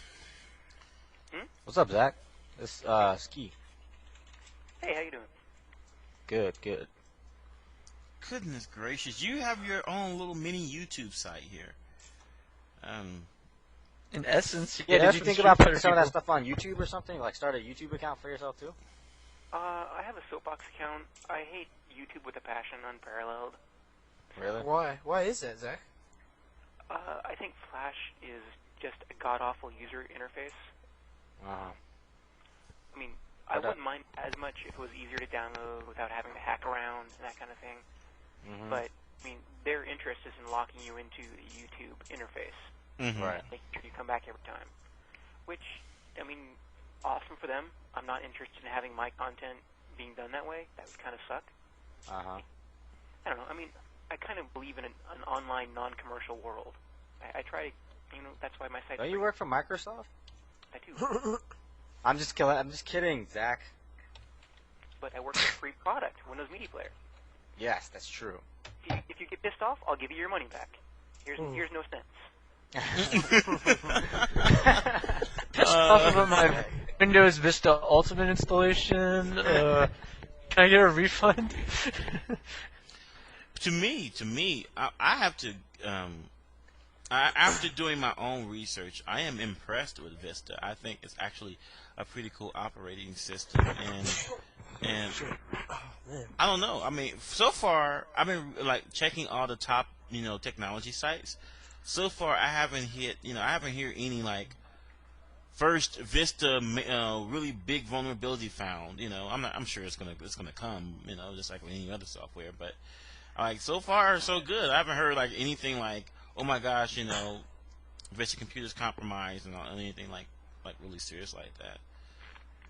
So I guess that's good news. Well, yeah. I mean, part of the stupid thing about computers over time is everyone decided that it'd be really cool to hack them, and Vista is more of the security, stability response to what's been going on in the past. So that's good. I mean, yeah, man. I was actually intrigued by the whole thing. Now they have this thing called the what is it called? Ready Boost, or something like that. Viagra. Did you just say Viagra? Wait, Ready Boost. Okay, gotcha. Yeah, and Viagra. All right, so basically, you can put in a USB, I guess, memory card, and they could use that to catch information and basically speed up response from your hard drive. I guess that's or something like that, something to that effect. Yeah. Oh, okay. But I'm like, okay, but anyway, but yeah, it looks like it's pretty cool. But again, I'll wait till Service Pack 1 comes out. Okay, but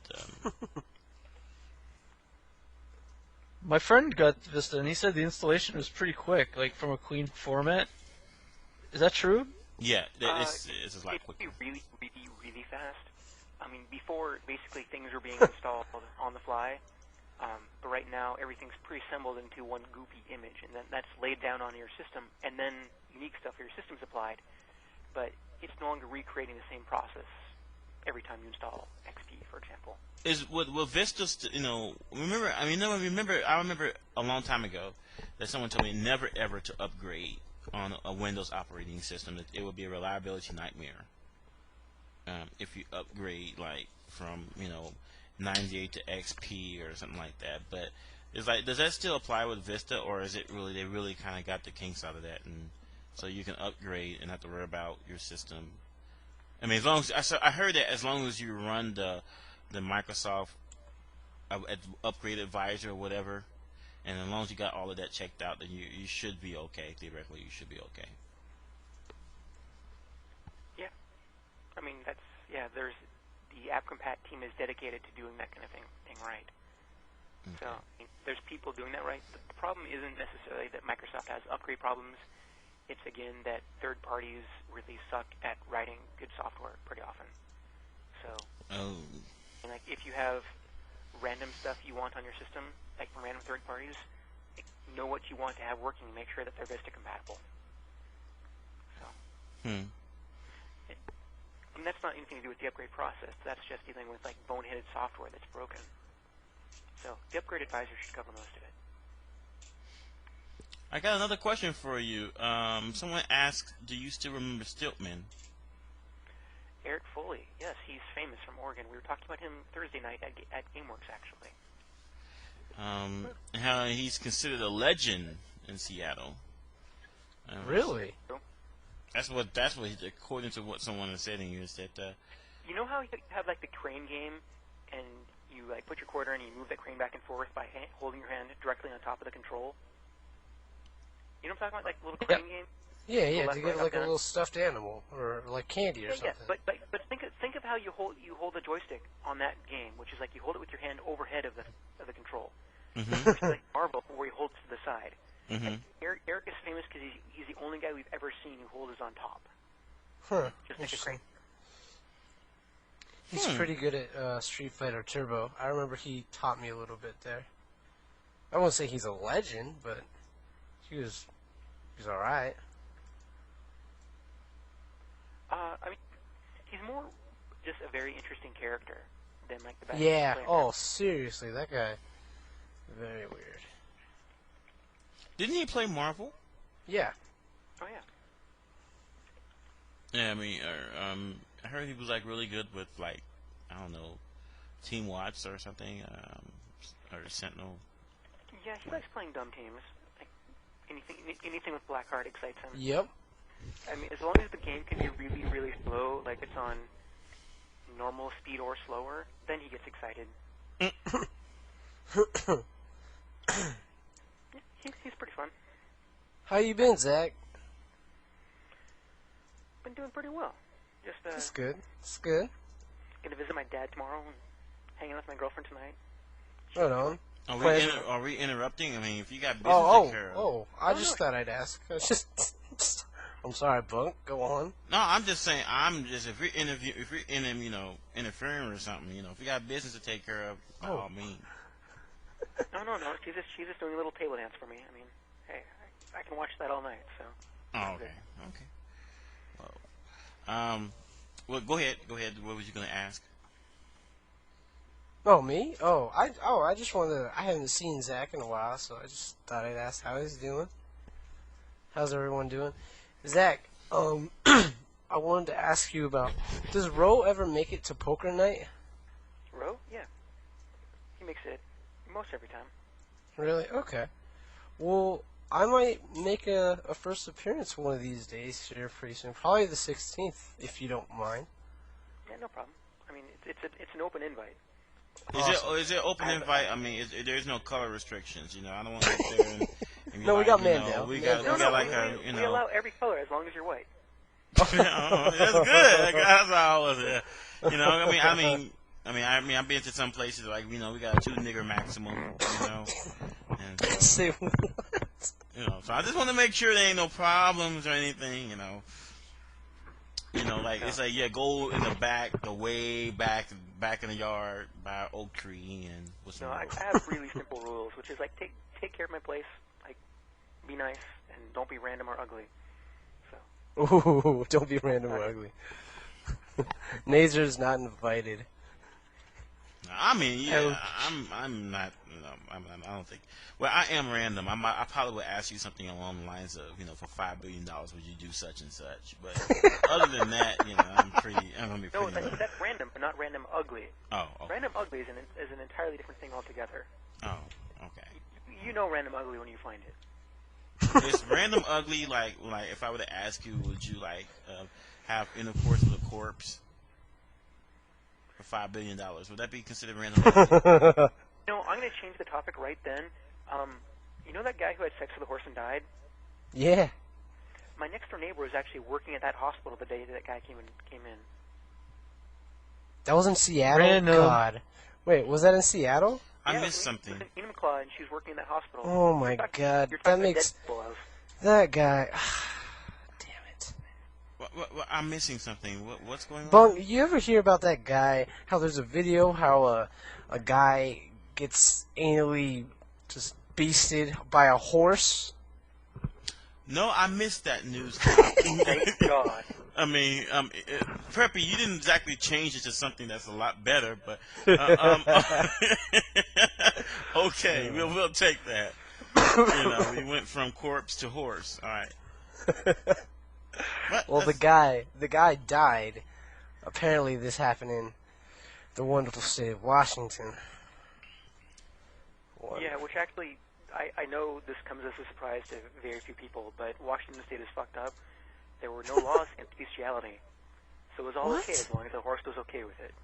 Wow. God damn this state. Yes, so I believe they've changed that since then. But yeah, it was pretty fucked For up. good There was reason. evidently For a good farm reason. somewhere. How does some poor everybody die by getting? I don't know. Maybe I shouldn't ask. Look it up, enjoy it. No. I take your word for it.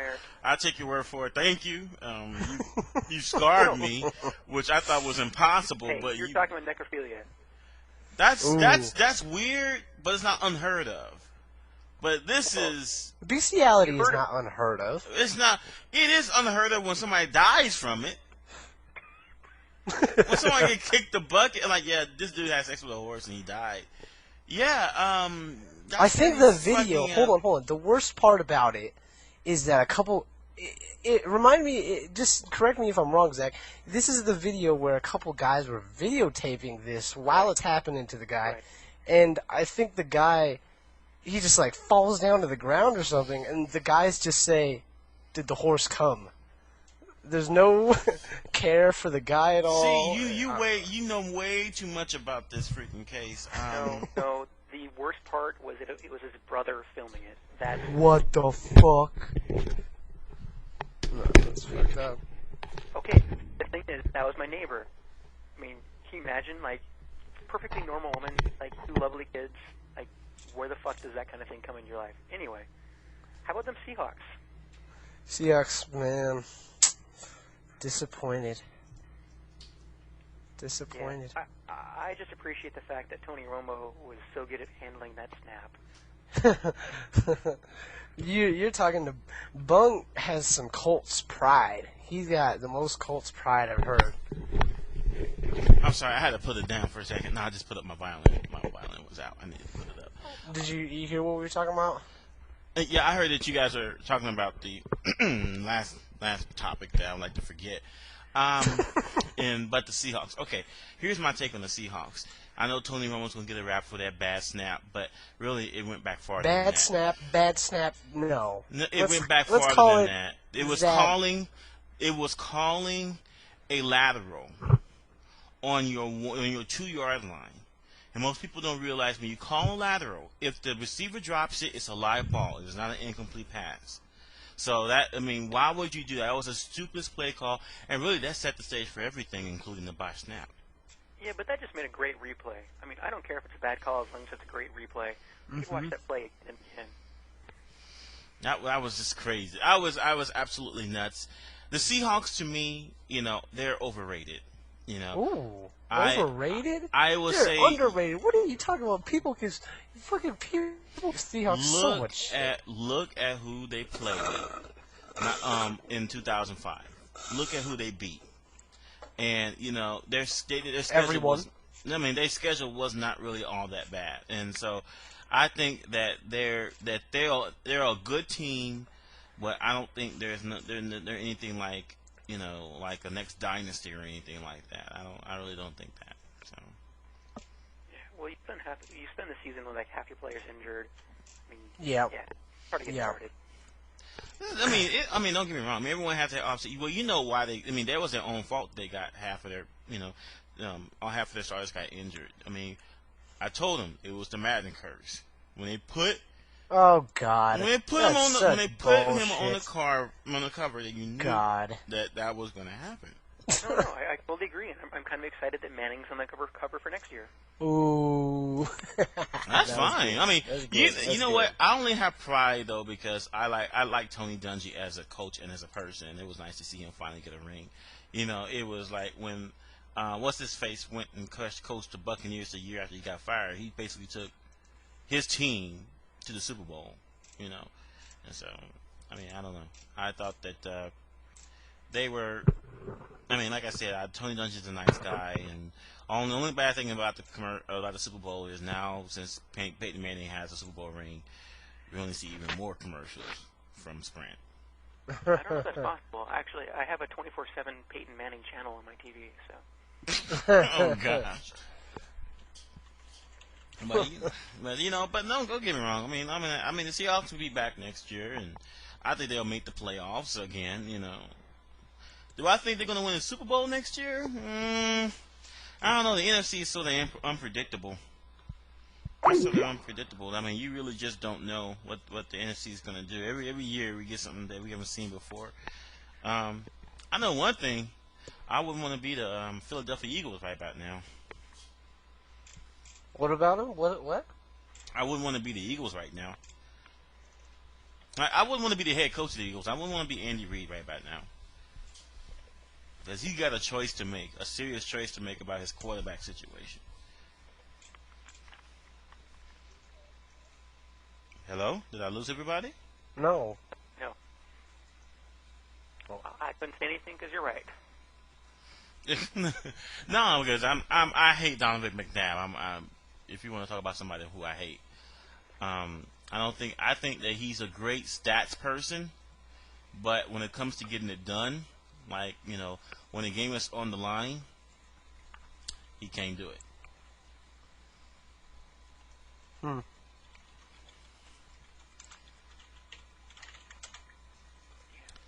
Yeah. You play Guilty Gear. Huh? You play Guilty Gear? Or you mentioned Action Blood, or where the hell their new game is. Hey, Guilty Gear, what game do you play? Like I said, I don't get what people have against Guilty Gear. I don't get it. People have come up with the most weird reasons for not playing the game. I don't know. I think the main reason is because it's not Street Fighter. Good call. But it's like I don't know. People say that all the Guilty Gear players are wait a minute. They're saying they're all anime otakus and shit like that, right? Wait a minute. The Pro Bowl already happened? What the hell? I was going to order some. Yeah, that was today. Were you sleeping? What the hell? I like your avatar, Zach. Thank you. I find it really annoying, but it's hard to switch for me. That's tight. I like it.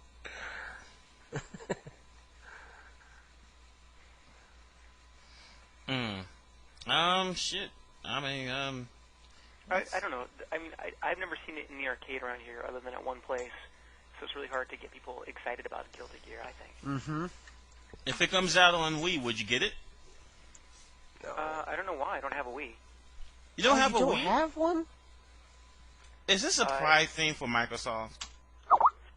Okay, honestly, I want to get a PlayStation 3. And wow, really? They just sucked. No, it seemed pretty cool. And then it was really expensive. You can't get it without Blu-ray. And then there's no good game that I would want to play for it. And then the Wii seemed kind of cool, but there's really no games I'm going to play on that either. And Guilty Gear doesn't count. So I got an Xbox 360 by default, and that's pretty much, I play live games mostly. So. You think Street Fighter will ever be viable online? Street Fighter 2 is not bad online. Like, as long as you don't, download 1,000 things at the same time, it's not bad. I was surprised. I heard really bad things, and I've seen it really bad playing some guy in Tokyo who's downloading whatever at the same time. But otherwise, it's usually good. So I don't have a problem with it. I just hate playing on a pad. Playing on a what? Playing on a pad? A Oh. D-pad? I see. Okay, Preppy, you have one of the strangest avatars I've seen. Well, I try to have a good avatar collection. If you ever request, I can change it.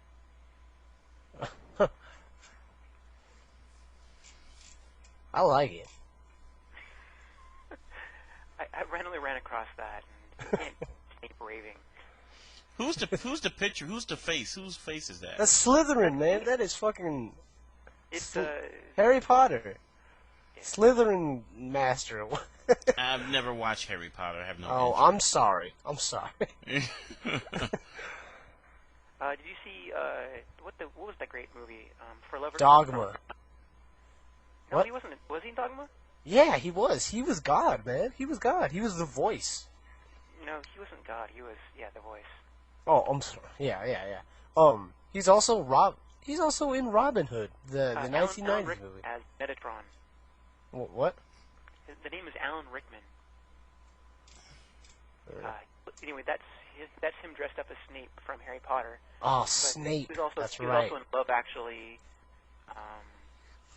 Dogma, Galaxy Quest. Galaxy Quest. That movie's tight. I like that one. He was the evil guy in Die Hard. I mean, how can you not have seen Die Hard? You've seen Die Hard. Who is Evil Muffin Man X? I don't know, but he listens to the show apparently, right? I think that's my girlfriend's alternate name. Oh. That's my. Oh yeah, that's my girlfriend. We call her Evil Muffin every once in a while. Evil Muffin X. Oh man, I didn't even know this thread existed until. I know. I just had to. I had to bring that to your attention real quick. Wait, what am I missing out on here? Well, it's nothing that bad. Is Bunkai's legacy? I guess. I mean, I didn't know I had one yet, but I guess I do. Congratulations. No, I mean, well, let me set something straight. I mean, I honestly have nothing like super personal against the Guilty Gear players that are in Seattle. I do want to make that clear. However, I felt that what 99 told me is that it's a very closed circle and everything, and I'm like, I'm like, okay, well, and and after the fourth time where stuff don't happen, because of broke down the communication. I mean, then it's like I just like, okay, well, this just ain't gonna work, and that's how I felt. And I mean, like I said, it's not like that. If I would see any of them in real life, I'm gonna punch them in the eye or anything like that, No, I mean, it's not that serious. I mean, but I was just pissed because Bellevue is quite a ways away from where I live. I live, in the southern part of SeaTac, and Bellevue is a nice. That's a nice 40-45 minute drive with no traffic.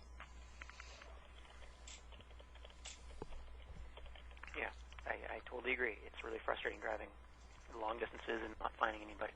Well, especially though, long distance driving in Seattle. That's just a pain in the ass. I mean, but especially if you play Guilty Gear. I mean, you're not looking forward to much, anyways. Ouch! You're ruthless, Pepper. You're more ruthless than I am. Damn. You gotta smack talk sometime. I mean, not there's much to smack about, considering it's goddamn Guilty Gear. But oh my god! Damn. Dang. Oh man, Preppy. Contain the hate, don't you? No, I mean, it's all good. It is all good. And I do want to say again that 99 did try to make good on it, and I do appreciate what he, So, and no, I wasn't pinning the whole situation in Bellevue on Veteru. No, I was just saying this all began with this whole scenario began with him, and for some reason he made a mess. He said that he was very displeased with how I was talking about him. All I was told was the truth. I mean, if people want, I can post logs of the RSC conversations we've had. I mean, I have nothing to hide. I didn't. It's just people say he's a tiny bit flaky. I'm like, well, 3 times. That's more than a tiny bit flaky. Mm-hmm. Yeah. I heard you. So. Welcome to the arcade community. I mean. Yeah. But it's more of those things where it's like I want people. I will want people to treat me like I would treat them. And that's like I said. I have high expectations of people, but I have those same high expectations of myself. So. If I'm having a get together, I'm gonna make sure everybody knows how to get to my apartment. I make sure everyone has directions and a phone number to call and stuff like that. Yeah. That's just it. I wouldn't leave people to Google Maps to find my place. Yeah. I mean, it's Seattle Guilty Gear. I mean, I'm sure they're a fine bunch of people, but. Hell no, Rob Plummer, man. Enough said. Well, I mean, that guy's a legend. A legend. Doesn't even count. A legend, just we like Stiltman's a legend. Money too, but. Wait, what? I mean, we hang out with him because his mom pays us too, but. Oh, damn. On the broadcast. Oh, was that anyway. live? Oh, this is live, sir. This is very live. I'm sorry. No, I love Guilty Gear. Sorry. Yeah, this is live on the air. This is very live. Yeah, it will be available for download tomorrow morning. Oh, wow. Okay. Hey, it's not as bad as Bunk, you calling a cell phone number and not disconnecting the call when they don't pick up so that everybody listening has that number. Goodness. No.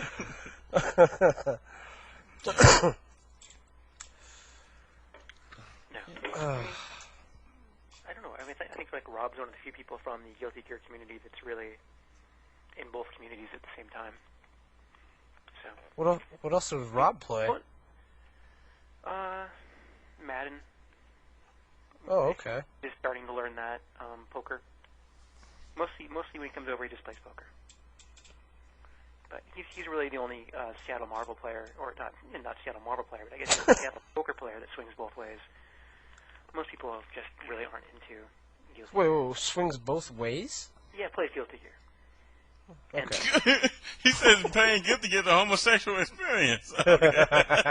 All right. I'm not gonna say that, but I mean you can read that into my statement. Oh my God. Oh goodness. Raw. Goodness. I mean, I respect that people like to experiment, so I'm not going to say anything. Just, Oof. Get there, it's fun. Sure, whatever. I'll tell you this. I remember being at the Just don't bring your tournaments. Guilty Gear to me, that's all I'm saying. What? No Guilty Gear in your house? Just don't bring the Guilty Gear to me, and I'll be happy. No Guilty Gear in your house? No, it's not that. Not to my knowledge. I mean, maybe sometime when I was out of town, somebody did that in the basement, but no, I've never had Guilty Gear in my house knowingly. Oh my goodness. So, like, if it comes out on Wii and I bring over my Wii, would... You have a Wii? No. But I will get one as soon as that comes out. Okay. Come on, hell, Nintendo. I love Nintendo. Nintendo's back. That was my first real job, Nintendo. Really? I didn't know that. Oh, really? What did you do for them? I was a gameplay counselor. You called me up and I tell you what the fuck to do. Nice. My mom used to do that. My mom used to do that shit. She used to call me up? Oh, no, she used to be exactly what you just said, a gameplay counselor. Nice. She'd tell me, like, oh yeah, we gotta look it up in Elmo and blah blah blah. I don't know what this shit meant. I was only like 10 years old, but yeah, she really liked it. Yeah, it was a really cool job. Well, I called a game counselor one time. It was for Legend of Zelda, the second quest. Alright, What year was this, first of all? Was this when you had to pay money, or was this when you were free? I can't remember. I can't honestly remember. I called there. I said, okay, I just beat level 3. I'm trying to get to level 4. I'm pushing the rock, as it says in the manual, and the rock is supposed to push over, and the entrance is supposed to appear for level 4. I push the rock, and it won't move. And he goes, well, to push the rock, you would need the power bracelet. I said, well, you can't get the power bracelet until you get the ladder. The ladder is in the 5th dungeon, but I need to beat the 4th one first. You're like, no, you can get the bracelet. I'm like, no, you can't. You can't get the bracelet. You have to get the ladder first. There's no way to get to the other side of the map. If you even remember, there's, Hyrule in Legend of Zelda 1 is basically a big rectangle. But to get to the left side of Hyrule, you would need a ladder to cross the river. That's what I thought. And then the game counselor says, I'm like, okay, close your eyes. I go, okay. So I close my eyes. It says, now think about the Lost Woods. I'm like, okay. Right. It's like, think about the fact that you might be able to get there to the Lost Woods. I'm like, not true. And then he goes north, south, east, west. I'm like, that shit does not work. But I was playing the game while I was talking to him. So I went to Lost, like, you know what, I'll humor you. I went north, I went back south, I went east, and then west. Da-na-na-na-na-na. I'm like, oh, shit. Ooh, owned. And fucking then, owned. And then one of the half man, half horse, remember how they shoot swords at you? Hits me as soon as I get there. I didn't have a shield and I died. Oh, shit. That's fucking funny. But I eventually did get the power bracelet, and I was able to get to level 4, and I eventually beat the second quest, which very few people have done for Zelda. Is this the very first Zelda or the second Zelda? The very first Zelda. There's no second quest in Zelda 2.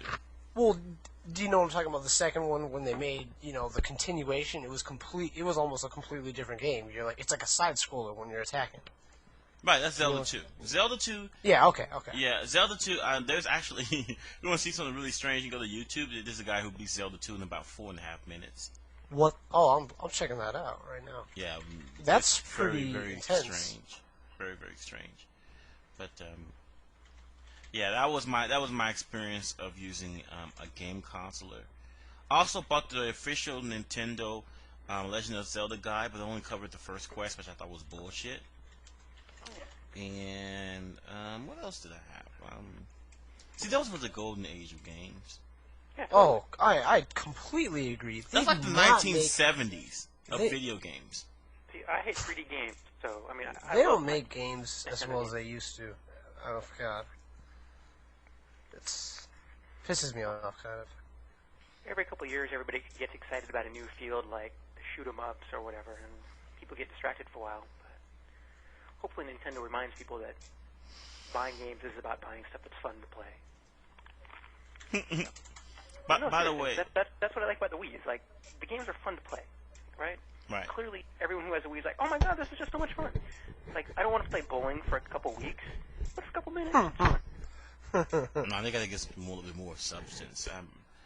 Hopefully, with the new Metroid coming out, and Mario Galaxy, and I'm gonna have an unabashed. I love the first party titles. As kiddie-ish as they may be, I still love them, and I still will play them. Smash Brothers is going to be Smash Brothers Brawl. I used to try and play that game. Smash Brothers Melee, I used to try and play competitively, and I had so much fun with that game. Damn, I'm excited for Brawl. I'll get a Wii just for that game. I've only seen that game. I've never actually played it. Oh, it's not out. It's not out. Well, I mean, think about this. I mean, I'm at a tournament. I'm taping stuff, or I'm playing. Like, in most tournaments, I get like 5 matches in, which kind of sucks. So if I'm not taping stuff, I like to play. Right. So I mean, I don't really have a chance to experiment with like Smash Brothers. I understand. I love that game. That game's fun. That game, a lot of people don't find it very in-depth. I'm not going to say it's as in-depth as Marvel or a lot of other 2D fighting games. However, it has quite a bit of depth into it. I mean, people would beg to differ, but I think you really do actually have to find the ins and outs of it before you start knocking it, The game's pretty. It's a pretty good game. I like it. I don't know if depth actually is a requirement for a good fighting game. Oh, well, technicality. I mean, you don't want to be playing fucking Mortal Kombat 2. I hate that game because I just die. I mean, fuck, there's no depth. I just jab, jab, jab. You know what happens when you block a standing jab? There's fucking chip. There is fucking chip damage on jab, and a quarter of my life is gone. I played this game like 3 months ago with people who were actually really good at this, and I figured I'd block while I'm crouching, because, you know, I'm a Street Fighter player, that's what I do, and I die because of jabs. Blocking them, for God's sake. God, that game pisses me off. That's my rant right there. No, I mean, but clearly you don't, I mean, no offense, I mean, you don't understand how to technically play the game at a competitive level. Agreed, agreed. Right, and so therefore to you, it's probably not going to be as much fun as someone who understands the game engine more. That's true. And, like, but I mean, you're still talking about like second day of knowledge. I mean, like, right. Is the game still fun after like 5 days, 5 weeks of playing against people that are good at it? Right.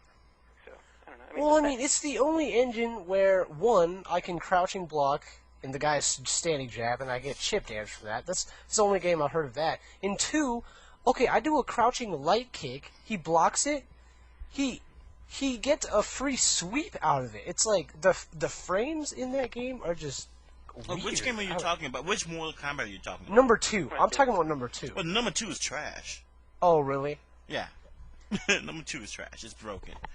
You know, you might as well play Shaq Fu. Alright. So, good game. The best of them all is Ultimate Mortal Kombat 3. So. MK2 was not trash. Get the fuck out of here. MK2 was trash for as far Oh, I as found the tournament-worthy. 8-minute Oh, wait, Zelda for what? Are you thing. talking about for a system? No, for tournament-worthy, as a tournament-worthy game. Nah, at the time, I mean, it was decent. It was kind of like an ST type game. Hey, okay. Some people with some good shit. No, not ST. Let's say, I don't know. There's some people with some good shit. Like, if you don't play there's some Jackson people with some extra Molina, good shit. you're fucked. There's some people with some good shit, and then there's some people with some extra good shit. Whatever. If you didn't play Jackson Molina, you're fucked. Oh, you'll get over. This video is crazy. This Zelda speedrun that you were talking about, Bunk, Yeah, it's pretty crazy, ain't it? that is crazy. He's just moonwalking through the place. He is. He's like, I don't know how to explain this. This is weird. You know how he's able to do that? It's pushing both the left and the right directional pad at once will make you do that. Oh, is that how you do that in Mario games too? I don't know. Maybe. Because I've seen it done in Mario games, and it just like, I don't know. It's crazy to me. It just looks weird. Just moonwalking throughout the entire place. Anyways, sorry, I had to say that. It's pretty tight. Yeah, to get back to Mortal Kombat, I love Mortal Kombat 1, 2, and 3 more than any Street Fighter game of the time. Are you really? Yeah, totally. Loved or love? Well, I haven't played for a long time, so I played a little bit of the Ultimate Mortal Kombat 3 on Xbox, and I've just died. I mean, I beat the game, whatever. If I played you on live, I would die. Really? But, me? Like, I don't know. I don't know that game. No, I mean, I might die to your kid's sister. It's been so long. Oh, okay. I see what you mean. How you know I got a kid sister, Zach? You might not even have one. You could just, like, dress your bunny up, put your bunny by the controller, and beat me, and that's how bad it is. Wow. No, I got I you. switch over until the Verse series. Uh-huh. But so I hear it. It's a pretty good. They got some problems to work out with the one on Xbox 360. I mean, you can't configure your buttons, and I think that I've seen commentary to the fact that that's actually a problem in the game ROM, and they can't do anything about it. Really. Yeah. So I mean, it's not. I mean, if you get used to it, it's not that much of a problem. I mean, the layout's pretty. It makes sense. But so I hear that high punch and high kick are reversed, like on when you select the symbols. It's like the high punch and high kick are reversed. So yeah, but other than that, they said it's pretty arcade faithful. Yeah. It's pretty cool. It's nice to have that game around again. That's true. Although, I mean, I don't know. I haven't taken Mortal Kombat seriously since after Ultimate MK3. When I saw MK4, I said, yeah, you can go fuck yourself. Yeah, I've never played MK4, and Yeah, bear in that's mind I good. used to That's stay at the good. arcade all day playing MK3. I'd rather like stick pointing needles in my balls, something like that. That was you? Yeah, I mean, goodness. He said that was you. I mean, seriously, yeah, that was really that bad. It was like that whole broke the system. Like remember in Mortal Kombat 4 where you could like break someone's leg and bend it backwards? What? Huh. Mortal Kombat 4 got a little crazy. I mean, in kind of a fun way, but... The most awesome fatality though was when I think it was Fuji or whatever. He just rips off the dude's leg and just start beating him with it. Can't argue with that. I mean, like, Mortal Kombat was awesome, and they just seemed like they were just having fun with the series. Just like breaking down their boundaries. I respect that. I mean, I do too, Zach. I agree with you there, because you're doing something that you like, actually. Just having fun with it. Think about like if they added like fatalities to Street Fighter. Oh my god, that'd be horrible. I don't think so. I don't like it. Yeah, I think don't that would like make that the game much more fun. It would make it more fun. I would agree with that, but it's just what they a should rip-off. do is do a parody on the Mortal Kombat fatalities. So like, once a guy's fatality is like he'll like lift off his patch and he'll like shoot a red laser at you and like burn you to pieces. What? Yeah. Huh. With his, I guess his left eye. I forgot which eye he has a patch over. You are doing drugs, and I appreciate that. Huh? You are doing drugs, and I appreciate that. I mean, yeah, it's like a nice parody, you know. Maybe like. Yeah, like Kano death, you mean? Yeah. I think Kano had that fatality. Yeah, Kano. Yeah, he sit there and make that red laser at you, and you just burn into pieces, and yeah, I mean, like Sub-Zero turn into a polar bear or something. yeah, I mean, besides the specifics, though, I mean, think about that, though. I mean, like, at the end of the match, you get to prove, like, hey, I beat you with this guy. Like, imagine if you could do a fatality with Koban or Dan in Marvel 2. Oh, fucking Koban. Like, I would play them all the time. Because if I ever won, it'd be worth it for an entire year. The little Kobans all like attack you at once. That would be like really cool to see. They already do that. But it doesn't matter what the specifics are. It just He's got to like grow and value eat. add to the game. I think that'd be funny. This little cute Koban just goes and eats you. Dan just like takes this picture and like plasters it in your face and punches you with it. No. Dan takes his picture, autographs it saying Potter, and then You guys saw that, right? I think I taped that when Potter gave Stanford. I just heard this from a long time ago. I don't remember want when. to see that tape, Preppy. I want to see that tape. That was the single best moment I think I've known in the entire time I've been playing Marvel. Like, please send me the link to that if you ever find it. Yeah, I don't know if it's up right now, but that I and have the to best see part that. the best part, of course, was that Potter then won. Yes. You know, if he lost, pretty good, but he won too. I give him all the love in the world for that one. This one's for JJ. Bunk. So, you know the story though. I mean, it was 9. I'm better than Potter. Damn. Gives that to him before the match, then beats him. That's wrong. That's wrong. I don't know what else to say, but that's wrong. The princess, you know what, in Zelda 2, the princess sprite looks like every other woman town sprite. This is stupid. I've never beat this game. It's a horrible ending. I don't like that. They kiss at the end. That's what you think.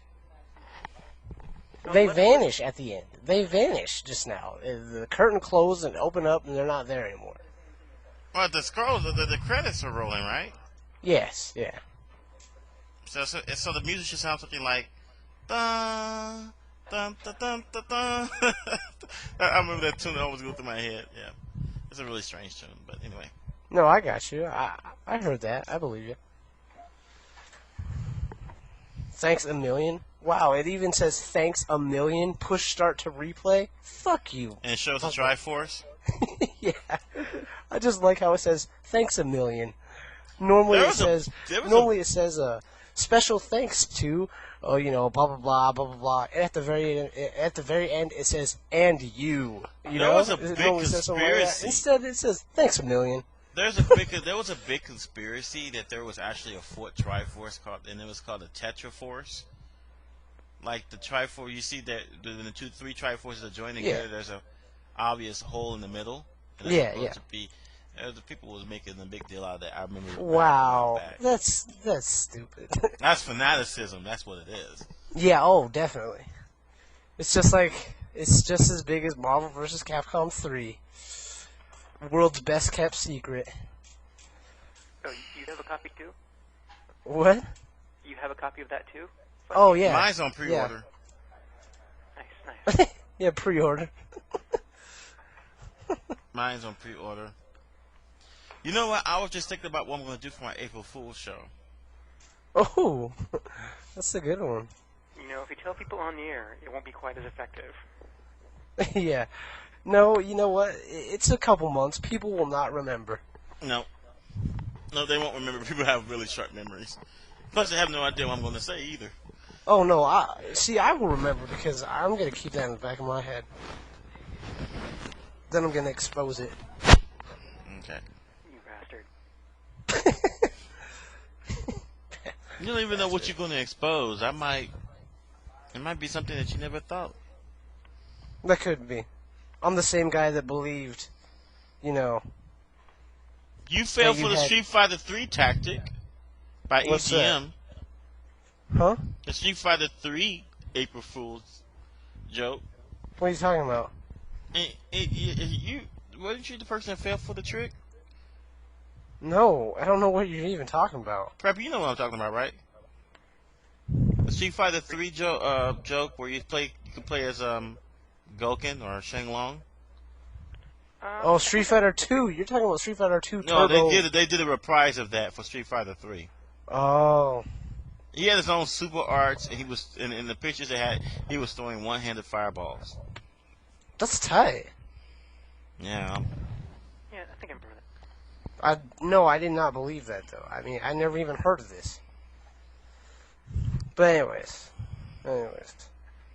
I am the same person, however, who thought that you spent like $3,000 on a car that was non-existent, had been on bricks since 1987, had a gouging hole in the middle of the car where you could see the ground. Okay, the car had work that needed to be done. I mean, there was a tarp. Okay, they put a makeshift tarp because it's a convertible, but the cover is missing. A tarp. Yeah, so you put a tarp there, right? Right. No, I didn't put a tarp there. They put a tarp there. Oh, okay. The cover over, just in case it rains or anything. Preppy? Yeah, hey. Yeah, you got to see my 54 Buick. It's a work in progress, but once I get it, once it's restored, you be like, I'll be rolling. I'll be definitely rolling strong. 54. Actually, I'm kind of interested. What kind of car do you drive, Preppy? I drive a 350Z. Oh my goodness, sexy. It is a convertible too, but it does have a top, which may be disappointing to you, I know. What the fuck? I just knocked over my phone coming over here to run over here and yell at that shit, Preppy. Skisonic likes a 350Z, apparently. Stop beating on life. Fuck. Ski just busted a nut. Skisonic. What license plate? He said, "What the fuck?" Ski. What? I'm sorry. Preppy, what year is your car? It's a 2004 convertible. Convertible. Damn. Are you looking to trade it in soon? 4? I don't know. I mean, I thought about getting a car, but I don't know what I'd want instead. It's a pretty cool, pretty nice car. For some reason, you strike me as a Beamer person. I don't really like the BMWs. I mean, honestly, I got the 350Z just because I thought I really liked the body. Like, me and my friend both went to Larry's Market independently. Larry's Market's a local grocery store. Right over in Kirkland, Zach? Yeah, the one that it Okay. shut down. Yeah, I know that one. We both saw, independently, we both saw the 350Z in the parking lot there. We're like, damn, we need that. We both got it, like, the same week and drove up to our soccer game together and we're like, wait, did you go to Larry's Market? So, yeah. It just looks nice. Nice. That's a really weird story if you really think about it. You Shut both up, went fuck. to Shut Larry the fuck Market, independent of each other. You both saw probably the same freaking car, and you both got your own Z's within a week of each other. It was pretty strange. If you ever see a 350Z silver top up, top down, whatever, with license plate Marvel, that's me. Marvel? Oh, God. Why am I not surprised? You ever been sitting on 20s? Ooh. What's that? You ever sitting on 20s? I don't understand what you mean. 20-inch rims. 20-inch Come on, rims. Bug, be nice. I'm sorry, 20-inch rims. You still have it on stock rims, or did you? Bunk's too straight. I have a rim upgrade, but I don't have anything too cool. I mean, if I want my spinning rims, I use my shoes. Oh, okay. Okay. I guess you got the automatic. Yeah, I know some people will disagree with that, but living in Seattle sucks ass because Right. of all the hills. Indeed. I mean, I used to have a Fiat on the hills. Fuck that, seriously. I mean, Fiat's a great fucking car, but you're sitting at these gigantic hills at a stoplight, and guys is like tailgating you. You're gonna hit him every time. It sucks. With a fucking Fiat. Damn. Fix it again, Tony. Well, I want there's a new the Lexus released a new series called the IS. Well, not new. They actually redesigned it last year, and they're releasing the ISF, which F stands for finesse. It's a more spoilier version of their average sedan. It has a V8, about 420 horsepower, and it has a 8-speed automatic transmission, and you can use the what's it called? The 350Z. Good God. Yeah, that's ballin'. Thanks. Never mind my Lexus fantasy. Back to the 350Z. Nice convertible. So that means during the summer you just it's great. Yeah, totally. I mean, and it's actually pretty sunny around here year round. So usually deep into fall, I have the top down. I've seen more snow than I would like to see here. Yeah, it's been really snowy. It's been really snowy this month. It's not usually this snowy. I mean, really snowy this year. What about the windstorm in December? AKA Mini Katrina, right, Bunk? Yeah, like everything was like displaced when I woke up or disappeared. And lost power for 3 days. Nice. But I guess over there in Kirkland. Oh, ouch. You guys didn't lose power. We lost power. No, for yeah, 2 they days. did. You did, right, Zach? We lost power for 2 days. The first day we toughed it out. The second day we went to a hotel. The third day we had power back. And then my parents stayed over for 2 or 3 days. Well, because they had lost power out in Snoqualmie. Now you would think that since I live near the airport, that they would restore power rather quickly to my area, right? Yeah. Well, I mean, the thing you need to keep in mind is that SeaTac historically is kind of an interesting social area. I mean, it has. In other words, you're saying it's a ghetto. Well, all I'm saying is that a lot of the hotels rent by the hour. Like, I live close to International Boulevard, so, I thought that I would get power back soon. Man, I just know one thing. See, here, it's a relatively quiet neighborhood I live in. It's just that, like, if you have a car, your car will be getting broken into at some point in time. Mm-hmm. Do you have a garage? No, you don't have a garage. No, I live in an apartment now. It sucks, man. Yeah, I mean, my I expect my car. It's kind of funny, because that's the I same was over here on the too, radio when they broke into my car. My last car I had, I was on the radio when that happened. I got a knock at the door, and they're like, "Hey, someone broke into your car." I'm like, great, thank you. Yeah, I mean, just bear in mind, I mean, like every place, you know, a lot of people around here do drugs and want to make a cheap score for some money, so. It was kind of funny because, I mean, there was nothing in the car except my insurance papers. Hey, I've had people break in and steal fucking track shoes, and another time, I swear to God, people broke into my car and they stole a $2 magic set I bought from Toys R Us. Well, that would be what I would steal. Random shit. Well, the worst part, it was an invisibility potion, so now I can never catch them. What the fuck? True story. Okay. No, yes. I'm familiar with the invincibility potions. That's right. There's a lot of really grimy people around here. Oh, I live in fucking Jack Your Car Central, apparently. Fucking Casino Road over here is fucking horrible. It's horrible. I want that car system. Anyone ever seen RoboCop?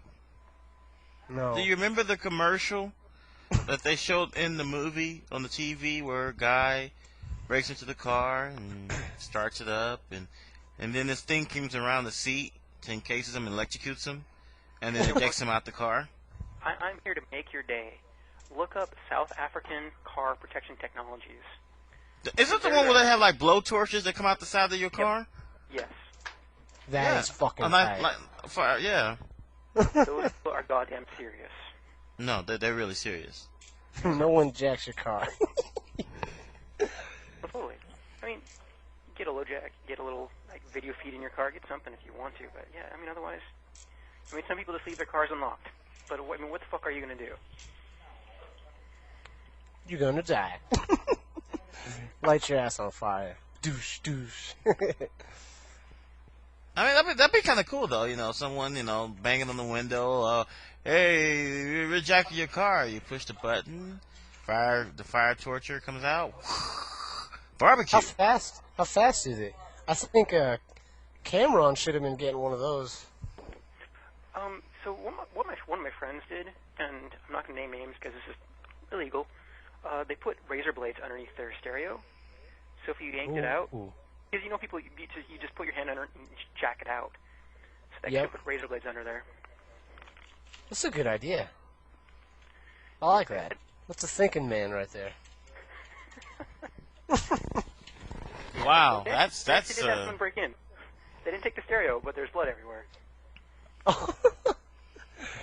They worked for it. Well, they didn't get it. I mean, No. probably sitting there crying for a little while and then ran away. Zach, do you know where Casino Road is? Is that the bonus stage in Grand Theft Auto Vice City? Oh, yep, that is. It's in Everett. You live in Everett? Yeah, I thought I said that before. Oh, goodness gracious, you live in Umstuckville. No, you live in Umstuckville. I live by the airport. How do I live in the Umstuckville? No, you're right. I live in a fucking horrible place. Alright, get this. I was supposed to move to Everett originally. Man, there are a lot of Mexicans over where I live. It's like... You have a problem with Mexicans? No, I don't. However, I am Mexican, by the way. Shit. I have problem with Mexicans that don't speak English, and I feel as if no they're speaking snickering English behind them. I don't know. I have a sneaking suspicion that I don't know. You know what? I do kind of agree though, because I work for Bank of America, and as going through the teller training, obviously I'm like a teller, and people be coming up there and they can't speak not one lick of English, but they expect me to do what they want to do with their account. And like, my account, I'm like, what about your account? My account. Like, I understand that this is your account. My account. I was like, leave now. Straight up. Just leave. I mean, seriously, it's like, if you cannot speak English, don't be coming to my line. Zach, I'm like, Oh. I mean, seriously. So, I mean, so I'm thinking about, like, having, like, some specialized signs made in Vietnamese, Vietnamese, Chinese, Spanish, Tao, let's see, yeah, and, basically there's reason, if you cannot speak English, get the fuck out of my line. Do not come to this teller. This teller will curse you out, parentheses, in English. Well, if you want to, you can borrow one of my T-shirts. There's a Japanese word which means, like, we're sorry for the inconvenience. And it actually says, it's slightly mistranslated, so it says in Japanese, we're sorry for the blowjob. Oh. If you want to borrow that, just let me know. I think that could keep people away from your line. I mean, just have something mistranslated. You know, he works for Bank of America. This isn't, like, Hot Topic. You know, they might not notice, though. It's in a foreign language. Well, technically, I can't put anything out without without the legal department's Consideration.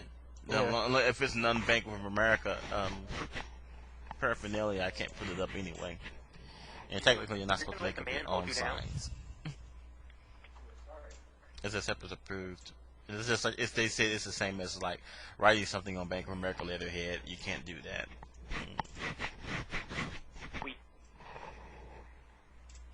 But man, Bank of America, I mean, like the two stores I'm in, man, you know, you can just tell you, like, you know what, they just don't like us, do they? Like, why do you say that? Like, we got some of the most antiquated. This screen, it's like the same. It's like this monitor came with the same monitor my school had when we had Windows 3.1. Oh, this is not. I mean, that's how old their equipment is.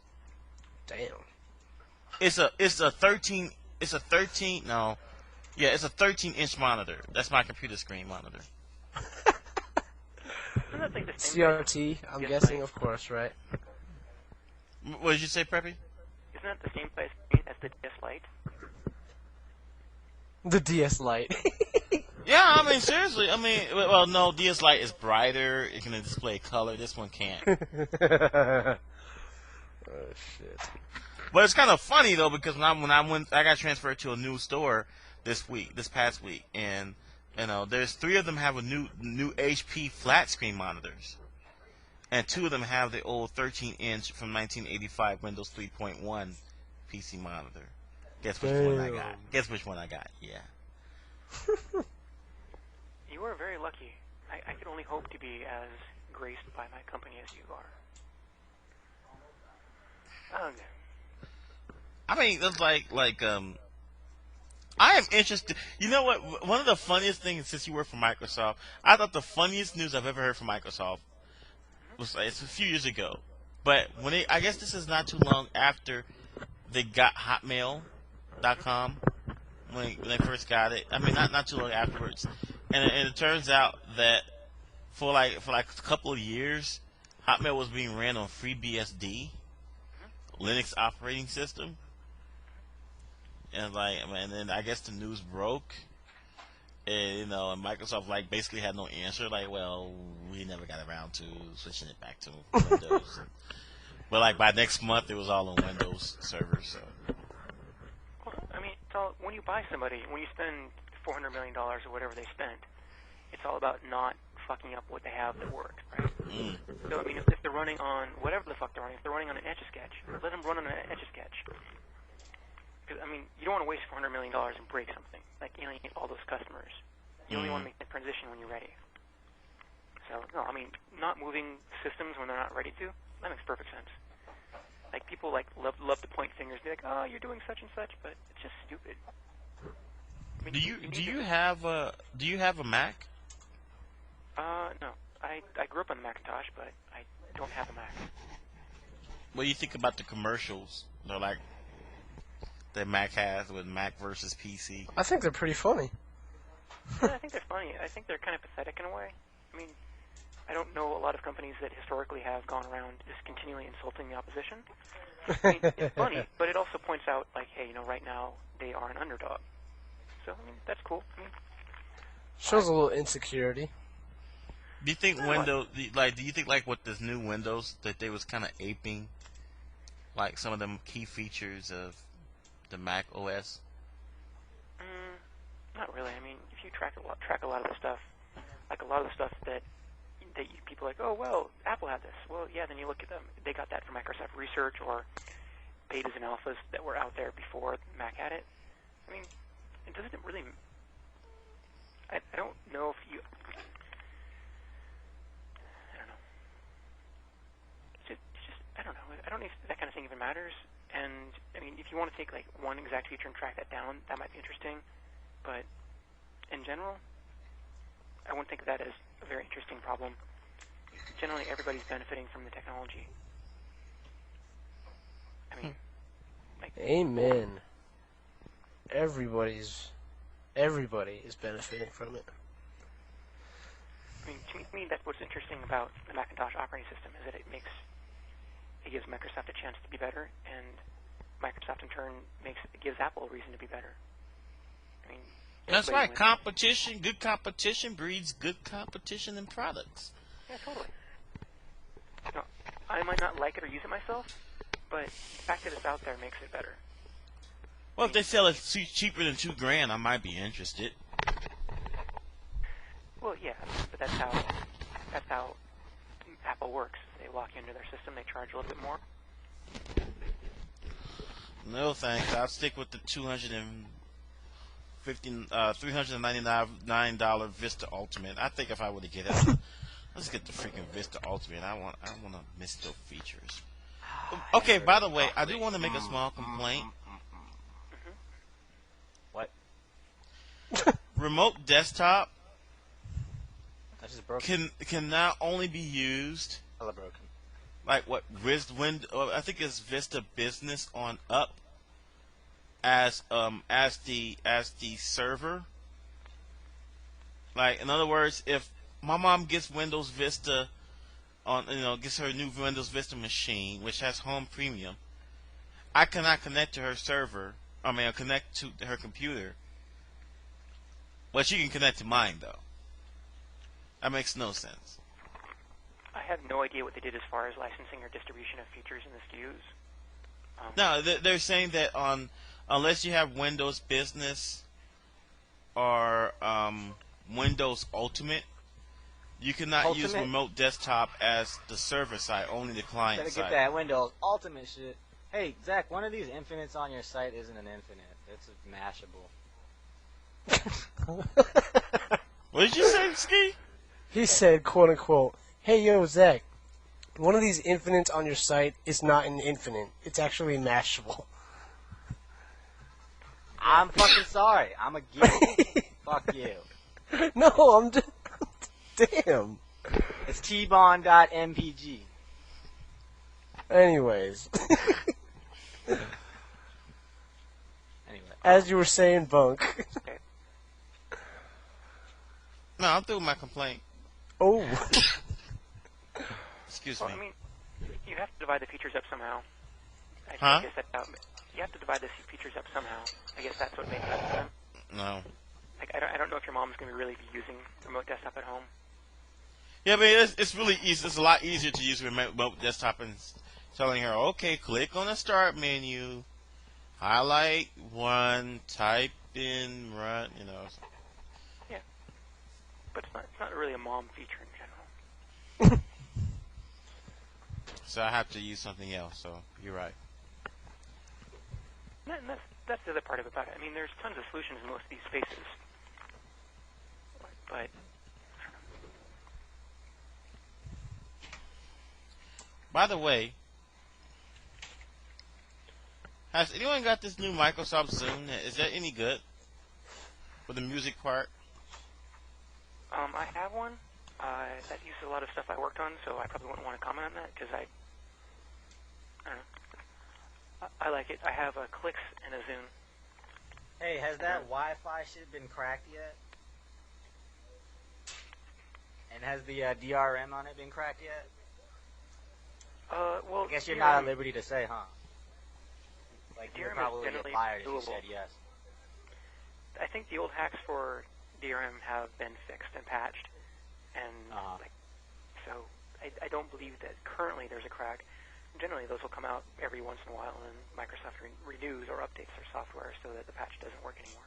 Is it is the firmware auto upgraded, or you just have to do that yourself? There's an upgrade system. So, for example, right now you probably would buy a 1.1 Zune and get updated to 1.2. Mm-hmm.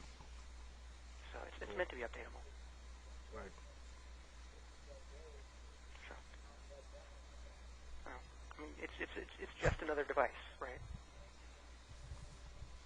Yeah, I really like the options that are implemented on that. Wait, was that a question to me or was that a comment? I'm sorry. That was just a comment.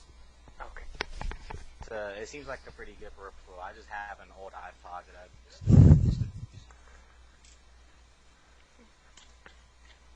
I mean, it's a music storage device. To me, it's a lot easier to use a device than to use a CD. But yeah, I mostly just use it in my car, really. Yeah, me too. It's mostly where I use it.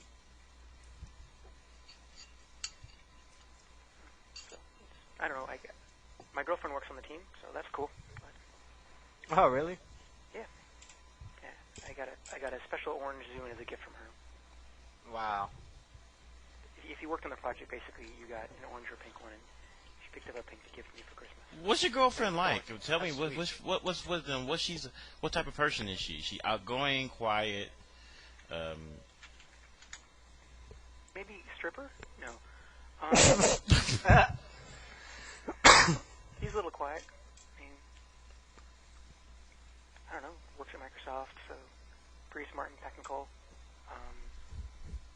Works out all the time. So pretty. Nice. How old is she? 33. Said 33? Mm-hmm. Yeah. 33? Damn, Bunk, calm down. Zach's like 32. Are you? No, you're not. I see you were born in 1940. He's got your papers, babe. He's got your papers, Zach. He's got his papers. Wow, going for the older women. Nice. How old are you, Zach? You're pretty old. You're like 29, right? Like 30 at least. He was born in like 1980 something. What? 73. 73. God damn you, Bunk. 1980 something. That'd make him like 31. my age. 31. Wait, 36? Wait, did you say... Wait, I'm bad at... Never mind. I don't even Zach, know can what you year just it tell is us the anymore. number? No, I'm 33. Like her. She's older than me. You're not 33. Oh, okay. You're 33. Wow, thank you.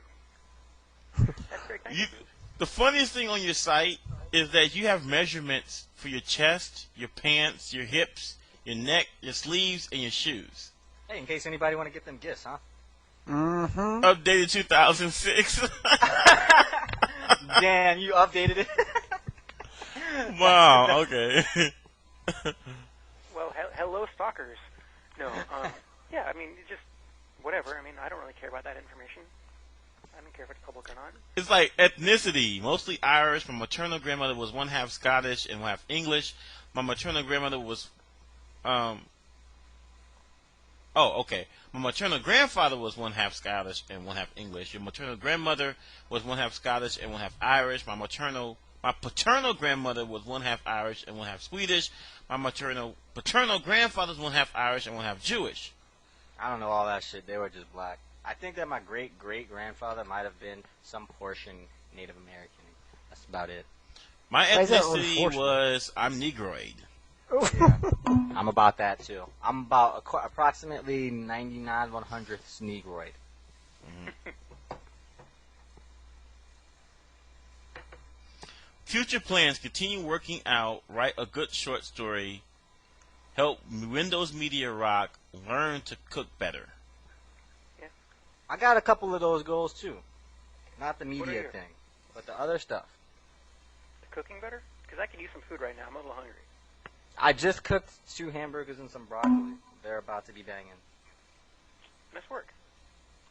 Thank you. No, do not attempt to use me for personal product support. I like that. Okay. All right. Here's the disclaimer part. Standard disclaimers apply. You are allowed. No warranty offered nor implied. The Fresh Maker trademark. Rinse thoroughly before usage. Haster.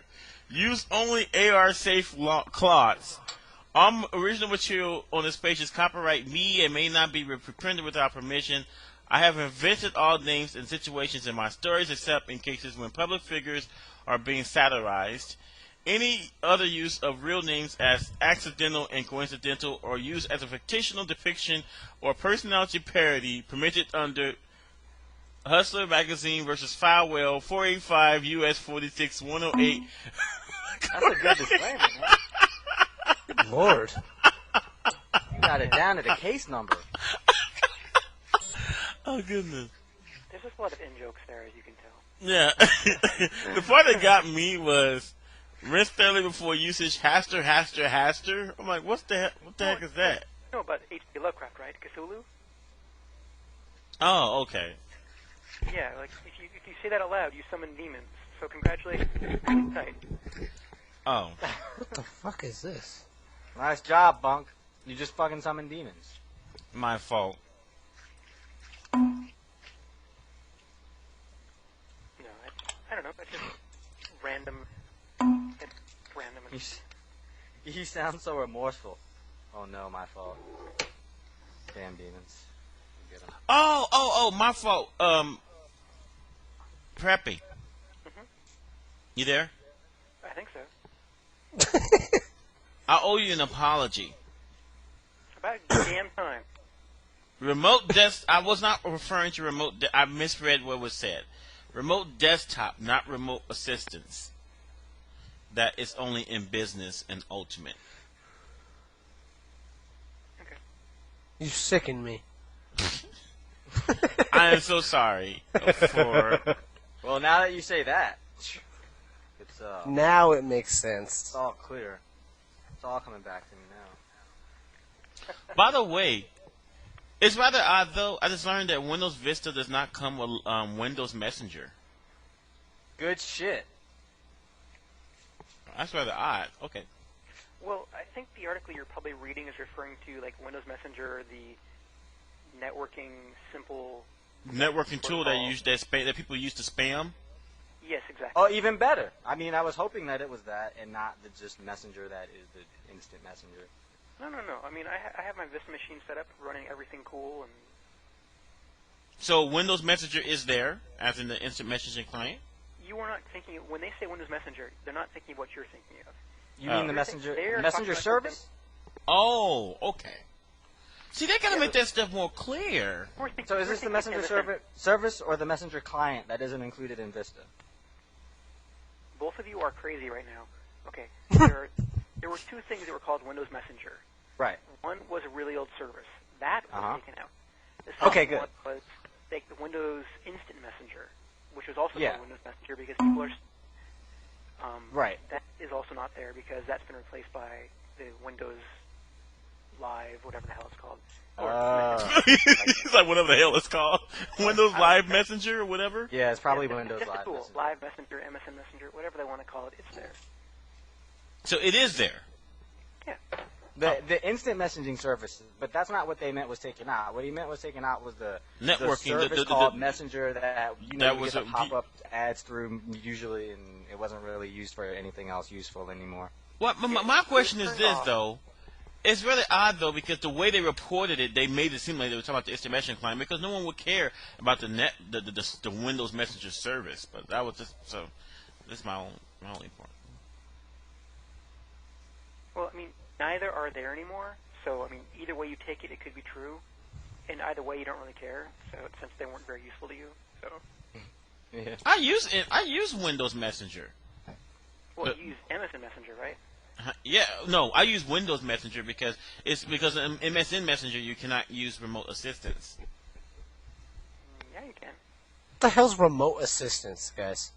Remote assistance allows someone else to control your computer. Yeah, it's kind of like running things from like shorting.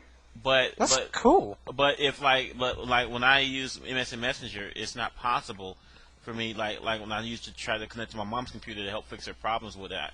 I mean, we were supposed to be on Windows Messenger, not MSN Messenger. That works with MSN Messenger too. I use that all the time. Really? It does not work with MS. I'm just. I don't know. I don't know how you got it to work. I mean, I ain't gonna argue with someone who works at Microsoft. All right. So I mean, open up MSN Messenger, look under your like tools or options, whatever the fuck it is, and look at the send remote assistance request. That's what you're thinking of. Well, in the MSN Messenger 4.7. 4.7. We're at like 8.9 thousand right now. Oh, well, that might be a problem. Duh, come on, bro. Oh, yeah, that might be a problem. All right, sorry about that. Then I'll make sure my mom. So Zach, are you gonna get to ECC this year again? Evolution East. Yeah, probably. I already made it my list of like where I'm basically planning to travel, and that's definitely. I saw that. That was crazy. You look like you're going everywhere this year, Zach. Are you going to final round? Fuck final round. Final round's gonna be dope. I think I was thinking about that, but I think there was something else that was going on at the same time. I don't know. It's actually kind of hard for me to know when the hell everything is. Like people ask me about Texas Showdown. I don't know the exact dates of that yet. So. Right. When is Texas Showdown? Anybody know? Late April, I think. Yeah, I think it's like the 25th or something. April 25th? It's like the last. I think this is the last weekend of April, if I'm not mistaken. Sometime in late April. You guys were talking about Rama. I mean, I thought you guys would know that stuff. But. I mean, we did, that was like a few days ago. I have a memory of a worm. I mean, we're not taking notes here. Do you think this is a real radio show? Yeah, I mean, come on now. God. Do you actually expect me to remember what people tell me? Goodness. I got angry because Bunk didn't even remember my name yesterday. I was offended. What is your name? Charlie. I hate you. Man, you're just like my mom.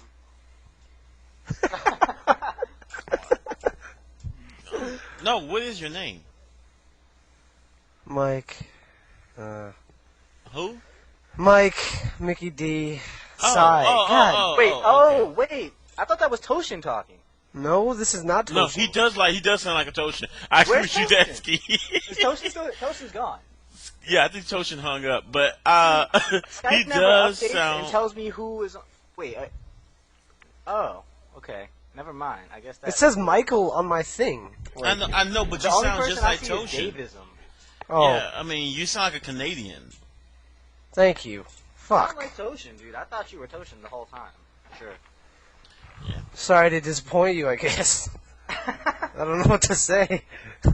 I was just... Damn it. 2 days in a row, Bunkai. God damn it. So what do you play and stuff?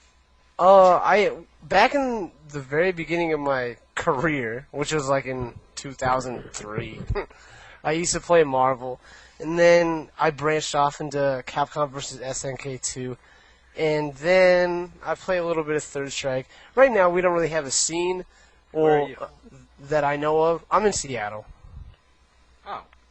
Oh. I mean, that's as far as that's concerned. I play mainly CVS2. I play Marvel for fun if other people are playing. I mean, I'm garbage at all games, but I like playing them. Word up. You guys didn't hear me? I've been on since like 8. Like I'm in the background saying things like me and like what are you doing over there, Mike? And I was like having an orgy or shit like that. You guys didn't hear me? Don't remember that, but I take your word for it. I don't know, man. I can't really tell you. I'm sad. Well, that's cool. Wait, is that Mike? Mike, how you doing? Hi, Zach. Hey, how you guys God know damn each it. other? Fuck Have you you guys guys. What's up? Have you guys met in real life? Have you met Zach? Oh yeah, Zach used to run the tournament scene. He still does, kind of. Well, now we just do Marvel and poker. That's where the real hardcore gamers are at. Money and poker, man. So, what about the Seattle Marvel players, Zach? Are they gonna come out since Fuck no. this No. year Evolution come out for the season? Coming back, Rodolfo, Jamar. You don't play, dude. What? I mean, they still went to Evo last year, though. See that come back again. Wait, what did Mickey say? What? Oh, they don't really play, do they? I mean, they play for fun. No one's really hardcore into the scene now, right? I heard that at Preppy's house, if you lose a match, you lose a toe. Damn. I'm not going to Preppy's house ever again. Or ever, period. I never went. So I don't know why I said that. Well, you probably still have all your toes then, at least. Yeah. Yeah, people are still playing. Vegas is really fun. So, I don't know, we'll probably figure out who's all going to go. Word. It's an experience. That's the reason why I want to go once in my life. I don't got too many more years to live, so I'm going to go. Really? Where are you going? All right. Where am I going? I'm going to bye-bye. I'm dying pretty soon here. Are you? Oh, well, I got a lung disease. I'm living up my life. I mean, fuck it. You have a what disease? A lung disease? What lung disease do you have? It's called cystic fibrosis. Sorry. Deja vu. I had a friend that died of that 2 years ago. You're such a fucking liar. No, I'm not.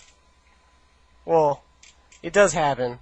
Alright, I mean, even if you're not lying, people do die. I've had a few friends die. So ever since my friends died last year, I'm pretty much just saying, fuck it, I'll do what I want. Yeah, it's kind of funny. Not funny. What was really interesting was in my last conversation with him, I was horrified when I heard that he said it was terminal. I knew he was sick, but I didn't know he was terminal. And he told me that he said he probably has 2 or 3 years. Mm-hmm. And then 5 months later, he died. Yeah, it's not a very good disease. It's fucked up. Oh, I go to the hospital about once every 2 months or so for a couple weeks just for some tune-ups and shit. I mean, it's obviously a detriment. It's hard to live with, but I can't do anything different about it. I just got to keep myself healthy and try the best I can. And that's what I do. But you could conceivably live the rest of your life normally, right? I see. Yeah, I mean, it depends what you mean by normally. I mean, kids my age do a lot of things that are considered normal that I'm not going to do because that's just going to kill me even faster.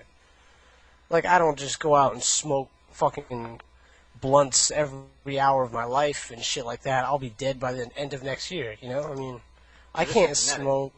Yeah, it is a genetic disease. It's a genetic disease that affects, the lungs, the pancreas, which it affects your immune system. It affects everything. Oh. But what I mean is, you could theoretically have a normal lifespan, right? The doctors tell me I have until 23, so, and I'm 19. But then, you always get the argument, oh, well, you never know when you're gonna die. Those doctors could be wrong, blah, blah, blah. But, right. I take it as it is. You're telling me they're giving you 4 years? Yeah.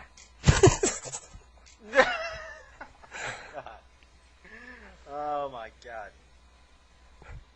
Well, wait, so I got a question for you guys. If you knew you had 4 years to live... I knew you were going to go here, man.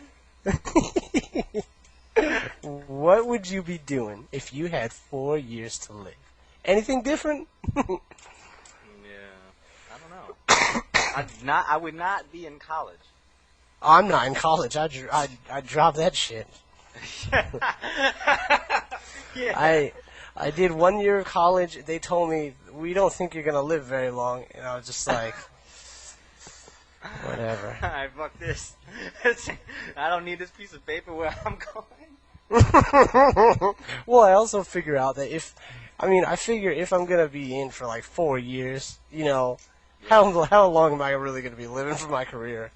Yo, honestly. you would stress yourself out in college, man. Push Oh, yourself. of course. Oh, I barely passed high school, to tell you the truth. I had a hemorrhage. You guys know what a hemorrhage is? Yes.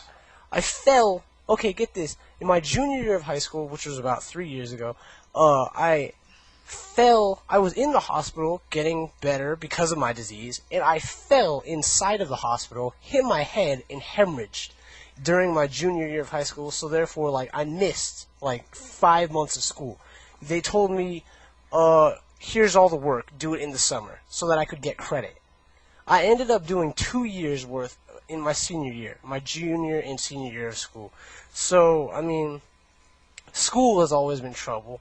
I'm not the dumbest person, but I'm not no diamond in the rough. Let's just say that, but school was pretty tough, and I was just like, I'll try college for a little bit, and then ever since I heard that, I'm just like, yeah, whatever.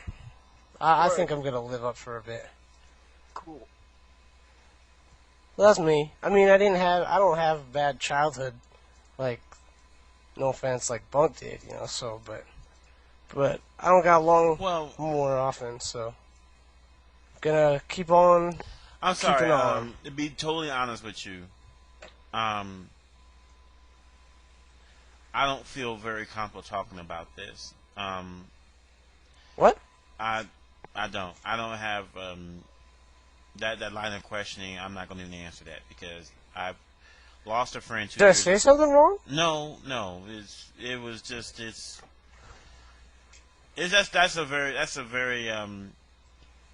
That's a very touchy subject with me. Sorry, man. No. There's nothing you said. It's just that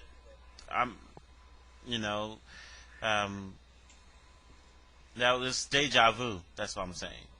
Right. And well, it's almost like the history's almost repeating itself, and like I said, I do wish you the best, obviously, it's just thanks, man. But he felt the same way. He was like, ain't nothing I can do about it, so and he was a really happy person, but me, I was extremely upset about the situation at hand because I told him, there gotta be something they can be able to do for you to at least give you maybe 3/4 of your normal life, or at least half. Mm-hmm. And he's telling me that they can't do anything to extend your life beyond the age of, beyond your 20s. Come on now. Right. Well, the thing is, I do have the option of, right now I am healthy enough to get a lung transplant. However, the thought of it is pretty scary. I know I'm gonna. I can already say that I will get a lung transplant, which the doctors say should put me about in the 30s. About early 30s, and then at best probably late 20s, early 30s. But the lung transplant, the rehabilitation is just strenuous. It's crazy. I don't know. I got shit, man. I got tubes up in my body right now. It's just, and it's fine. I don't want anybody who's listening, if they feel bad, don't feel bad because, this is just, people gotta live. And, I just gotta try a little harder at it. That's about it. It's fine, It's whatever. I have fun. You've lived this your whole life. Oh yeah, I was diagnosed at birth, so I've been going to the hospital. And when I was younger, when I was when I hit high school about 6 years ago, I started to get very sick. Apparently, I just started coming in. Normally, my age is ever since I was 14, I would never go to the hospital. I go maybe once a year, and right now I go once every 2 months if I'm lucky. For example, the last time I was in the hospital January late. I think I got out January 25th, and I can already feel my body slipping, and I'm about to go in already right now. So I mean, it's just that just gives you just a quick rundown about like how quick things can go shitty, you know. But I mean, the meds, fortunately, are really good. I mean, that's obviously the plus side. I mean, they don't make me feel good. I mean, they make me like fucking live. It's not even making me feel good. It's like a point where I can't live if I don't get this shit. You know, so thank God for the meds that we got now. They say that the average lifespan of a kid with CF, cystic fibrosis, would be like back in the 80s. It's like your mid-20s, like late 30s, almost at best. So I don't know. Fortunately, there are some people who got it pretty good. They get diagnosed at like 20 years old and shit like that, and like all they gotta do is take a few meds here and there, and they're good for the rest of their life. They don't really even die of it. So I mean, not all cases are like mine. I'm one of the more rare, more sick kind of kids, you know.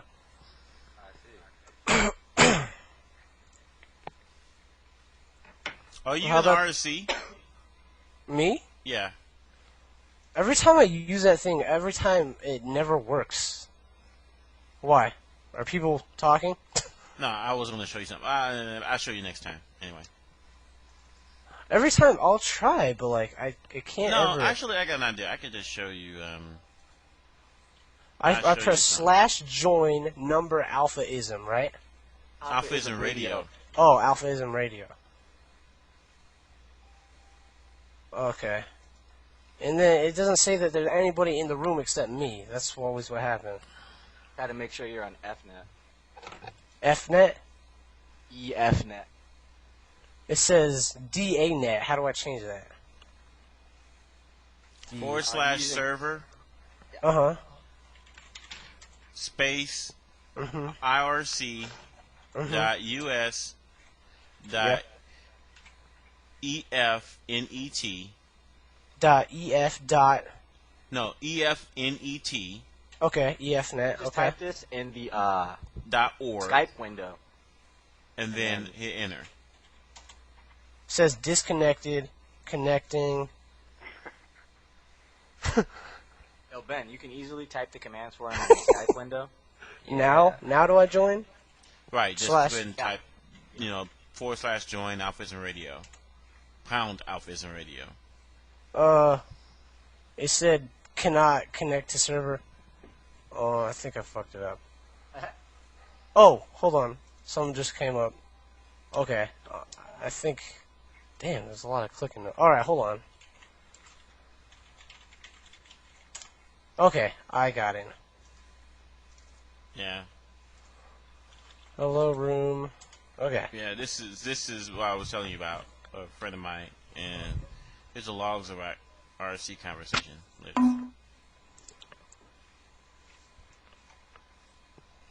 There was a part of I was part of a tavern. It was the name of the RSC channel that we had. As you could say, this is over 4 years ago. Right. Wow, you were really serious. Yeah. Yeah, like I said, I did not know that he was that. I did not know he was that sick, and so. Did you know this guy pretty well? Not me. I didn't know him well. Like we were really like best friends or anything. We were good. We was really cool. So we were friends. Yeah. And I did not know that. I didn't know that he was sick. I didn't know he was terminal because if he was telling me he had cystic fibrosis, and of course I'm like most other people, I didn't know anything about the disease. And so I told him that that's all just something he had to deal with, And he says, "No." He's like, "Nah, I got about 3 years." I'm like, 3 years for what? And like 3 years to live. I'm like, "Come on now, And he's like, "No."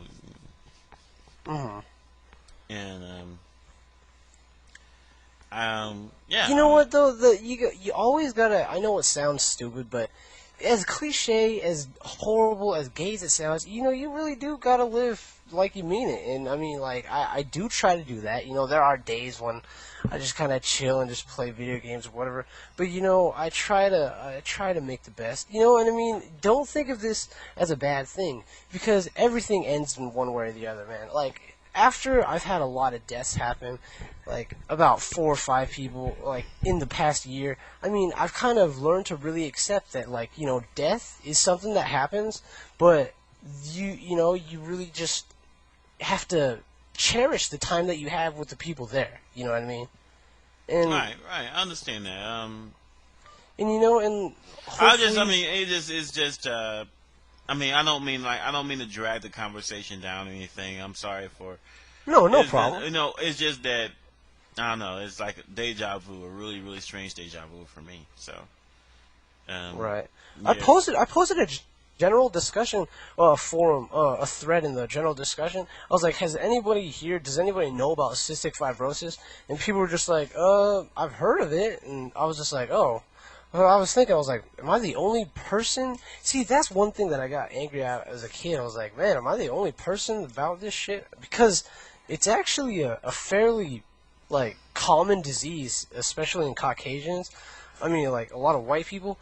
And for some reason, like, they don't really know why I got it, which kind of pisses me off, because my mom is Filipino, and they say that it's incredibly rare, like, for me to have the disease. So they can't really even explain what genetics caused, because it's obviously a genetic disease. Nobody has from it both. going back in your dad's line? Nobody ever had it? Oh, well, my dad is Caucasian. However, the thing is about the disease is that it has to happen both sides.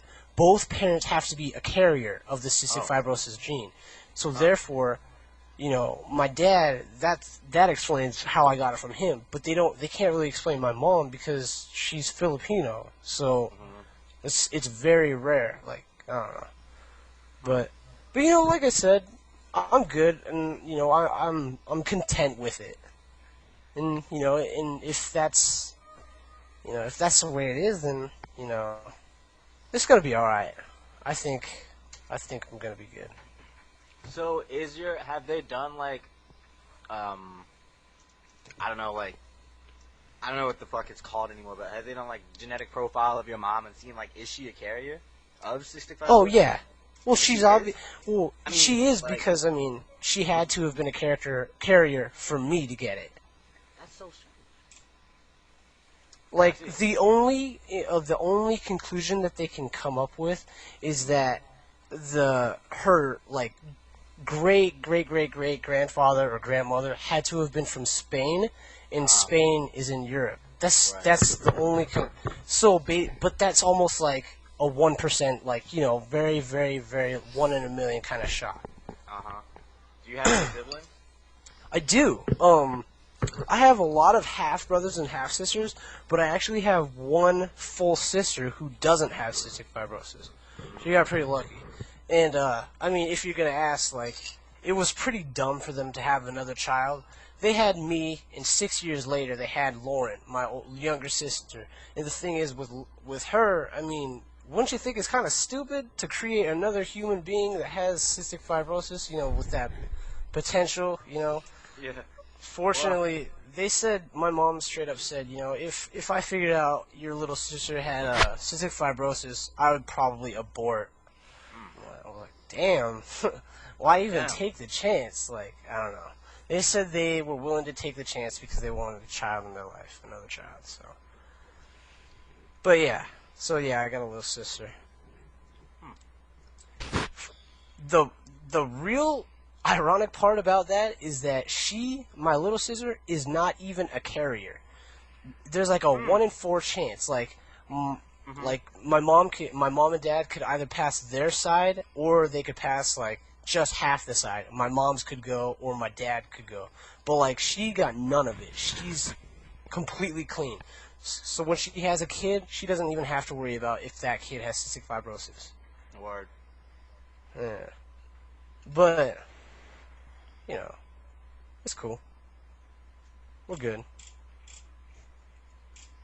Bug, you still there? Yeah, I'm here. You good, man? Yeah, I'm fine. Hey, you guys go ahead. Ski, what you doing right now? Like 14? Oh, yeah, she's 13.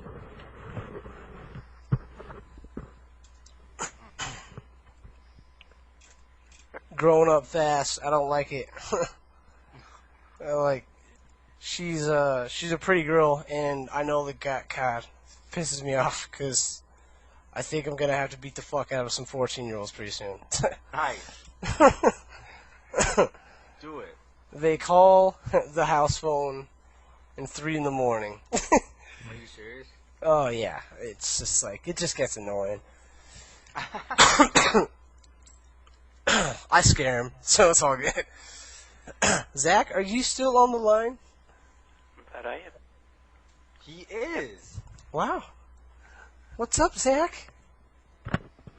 Not much, just hanging out with my cat. Cat? What's your cat's name? What's that? Trombone. Lexicon. Oh, really? It's my girlfriend's cat. She named it. Not my fault. Wow.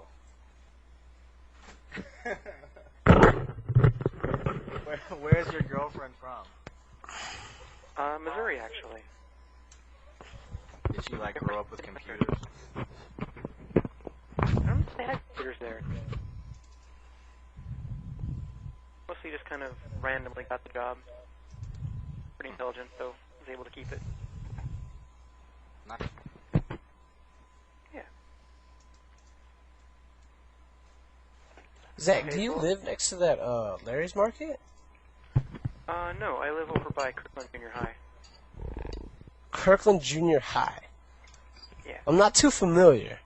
Is that downtown Kirkland? Not really. It's what they call east of Market. Well, I guess you know where like Park Place Cinemas is. Yeah. If you just went about a mile right, that'd be where my house is. Okay. Wait, isn't that next to... Wait, Park Place Cinemas, that is next to Lake Washington High, right? You're thinking of Rose Hill. Yes. It's that general area. Okay. Alright, makes sense. A lot of people live over there?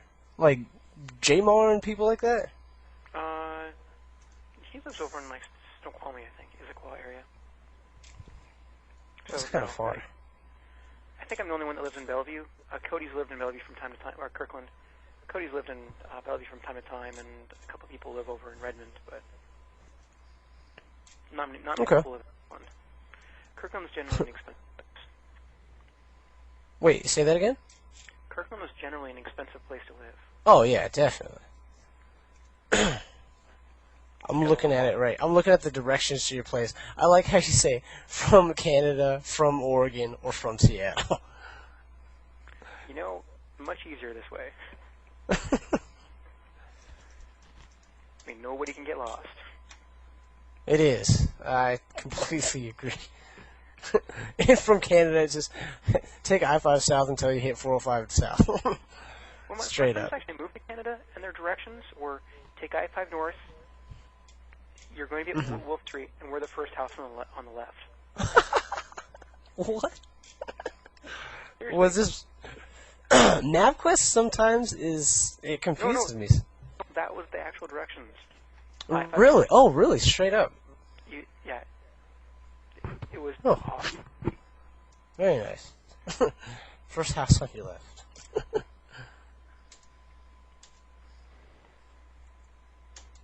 Nope, just hanging out, having some food, petting the cat. Usual. He's got a feline diabetes, so he's pretty needy. What is that? Feline diabetes? Yeah. It's like diabetes, but for a cat. Oh, okay. Does that mean he has to, or she has to eat some high sugar every once in a while? Yeah, he needs insulin, or he loses feelings in his legs. Like, Does his legs go out just randomly? well, not that really. It's like he can't use them, so it's like he drags himself. That's Like if you put him on. I feel bad that I'm the only one laughing. This is the most depressing half hour I've ever heard. I'm like, goodness gracious, you got someone here with a serious disorder. We even got a cat here that got diabetes. What, the cat has diabetes? Yeah. Yes, sir. Damn, that's rough. I was reading a thread. What thread? The thread about diabetes CF. thread? You were? Mickey D's thread. You found it? Mike here's thread. Yeah, I just read it. Well, what did you think? Did you check out just a quick? I made a quick write up of it. Yeah, I read the whole thing. I read the whole thread. What'd you think?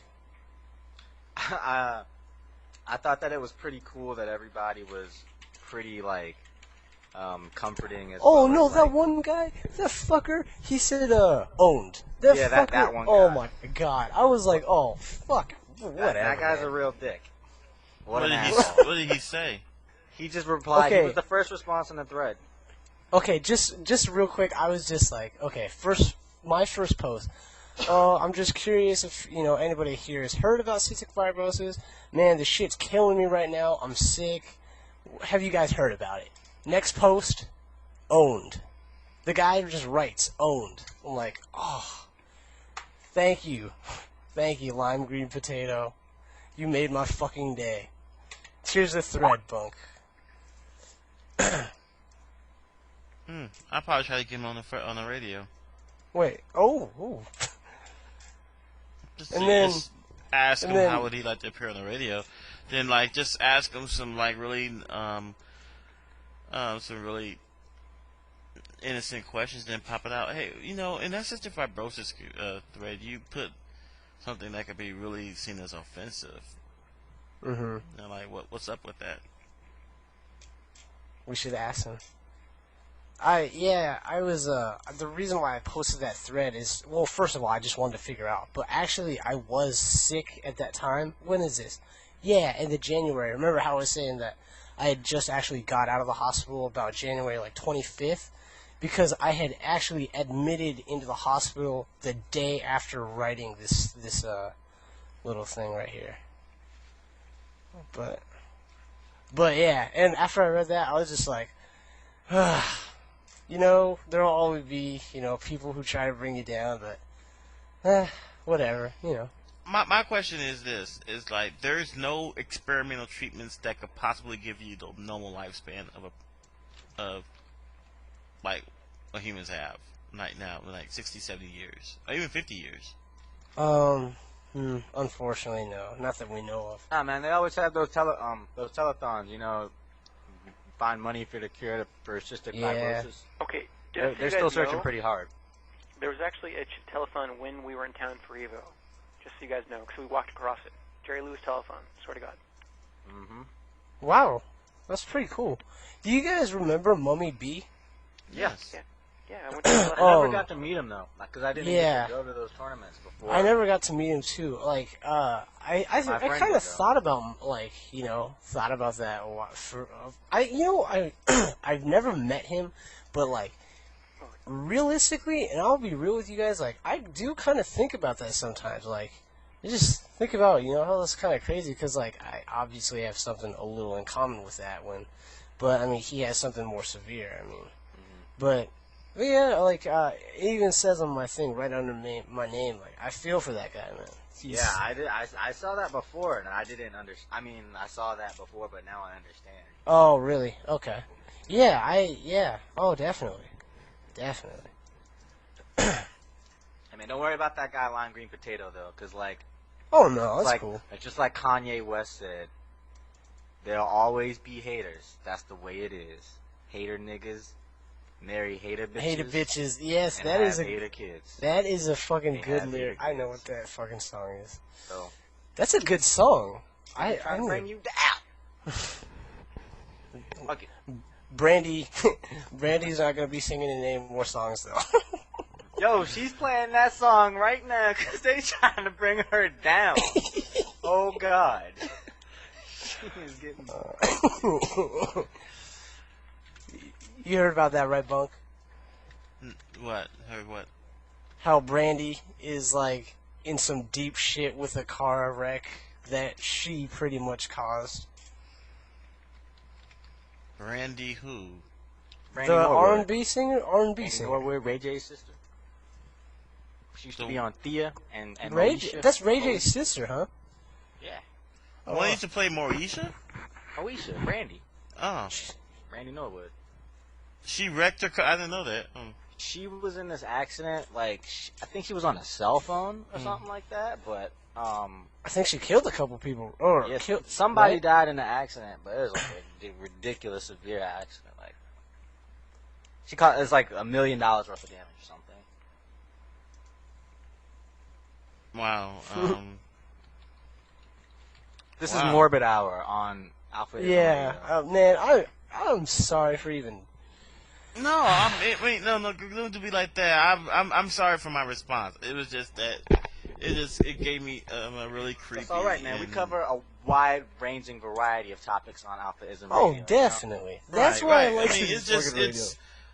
I mean, in a sense, I never really got over what happened to him, and I moved on. It's just it kind of just took me back a bit. Just all. Well, this is your chance to reconcile. Yeah, man. Right now. There's nothing to reconcile though, because you know how I am, Ski. I don't like people telling me what I can't do, and for somebody, it just amazes me. I'm like, you're telling me that there's nothing that can be done, that can possibly extend. I mean, even with cancer, I mean, at least radio, I know that chemotherapy is far from perfect, but at least it does give some people the chance to live a somewhat of a normal life, and to tell me that there's nothing that can be done to give them at least half of their life. Just half. I mean, he's already extended it as far as it can go. I mean, now the things that will extend it as far as they will.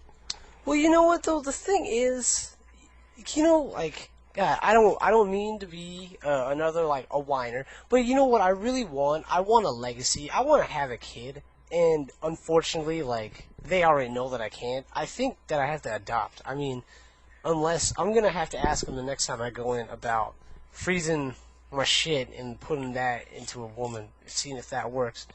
Cause I mean, I want to have a kid before I die. I mean, and apparently, like, they say that 98 or something like that % of CF men are sterile. In all honesty, like, I could definitely see where you're coming from. Although I would say that you when you talk about legacies, the legacies are the people that remember you. I mean, that's the thing, Yeah. As long as those people are around, then you would never be forgotten, and having a kid, I don't know. I don't know how I would feel about that, because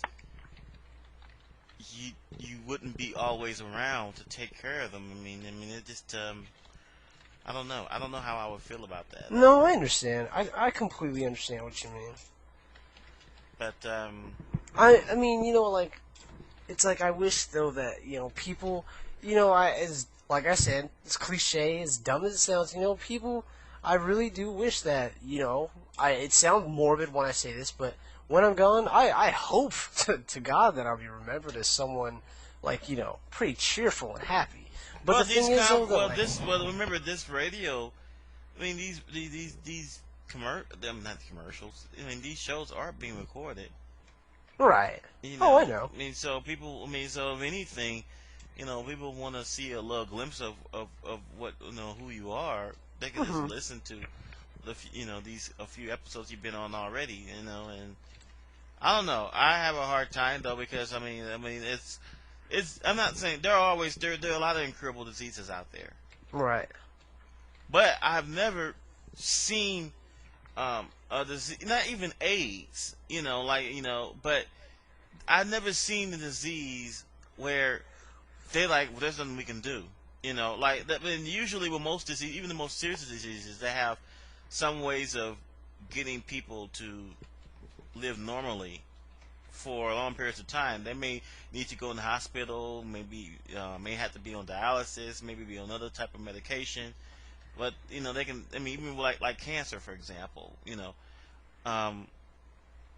but it's, I mean, what I had a hard time wrapping my head around 4 years ago, and even now, is that, cystic fibrosis. I mean, they're just saying there's nothing that can be done. I'm like, well, there's got to be something on the horizon that gives, they're like, okay, well then, well, this is what we got to work towards, of a way that they can at least extend your lifespan to, at least give you to like 40 or 50, or ideally 60 years old, but I don't know. To say that you got 4 years, I mean, 4 years is nothing. Yeah. 4 years is nothing, and I don't know. I mean, it was like when you told me you had 4 years, that was like an echo, because it was the same thing. He's like, I have about 3 to 4 years, and 5 months later he's gone, and that was hard, because I got the phone call when I was living in Las Vegas, and Who did you get the phone call from? a mutual friend of mine. His name is Ed. He actually lives in Tacoma, Washington. Mm-hmm. And he's actually a Marvel player, believe it or not. Oh, he was. And he called me and let me know that Clint, he's gone. I'm like, what do you mean he's gone? Gone where? He's like, no, he passed. I'm like, and first I thought it was first I didn't understand who it was. So I kept on handing the phone to my roommate, and the roommate handed the phone back to me. I'm like, well, who's this? Oh, and you're like, who the hell is this? Yeah, like, it took me a minute to realize who it was, and he told me what happened, and after for a few days, I was basically numb. Trust me, I know how that numb feeling is. Man, I know. Trust me. This summer, man, last summer, it was the same thing. I had gone through a person, not only that I loved, like, I cared for so deeply, but she had the same disease as me. And I hadn't talked to her in 3 months. And then the doctors come in and say, Michael, we got something to tell you. And at that point, for some reason, I did have a sneaking suspicion that they were talking about this girl. Her name's Jolene. Mm-hmm. And they told me straight up, I'm sorry that we didn't tell you earlier. However, because of patient and doctor confidentiality, we're not really, supposed to say this, but we did feel that you have the right to know that Jolene had passed away. And I'm just like, first of all, I'm in shock, because, like, I'm not even, like, sad yet. I'm, like, surprised, like, damn, are you serious? Because, I think I just talked to her just, like, a couple months ago. And, like, I don't know. And, I mean, I know that numb feeling, but the thing is, though, that even for me, like, I was in the hospital while they told me. And for about 7 days in the hospital, I'm walking around just thinking about shit. Damn, that's where she and I would always eat at, Damn, we'd have so much fun right over there, and shit, man. It's, it makes my voice shake right now, but, it's a bitch, but, I remember her for, her happy, when she was happy. And, gotta remember the people that are with us at their best times, Well, I mean, I don't know. I like I said before, this particular person I did not know as well as you knew this named Jolene, right? But he was a cool person. He was a fun person to talk to. We talk about everything, and he's just as much of a friend as any of you that are on the air right now. I mean, I knew, like I said, if you notice, and when I posted there, it's not that I did not know he was sick. I knew he was sick.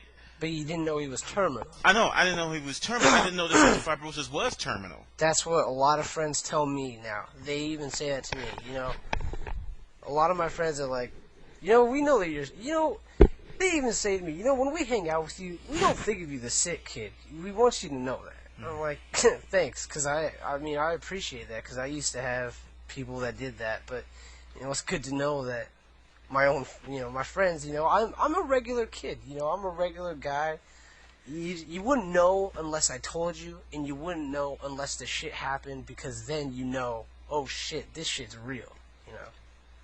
No, well, I mean, it's one of those things where, you know, I mean, this is actually kind of hard for me now, but when I talked to him, if you see from their conversation, I actually talked to him while he was at the hospital. This is at the hospital, wow. I had a conversation with him while he was at the hospital. Because he gave him the phone number and the extension to the room that he was in, and I talked to him. And like I said, I really regretted it, but I knew I was actually yelling at him because I told him, like, come on, man, there's gotta be something they're able to do. I mean, come on. I mean, this is 2002. I mean, come on now. I mean, this is not 1952. Medical science has advanced tenfold. You cannot tell me that there's nothing they can absolutely do for you. There gotta be something to do. Maybe give you 20 years. Like cancer, chemotherapy.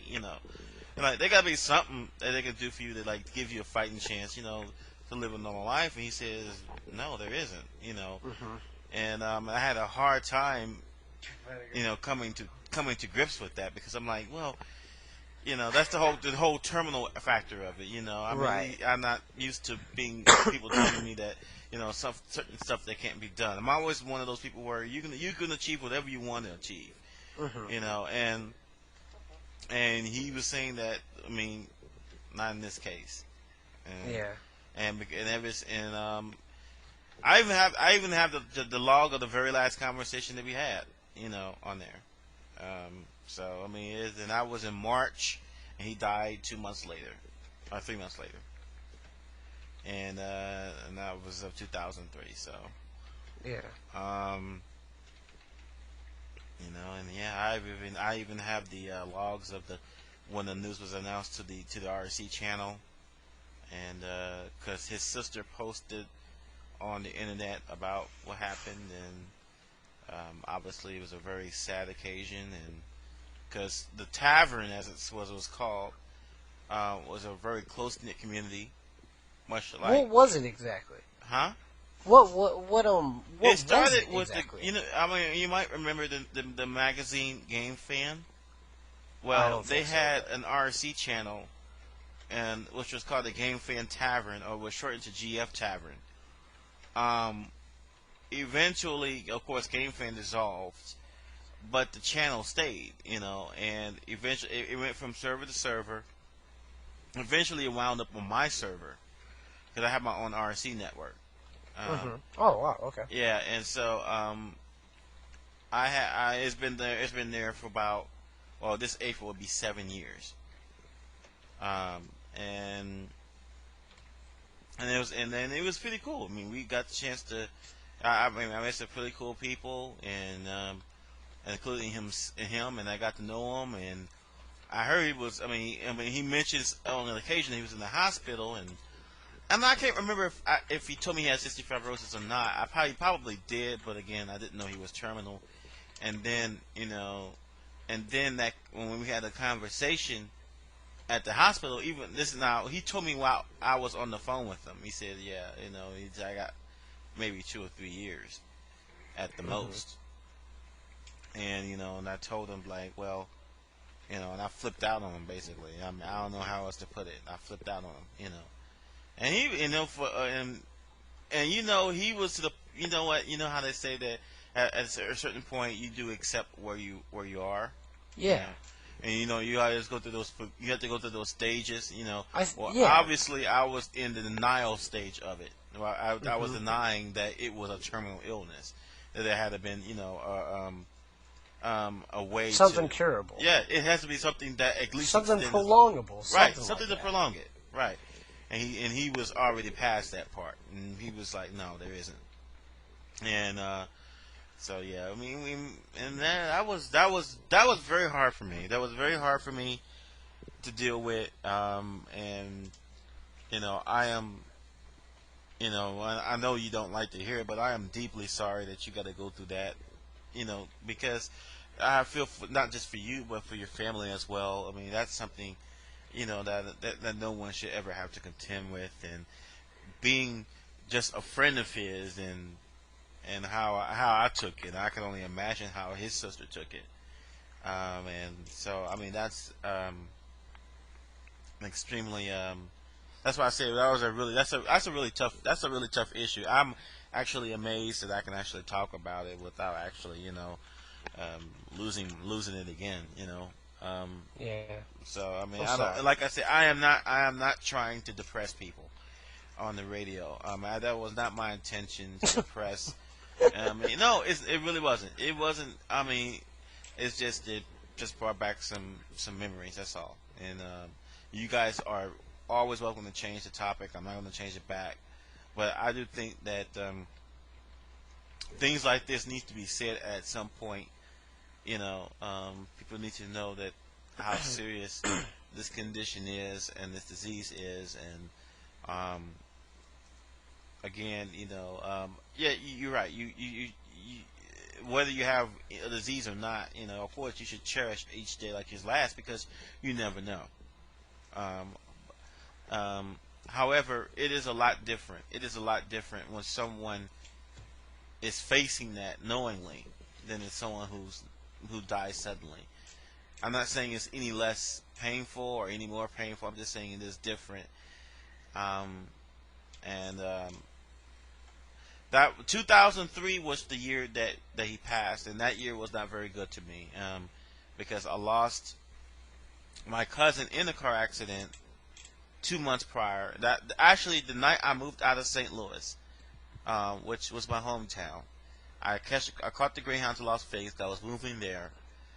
Not an hour after my mom got home, my aunt called my mom, crying hysterically. My mom was like, "Okay, hold on, what's going on?" And she knew something bad happened, but she could not get it out of my aunt. She's like, "Okay, what's going on? Calm down. Slow down. Tell me what's going on." And she just kept on screaming, "He's gone, he's gone, he's gone, he's gone." And yeah, my cousin died on a very suspicious circumstances. It was a car accident, but I still don't know the circumstances. If you look at the car, there is no car. There is no car. That car is demolished. The car looked like it went through a compactor. I don't even know what model car he was driving. Jeez.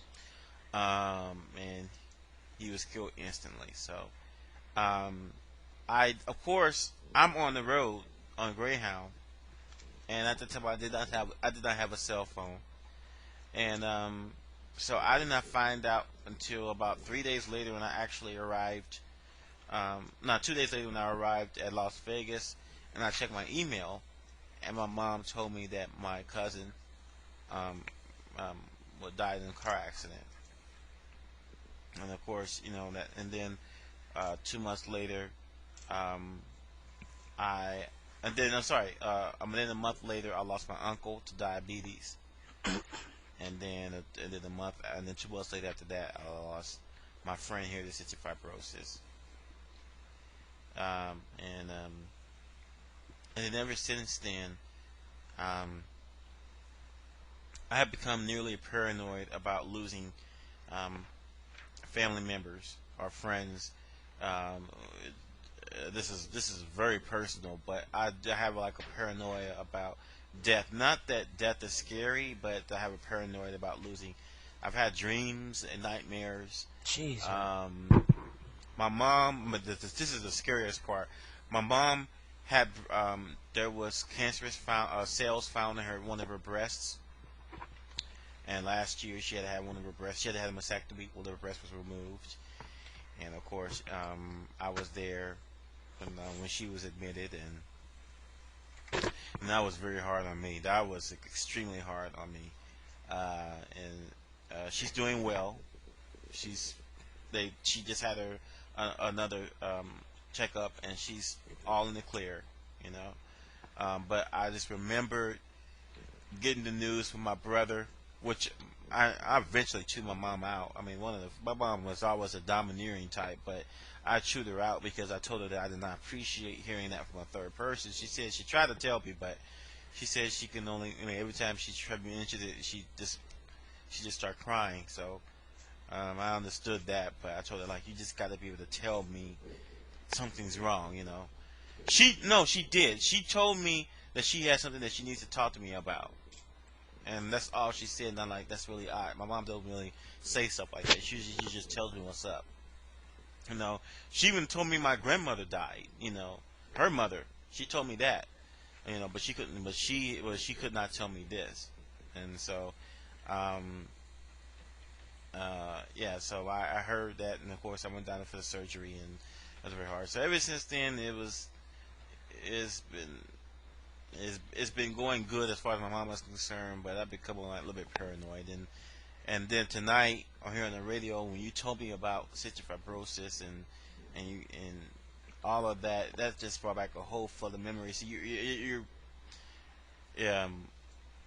it's almost the same thing right over and over again. You know, that's the whole point, and that's what freaks me out a bit about it. Yeah. And there's just no, this I'm still in. I guess I'm still in the denial stage. I mean, I'm still working on it.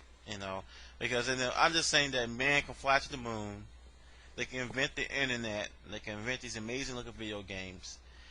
You know, but medical and they make so many strides. They almost eliminated polio. They found treatments for AIDS and cancer. Shoot, they even allow people, you know, with herpes to live a normal life, which can be, and you know, like stuff like that. And then with cystic fibrosis, all of a sudden, no, we can't do nothing about this. Mhm. And I had a hard time really kind of wrapping my head around that. So. Right. Well, I'm sorry, man. I mean, no, don't say that. I mean, there's nothing to be sorry of. You know, right. I'm sorry that I'm willing to be honest and tell you why I reacted the way I did, because not because I dislike you, or right. It's just that for me that's a very tough scenario for me to accept personally. You know, right. And I still don't know you very well, but I mean, I know enough that you're a cool guy and everything, and you remind me of the friend that I used to have, and an avid gamer, an enthusiast, loves life, you know. And so when you told me that, that's why I said, you know, oh, come on, that's got to be something that can be done. I mean, this is the same conversation I had with him. Right. It's only 4.5 years later.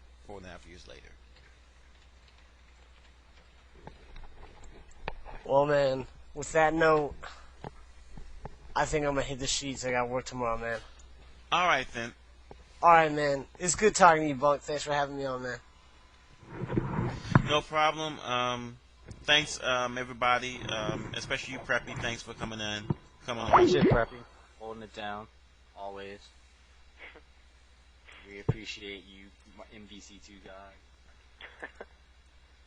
And hopefully I'll be able to see you, you know, Friday, this coming Friday at your place, and hopefully have a good time. Yeah, that's what I like to hear. Seattle. Get y'all all up there, y'all should chill, because I don't have any friends in Ohio to play games. Actually, I do. They live too far away. Yeah, I mean, yeah, it's still about a 40-minute drive, but you know, still, at least I got directions this time. Haha, and an address? Do you have an address? Yeah, and an address. Yes, I have good. an address. That's good. So and I gotta have a house number. It's like, but yeah, I bid you all a good night, and thanks to everybody for listening in, and stay tuned for future AlphaISM radio shows. Peace.